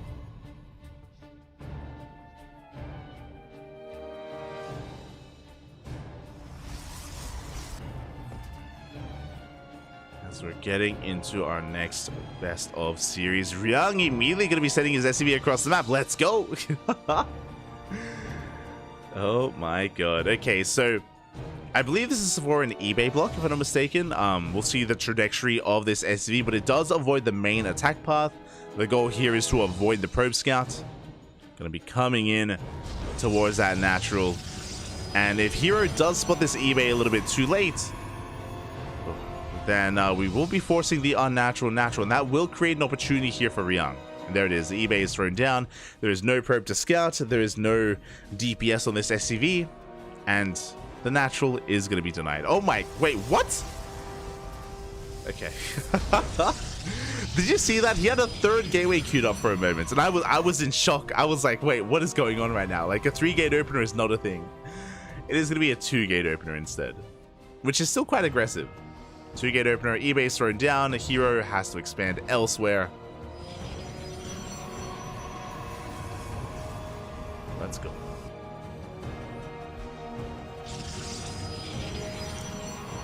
No one really stands out for third. Maybe. I mean, third and fourth. I would rate Showtime and Classic above Rainer's off race 100%. As we do force the unnatural natural out of Hero. Yeah, I don't know. We've casted Rainer's off race before, and it's not. It's struggled. Aye. Yeah, I do rate Classic higher. As for now, again, we're going to be getting into the Cyclones. So this is something that's been quite popular. We've seen Clem and Björn be able to abuse these locations before with early Hellions and early Cyclones. And we'll see if Ryung can do the same. Now, the flip side of things here is that because Hero went for a 2-gate opener, he actually has an abundance of units already. There we go. The first couple of depths, they shade across the map. Oh, but they do get locked on. Ryung going to be able to chase at least one of them down. Depth will fall. And we are continuing Cyclone production. Uh-oh. I did just realize that I'm casting the Tuna Terran, and Ryung, he is one to dabble in mech against. I don't think he's going to commit to mech against Protoss. He should not be throwing down another factory here. But we are committing quite hard to early game Cyclones. Oh, let's go. Marauders on the way. Concussive Shell as well? Bappy. We're sending it.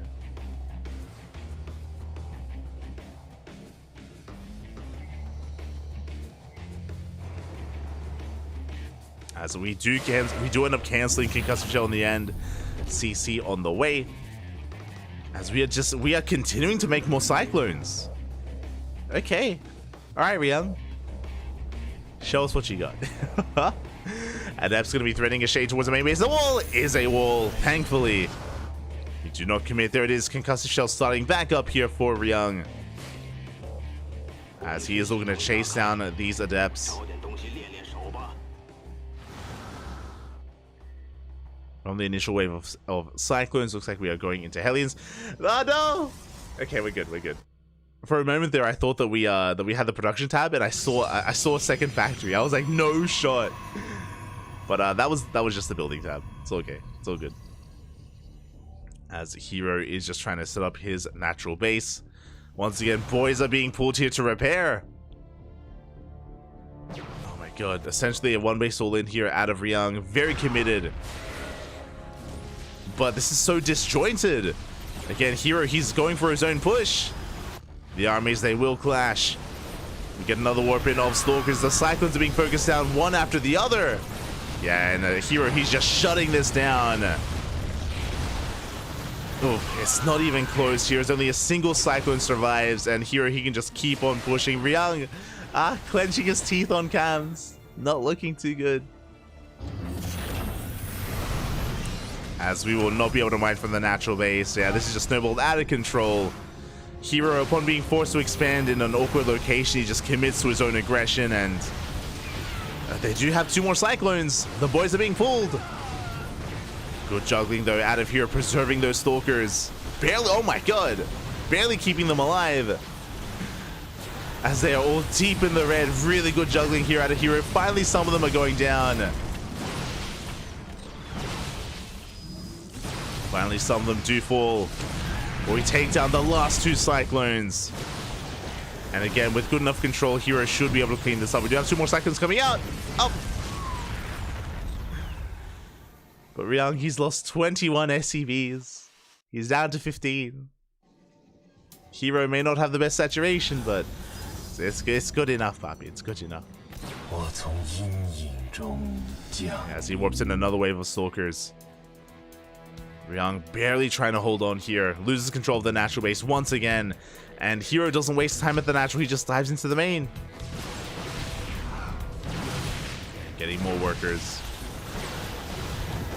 Getting good target firing on the Marauder. With these Cyclones coming out, I mean, we can maybe barely hold on.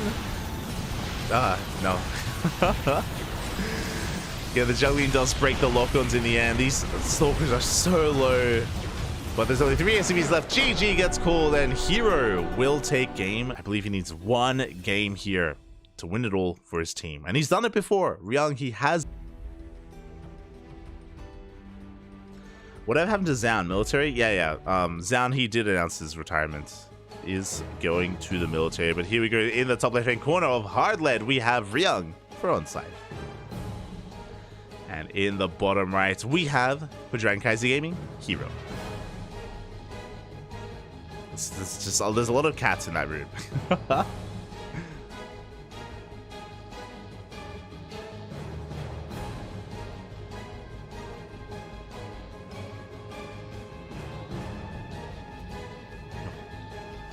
Here we go. As of this time, Ryung is not sending an SCV across the map. He's not going to be forcing a delayed expansion or an eBay. Oh my god, as this probe is just being so aggressive. Going straight for the SCV. Almost getting a kill on it as well.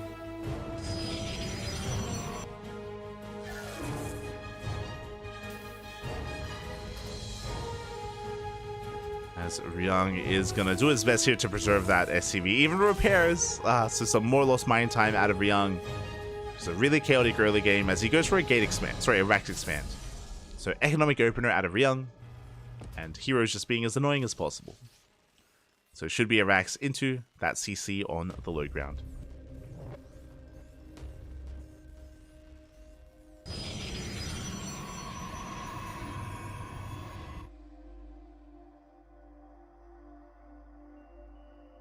Should be working on it. As meanwhile back at home across the map, we see Hero going for a gate Cybercore into Nexus. So nothing too crazy when it comes to the early game, other than Hero being annoying, and he does delay the CC for a couple of seconds. So a slight advantage here for Hero. Nicely done.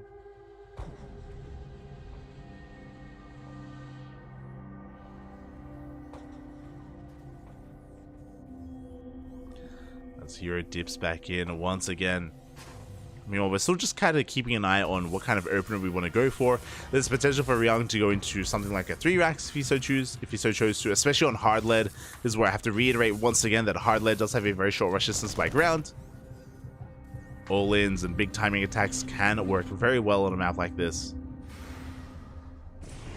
But it is going to be a factory follow-up here from Ryung. So it should be a 1-1-1. Likewise, we have our take of choice and 2 probes go down. Oh my god. Wait, was that 2 or 1? I heard 2 explosions, but I think it was just 1 probe. As Hero's take of choice is going to be a Stargate this time, not a Robo. We have a Stargate opener out of Hero. The Adept does commit to the shade. We want to try and delay the CC. And it looks like we will delay that expansion. Oh god, all 3 SCVs have to repair each other. All taking a lot of hits.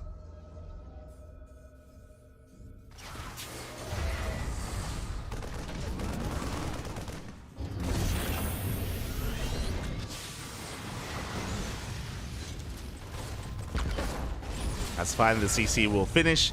Hellions have arrived, we can finally regain control of the natural. We had to fight for it though. Did have to fight.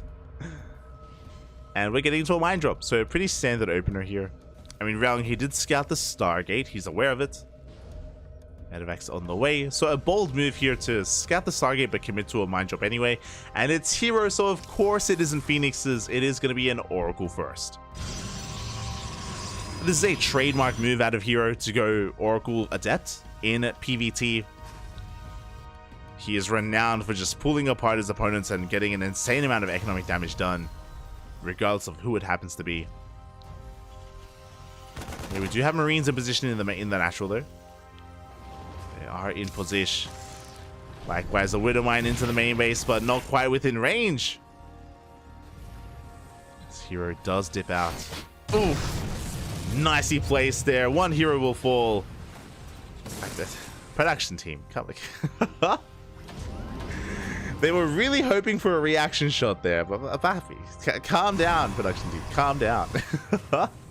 As mine shot goes off, really good positioning by the way by Ryung to shut down that Oracle. The Oracle didn't really get any worker kills. Got a couple of shots in, but there we go. Second Oracle comes in. This one will get a couple of SCVs. 3 of them go down. A much better trade there from Hero, but not ideal after losing 1 Oracle, as Ryung is coming in for a drop. Here, the mine drop has arrived. A good revelation on one of the mines. The other will get picked up and will get shut down. A very clean defense here from Hero, making up for a bit of a blunder that he had with the dead Oracle. Was he even gets a kill on the medevac? Oh my god. Very nicely done. Meanwhile, we do have that 3rd Nexus on the way. Halen and Reaper gets cleaned up. Hero working on the next step. We have a Robo on the way. This should be for Phoenix. Yeah, Phoenix Colossus. He only made 2 Phoenixes though, but Colossi on the horizon do make sense. Before that occurs, we have those Adepts and we have those Oracles. He's reddening a shade. Yeah, we shade into the natural. More workers going down. Like, you can see that Hero, he just sets a pace in TVP like no other, and like, this should not be happening. This many SCVs should not be falling here, as typically the dynamic is the opposite, where you've got the Terran across the map harassing with Ravens, with Widow Mines, Hellions, Reapers, whatever they can. But here, Ryung, he's stuck at home, struggling to maintain what economy he has. Revelation confirms that there's nothing too crazy going on. It's just a 3-1-1 setup. 3 Raxes, 1 factory, 1 starport. And Hero, he is sitting pretty. A solid worker lead.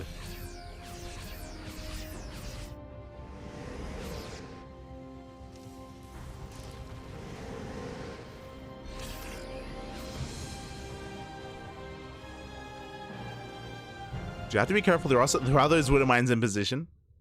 Oh, there are those mines in position. As okay, I was worried I dropped. I was really concerned that I dropped for a minute. We're okay, Papi. We're okay. We're all good.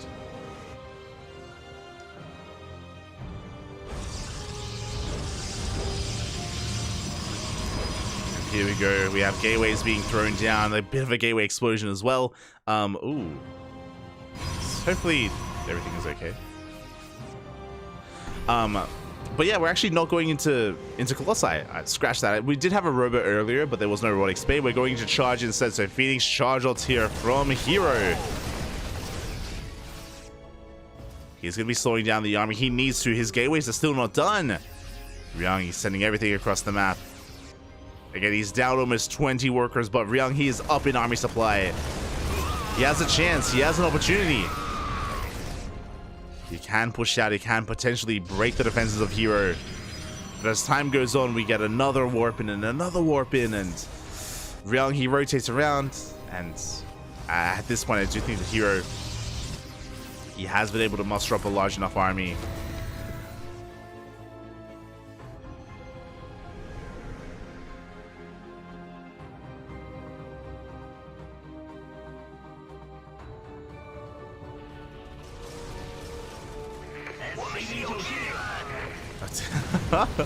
Speaking of getting additional warp-ins in, we do have the Phoenixes coming in, getting more SCVs.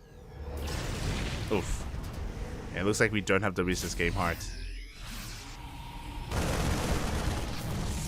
Phoenixes are caught out, but Hero, he wants to catch the army.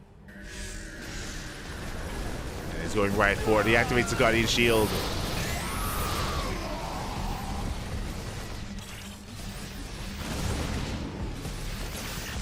Doesn't quite commit though. He does respect the force of Ryung. As we're just waiting for additional zealots, we do have the Temple Archives for Archons, for Storm even. Storm should be on the horizon. There it is. Storm just now starting up. I do think Storm is late. It is a little bit late here for Hero. He had plenty of resources to make use of it earlier. We have the Veil on the way at the same time. Second Robo for that double Colossus production. And Hero, it feels like he survived the scariest part here from this kind of 2-base push. It's just taken so long to really get going. And the Zealot run by catches reinforcements, catches some SCVs as well. And Ryung, he's committed. He has to just say that, but there are just so many Zealots here. Boys are being pulled. And the repairs are helping, but so much damage is being done. And Ryung, he has to push in. Into Storms. Storm is done. Colossi on the way. And we have plenty of storms left. Plenty of storms that came from. The mines, they get dragged, or they try to get dragged into the army. As the Colossi go ham across the map, the Zealots, they take down 30 SCVs. An insane amount of economic damage is done. Hero Zealots just snowballing out of control.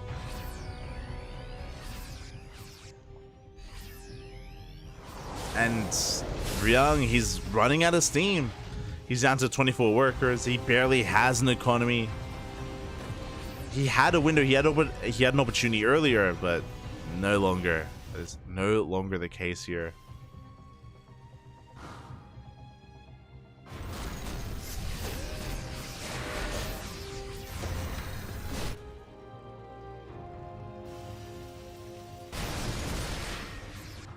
At this point, he is all in.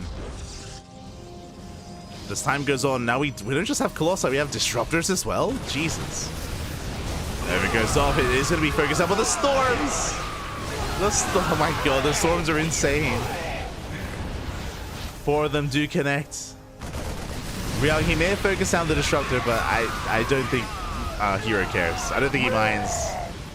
Disruptor went down. GG is going to get called, and Hero Station, even though like there are a lot of really, yeah, it is. Even though there are a lot of really good features for Protoss, Hero is a very aggressive player. He's a very active player, and even though we have seen him go into like fleet beacon rushes and carrier rushes before, that has happened.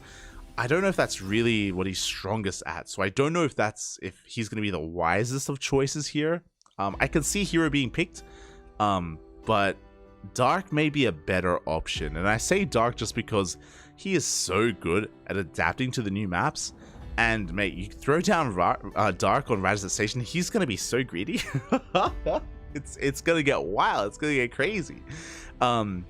So I'm kind of leaning towards Dark, but Hero is another solid option. When it comes to the ace player from onside against El Maru.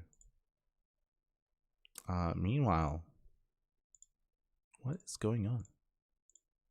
Hold on. I'm not... Yeah, my internet... It's weird. Like, my connection to OBS is fine. Things are looking a little bit shaky in the finals. I'm here in Australia. We should be badged soon. I rarely get to stay up to be able to cast it. Technically, I could if I just adjust my sleep schedule, but I don't know if I want to go for the marathon of ESL Asia into Europe into Americas. Like it's rough, especially because usually after Americas, like after a couple of hours, we have another cast as well. So it's it's more than a yeah, it's a lot of casting,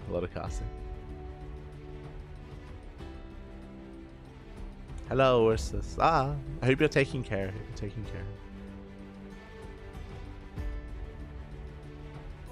Yeah. Look after yourself, Happy. Look after yourself. I mean, at least you're secure until the end of the year, and you have time to settle on down as...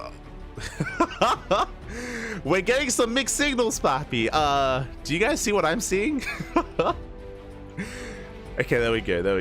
I don't know if you saw, but for a moment there, it showed Solar's face, but it had Ryung under it, and it showed Dark and it had Hero under it. But here we go. We have our ace players, and this is not what I was expecting.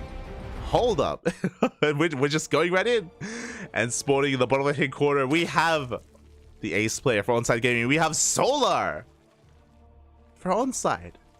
And in the top right, we have Dark for DKZ Gaming. And I feel like this is not what they wanted.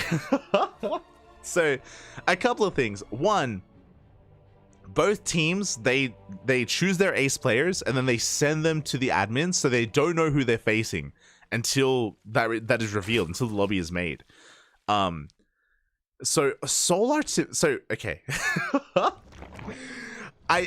Is Solar designed to snipe Dark? Because that would be big brain. That would be huge brain. Because I was thinking like Dark versus Maru. I want to favor Dark there a little bit. Not gonna lie. Like I feel like Dark has been on fire in ZVT. If Solar is the Dark counter pick, I like that. I wish I could ask them. I'm tempted to reach out to Crank for that one, Bobby. I'm tempted. But yeah, no Maru. Shocking. Crazy. But we get a ZVZ. Okay, so I'm ready for it. I'm ready for the gasless openers. I mentioned before, ZVZ specifically on this map is very interesting because gases, you can go as greedy as you can. No gases being taken from either player. You just go straight for the natural base, and you go straight for the pocket base as well.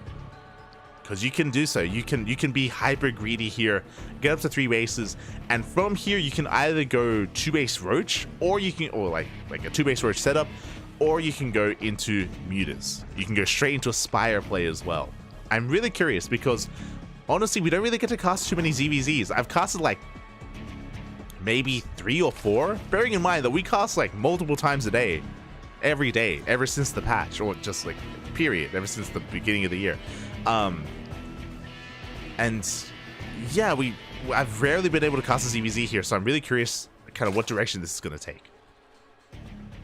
As for now, again, we're just being as greedy as possible. We're just droning on up as much as we can.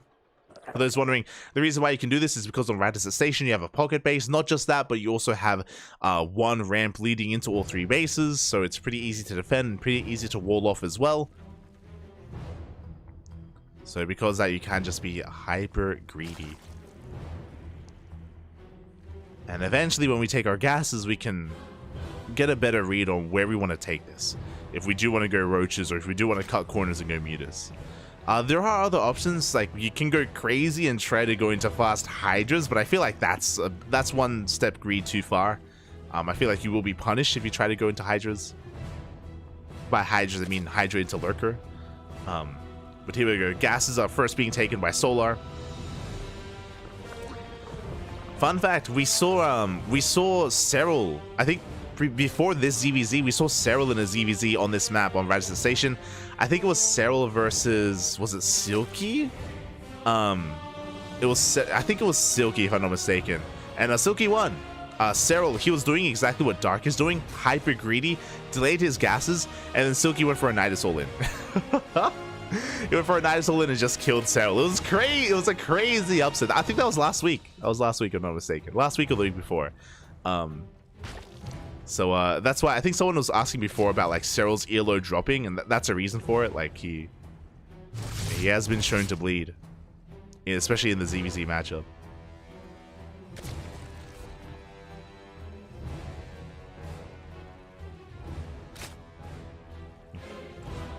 But here we go. For now the gases are being taken. Roach horns are thrown down. Lairs are on the way as well.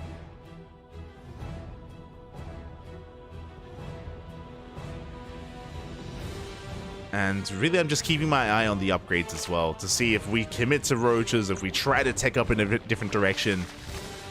That's how we're just droning. I mean, no reason not to. Just greedy as you can be. Just drone, papi, drone. We see Solo going for Overlord speed. Now, if this was any other matchup, I would be like, Overlord speed? Are we going for some Dropper Lords? Are we going all in? I believe this is just a scout, just to get a read of what's going on. As I mentioned before, it is very common to tech up very greedily, so I think both players, they are both very hungry here to just scout each other and make sure that there is no Spire. Both players need to confirm this.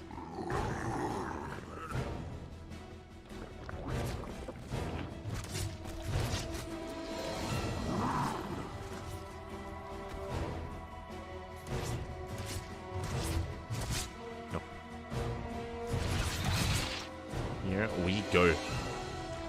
Until then, yeah, we are just going to be committing to roaches. We have 1-1 on the way. Dark, interesting, he goes double Evo Chamber into 1-1. Both players running up to 73. Fourth hatcheries are thrown down. Very passive start. And with that Overlord speed, they're just going to be scouting each other, confirming that no one has gone into an infestation pit, no one has gone into a Spire or a Hydra Den. God. This is essentially like no rush, like 6 minutes here in a ZVZ, which is just, it feels so weird to see. It feels so unnatural. Where you're just heavily droning.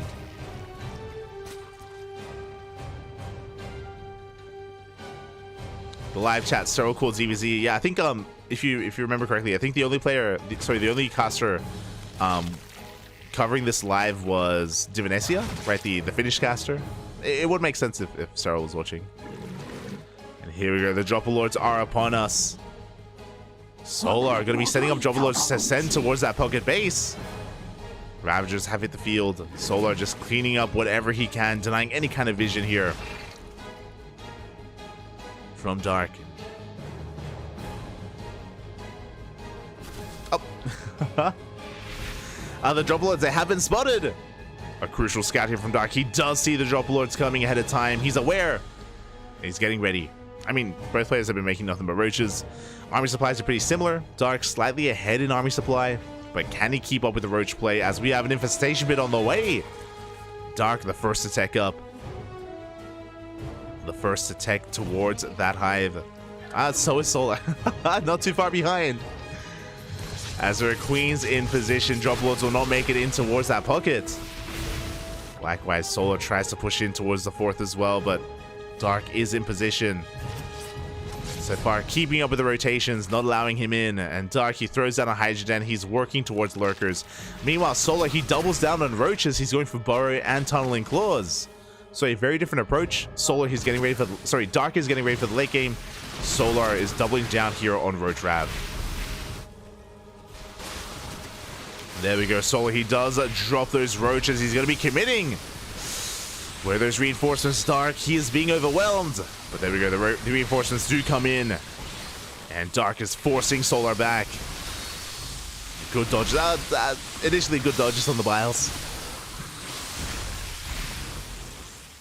But again, Dark, he is holding. He does have a Spore in position, so Tunneling Claw Roaches, they won't go undetected. He has an Overseer as well. There it is, Dark. He has the Hydra Den. Now he's working on a Lurker Den. Solar is one step behind in terms of tech. He only just now starts his Hydra Den. Again, the big reason for this is because Solar invested into Burrow and Tunneling Claws. Upgrades that for now haven't really paid off, but they have potential. And the game will settle from here. And this is where I'm a little bit concerned for Solar. I mentioned before in the previous series that I do think that Dark has the best late game ZVZ in Korea. Like, it's really damn impressive what he can accomplish with Hydra Lurker Viper. And that's kind of where we're headed. But here we go. Solar is pushing out. Going for some Roach Harass here on the right hand side. And there is no detection. He gets in. Does get into the mineral line. At the same time, pushing forward here towards that front line as well. And he is breaking through. He's getting on top of the Ravagers. 2, 3, 4 Ravagers go down. Big pickoffs here for Solar. But at the same time, he's also running into reinforcements and he's going to be losing his army. The drop belows, they do come into the naturals. The Transfuse. Transfuses will hold the line. Dark barely holding on. Is going to lose some queens. Oh god. As there are Overseers, so yeah, the Roaches are being hunted down. Dark will hold. And behind this, Lurkers are on the way. Hive Lurker upgrades as well. Now, Solar, he may be late when it comes to Lurkers, but he already has Vipers in production. That will help make up for that. That will make up for it. As Solar goes for a big counterattack, he shuts down the 5th. Good pickup from Solar. Very nice pickup here. +3 on the way. Viper's also in production for Dark, even going for a Nidus. Bold move. I mean, Dark, he does have that Overseer in between the pocket and the main. It is in position. It is there. Solar even catching some of these Roaches, getting us around. But who really surrounds who as the Hydras reveal themselves with the main army? Lurkers are in position though. Yeah, they will be repositioning as well, just getting a better angle. And this Nidus Swarm, it could just win Dark the game. Oh no, though! Solar, he doesn't have vision of his main base. He has a Spine Crawler on the way, thankfully, but Dark, he has a massive opportunity. Oh no. Not like this, Papi, not like this. Yeah, we have Stack Defense being thrown down all over the place. Solar getting ready for his own push. He does have his Vipers. Meanwhile, Dark, he may just be waiting for Adaptive Talents before he commits. But he has so much potential with this Nidus Worm. There it is. Nidus into the main. Drop into the pockets. Solar as well. The Spine Crawler is within range. It's barely within range, but does it have the DPS? It looks like it barely does. No, the Lurkers, they come out. Oh my god.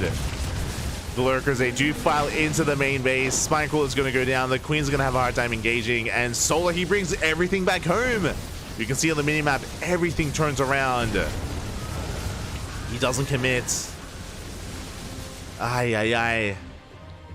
And this creates a massive opportunity as Dark is going for the fringe bases. He's moving out with the rest of his army. Nidus into the pocket base. And Dark, he may have just lost his own 5th. He's been stuck on 4 bases, but now he's going for the 5th base of Solar. As the lurkers, they go back into the main. Solar, he's being pulled apart. Losing 13, 14 workers. Big power bombs as well on those Vipers. Yeah, main base going to be going down. The 5th base as well. Solar going to be dropping 2 bases here in a matter of seconds. And Dark, he should be able to evacuate with his lurkers. Yeah, he does get away. Dark going to be checking top left. Coming across another hatchery. Now, both armies are still maxed out. Both armies have Vipers. They have lurkers. Solar does have a higher army supply because he lost so many drones. So he still has potential. He's not out of this. Not out of this yet. But he did take some hefty losses. And he doesn't catch the Viper.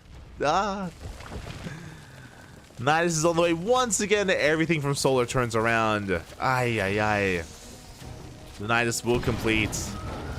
I'm not going to be committing, but I mean, this forced Solar to turn around. This did so much already on its own. And Dark, now he's able to reestablish himself. Bring his lurkers to the front lines. Expand, double expand even, taking his 5th and his 6th base at the same time. Going for another Nidus into the main, and this time there's no turning around from Solar. We got to commit, Pappy. We got to commit, but it may just be too late.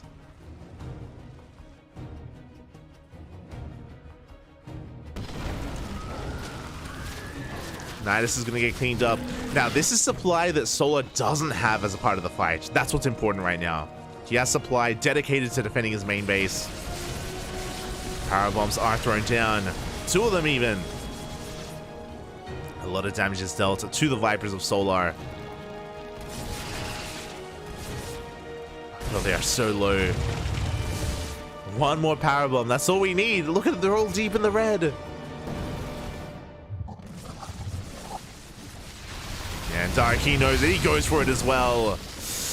Oh my god. 3, 4 Vipers go down. Only 1 is left. That is huge. Without Vipers, we can't engage. No, the last Viper. No! It was left behind. The Viper falls. Not like this. Now, thankfully, the main base of Solar wasn't where the Hive was. Thankfully, the Hive did not go down. It's in the pocket, I believe. The pocket base. At the same time, though, Dark going for his own lurker counterattack. And without Vipers, very difficult to push in. No blinding clouds, no abductions. Yeah, Dark, he snipes the hatchery, waddles away. Solar's gonna try to cut him off. Oh, never mind. We can just escape with the Nidus. At the same time, a big roach counterattack, catching some Hydras. Some Hydras and even getting some workers as well.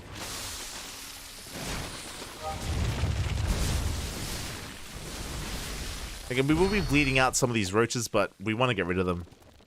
Roaches, they've served their purpose in this series, in this game, but we don't need them, not anymore. It's all about the lunkers and the Vipers.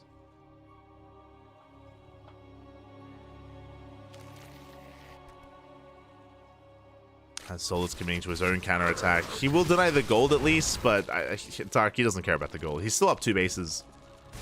He's on 6. Since the main will not complete. Solar in position. It's in position in the main base and of course in that pocket base as well. But the main armies are about to clash, and with Vipers, mate, Dark, he can go for some massive abductions.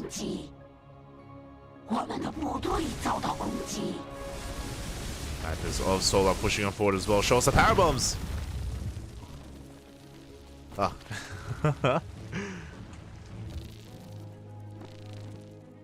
Again, we're looking for some abductions and up. Oh, show us. Pan back. I don't think we managed to get a lurker. The Nidus will finish. The Nidus towards the north. The gold base is denied. Now, pushing into all these lurkers is still going to be very difficult here from Dark. He's actually down overall in the lurker count.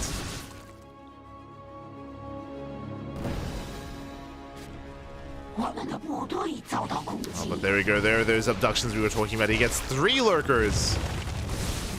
Good parasitic bombs as well. And some blinding clouds. Oh my god. It's just like that. Dark, he killed 9 lurkers. Solo, he's down to 5. I think he killed more than 9, actually. I think Solo was up to 17 earlier. The Viper's a bit of miscontrol. They do fly too close to the sun. GG gets called. Solar gets pulled apart. And Dark will take the game. And the match as well. As DKZ take down on Side Gaming. GG. GG, well played. And I stand by my statement from the start of the broadcast. How Dark has the best late game ZVZ. At least in Korea. I do think Serral's is pretty good as well, don't get me wrong, but amongst the Korean Zergs, Dark has the best, and even here he was just pulling Solar apart left and right. And even when there were these head-on engagements as well, we saw him just out-controlling his opponent. Good use of those Vipers, and yeah, GG, very well played. Very well played by Dark, and congratulations to CranKy Gaming, as they will come out on top, actually taking down the champions of WTL Summer. GG. Again, CranKy Gaming, they're looking a lot stronger this season. They're looking a lot more in form. They did struggle in the playoffs of WTL Summer, but I'm sure they're looking to recover and make up for that as well. So GG, well played. A great series was had. Good matches from both sides. My condolences to Onside, but you know, I don't think they're really too concerned with making it to the playoffs. If you remember, they had an interview. Or Solar had an interview last week, I think, or maybe the week before, over on Crank's channel. And he was talking about how this round robin stage is the most important just for good standings for the playoffs, just so you can avoid a bunch of matches. And they're doing their best. But so far, Onside, they got knocked down a peg. As we get a look at the standings, we have Shopify at the top, followed by Onside, Bassus, Liquid, Psystorm, and DKZ. Again, CranKy Gaming, they have been struggling a little bit more against some of these other teams, but taking down Onside is a good start. A good start here for DKZ, or like a good way to gain some momentum here in the round robin stage to bring down Onside, bring them to their knees. GG. That's their only loss. Their only loss so far was to CranKy Gaming. And again, these are the standings for the end of round 5. And round 6 begins this Friday. And we should be able to cast it live. Again, last week we couldn't cast many of these matches live just because we were covering the B stream for ESL Masters Winter, but that shouldn't be the case this weekend. We should be able to cover everything live. Should all be good. All be good. As we're casting the B stream on Wednesday, right? Thursday. Covering the B stream on Thursday, so plenty of time to cover WTL. All good. Hold on, I need some nice outro music. We'll stick with this. There we go. So yeah, hope everyone enjoyed themselves. Hope everyone had a great time here tonight, catching up with everything that happened in World Team League. Oof. And yeah, again, hopefully we don't have to do too many of these catch-up streams. It's something that we do whenever something else comes up. I did mention before that at some point this week, I'm going to try and squeeze in a KSL cast, because otherwise, thank you so much for watching. Thank you so much for your support. What about the classic carrier, the classic ultra? I think I like the classic carrier is okay. It's not amazing. It's okay. Look, we don't need to talk about the ultra. It's so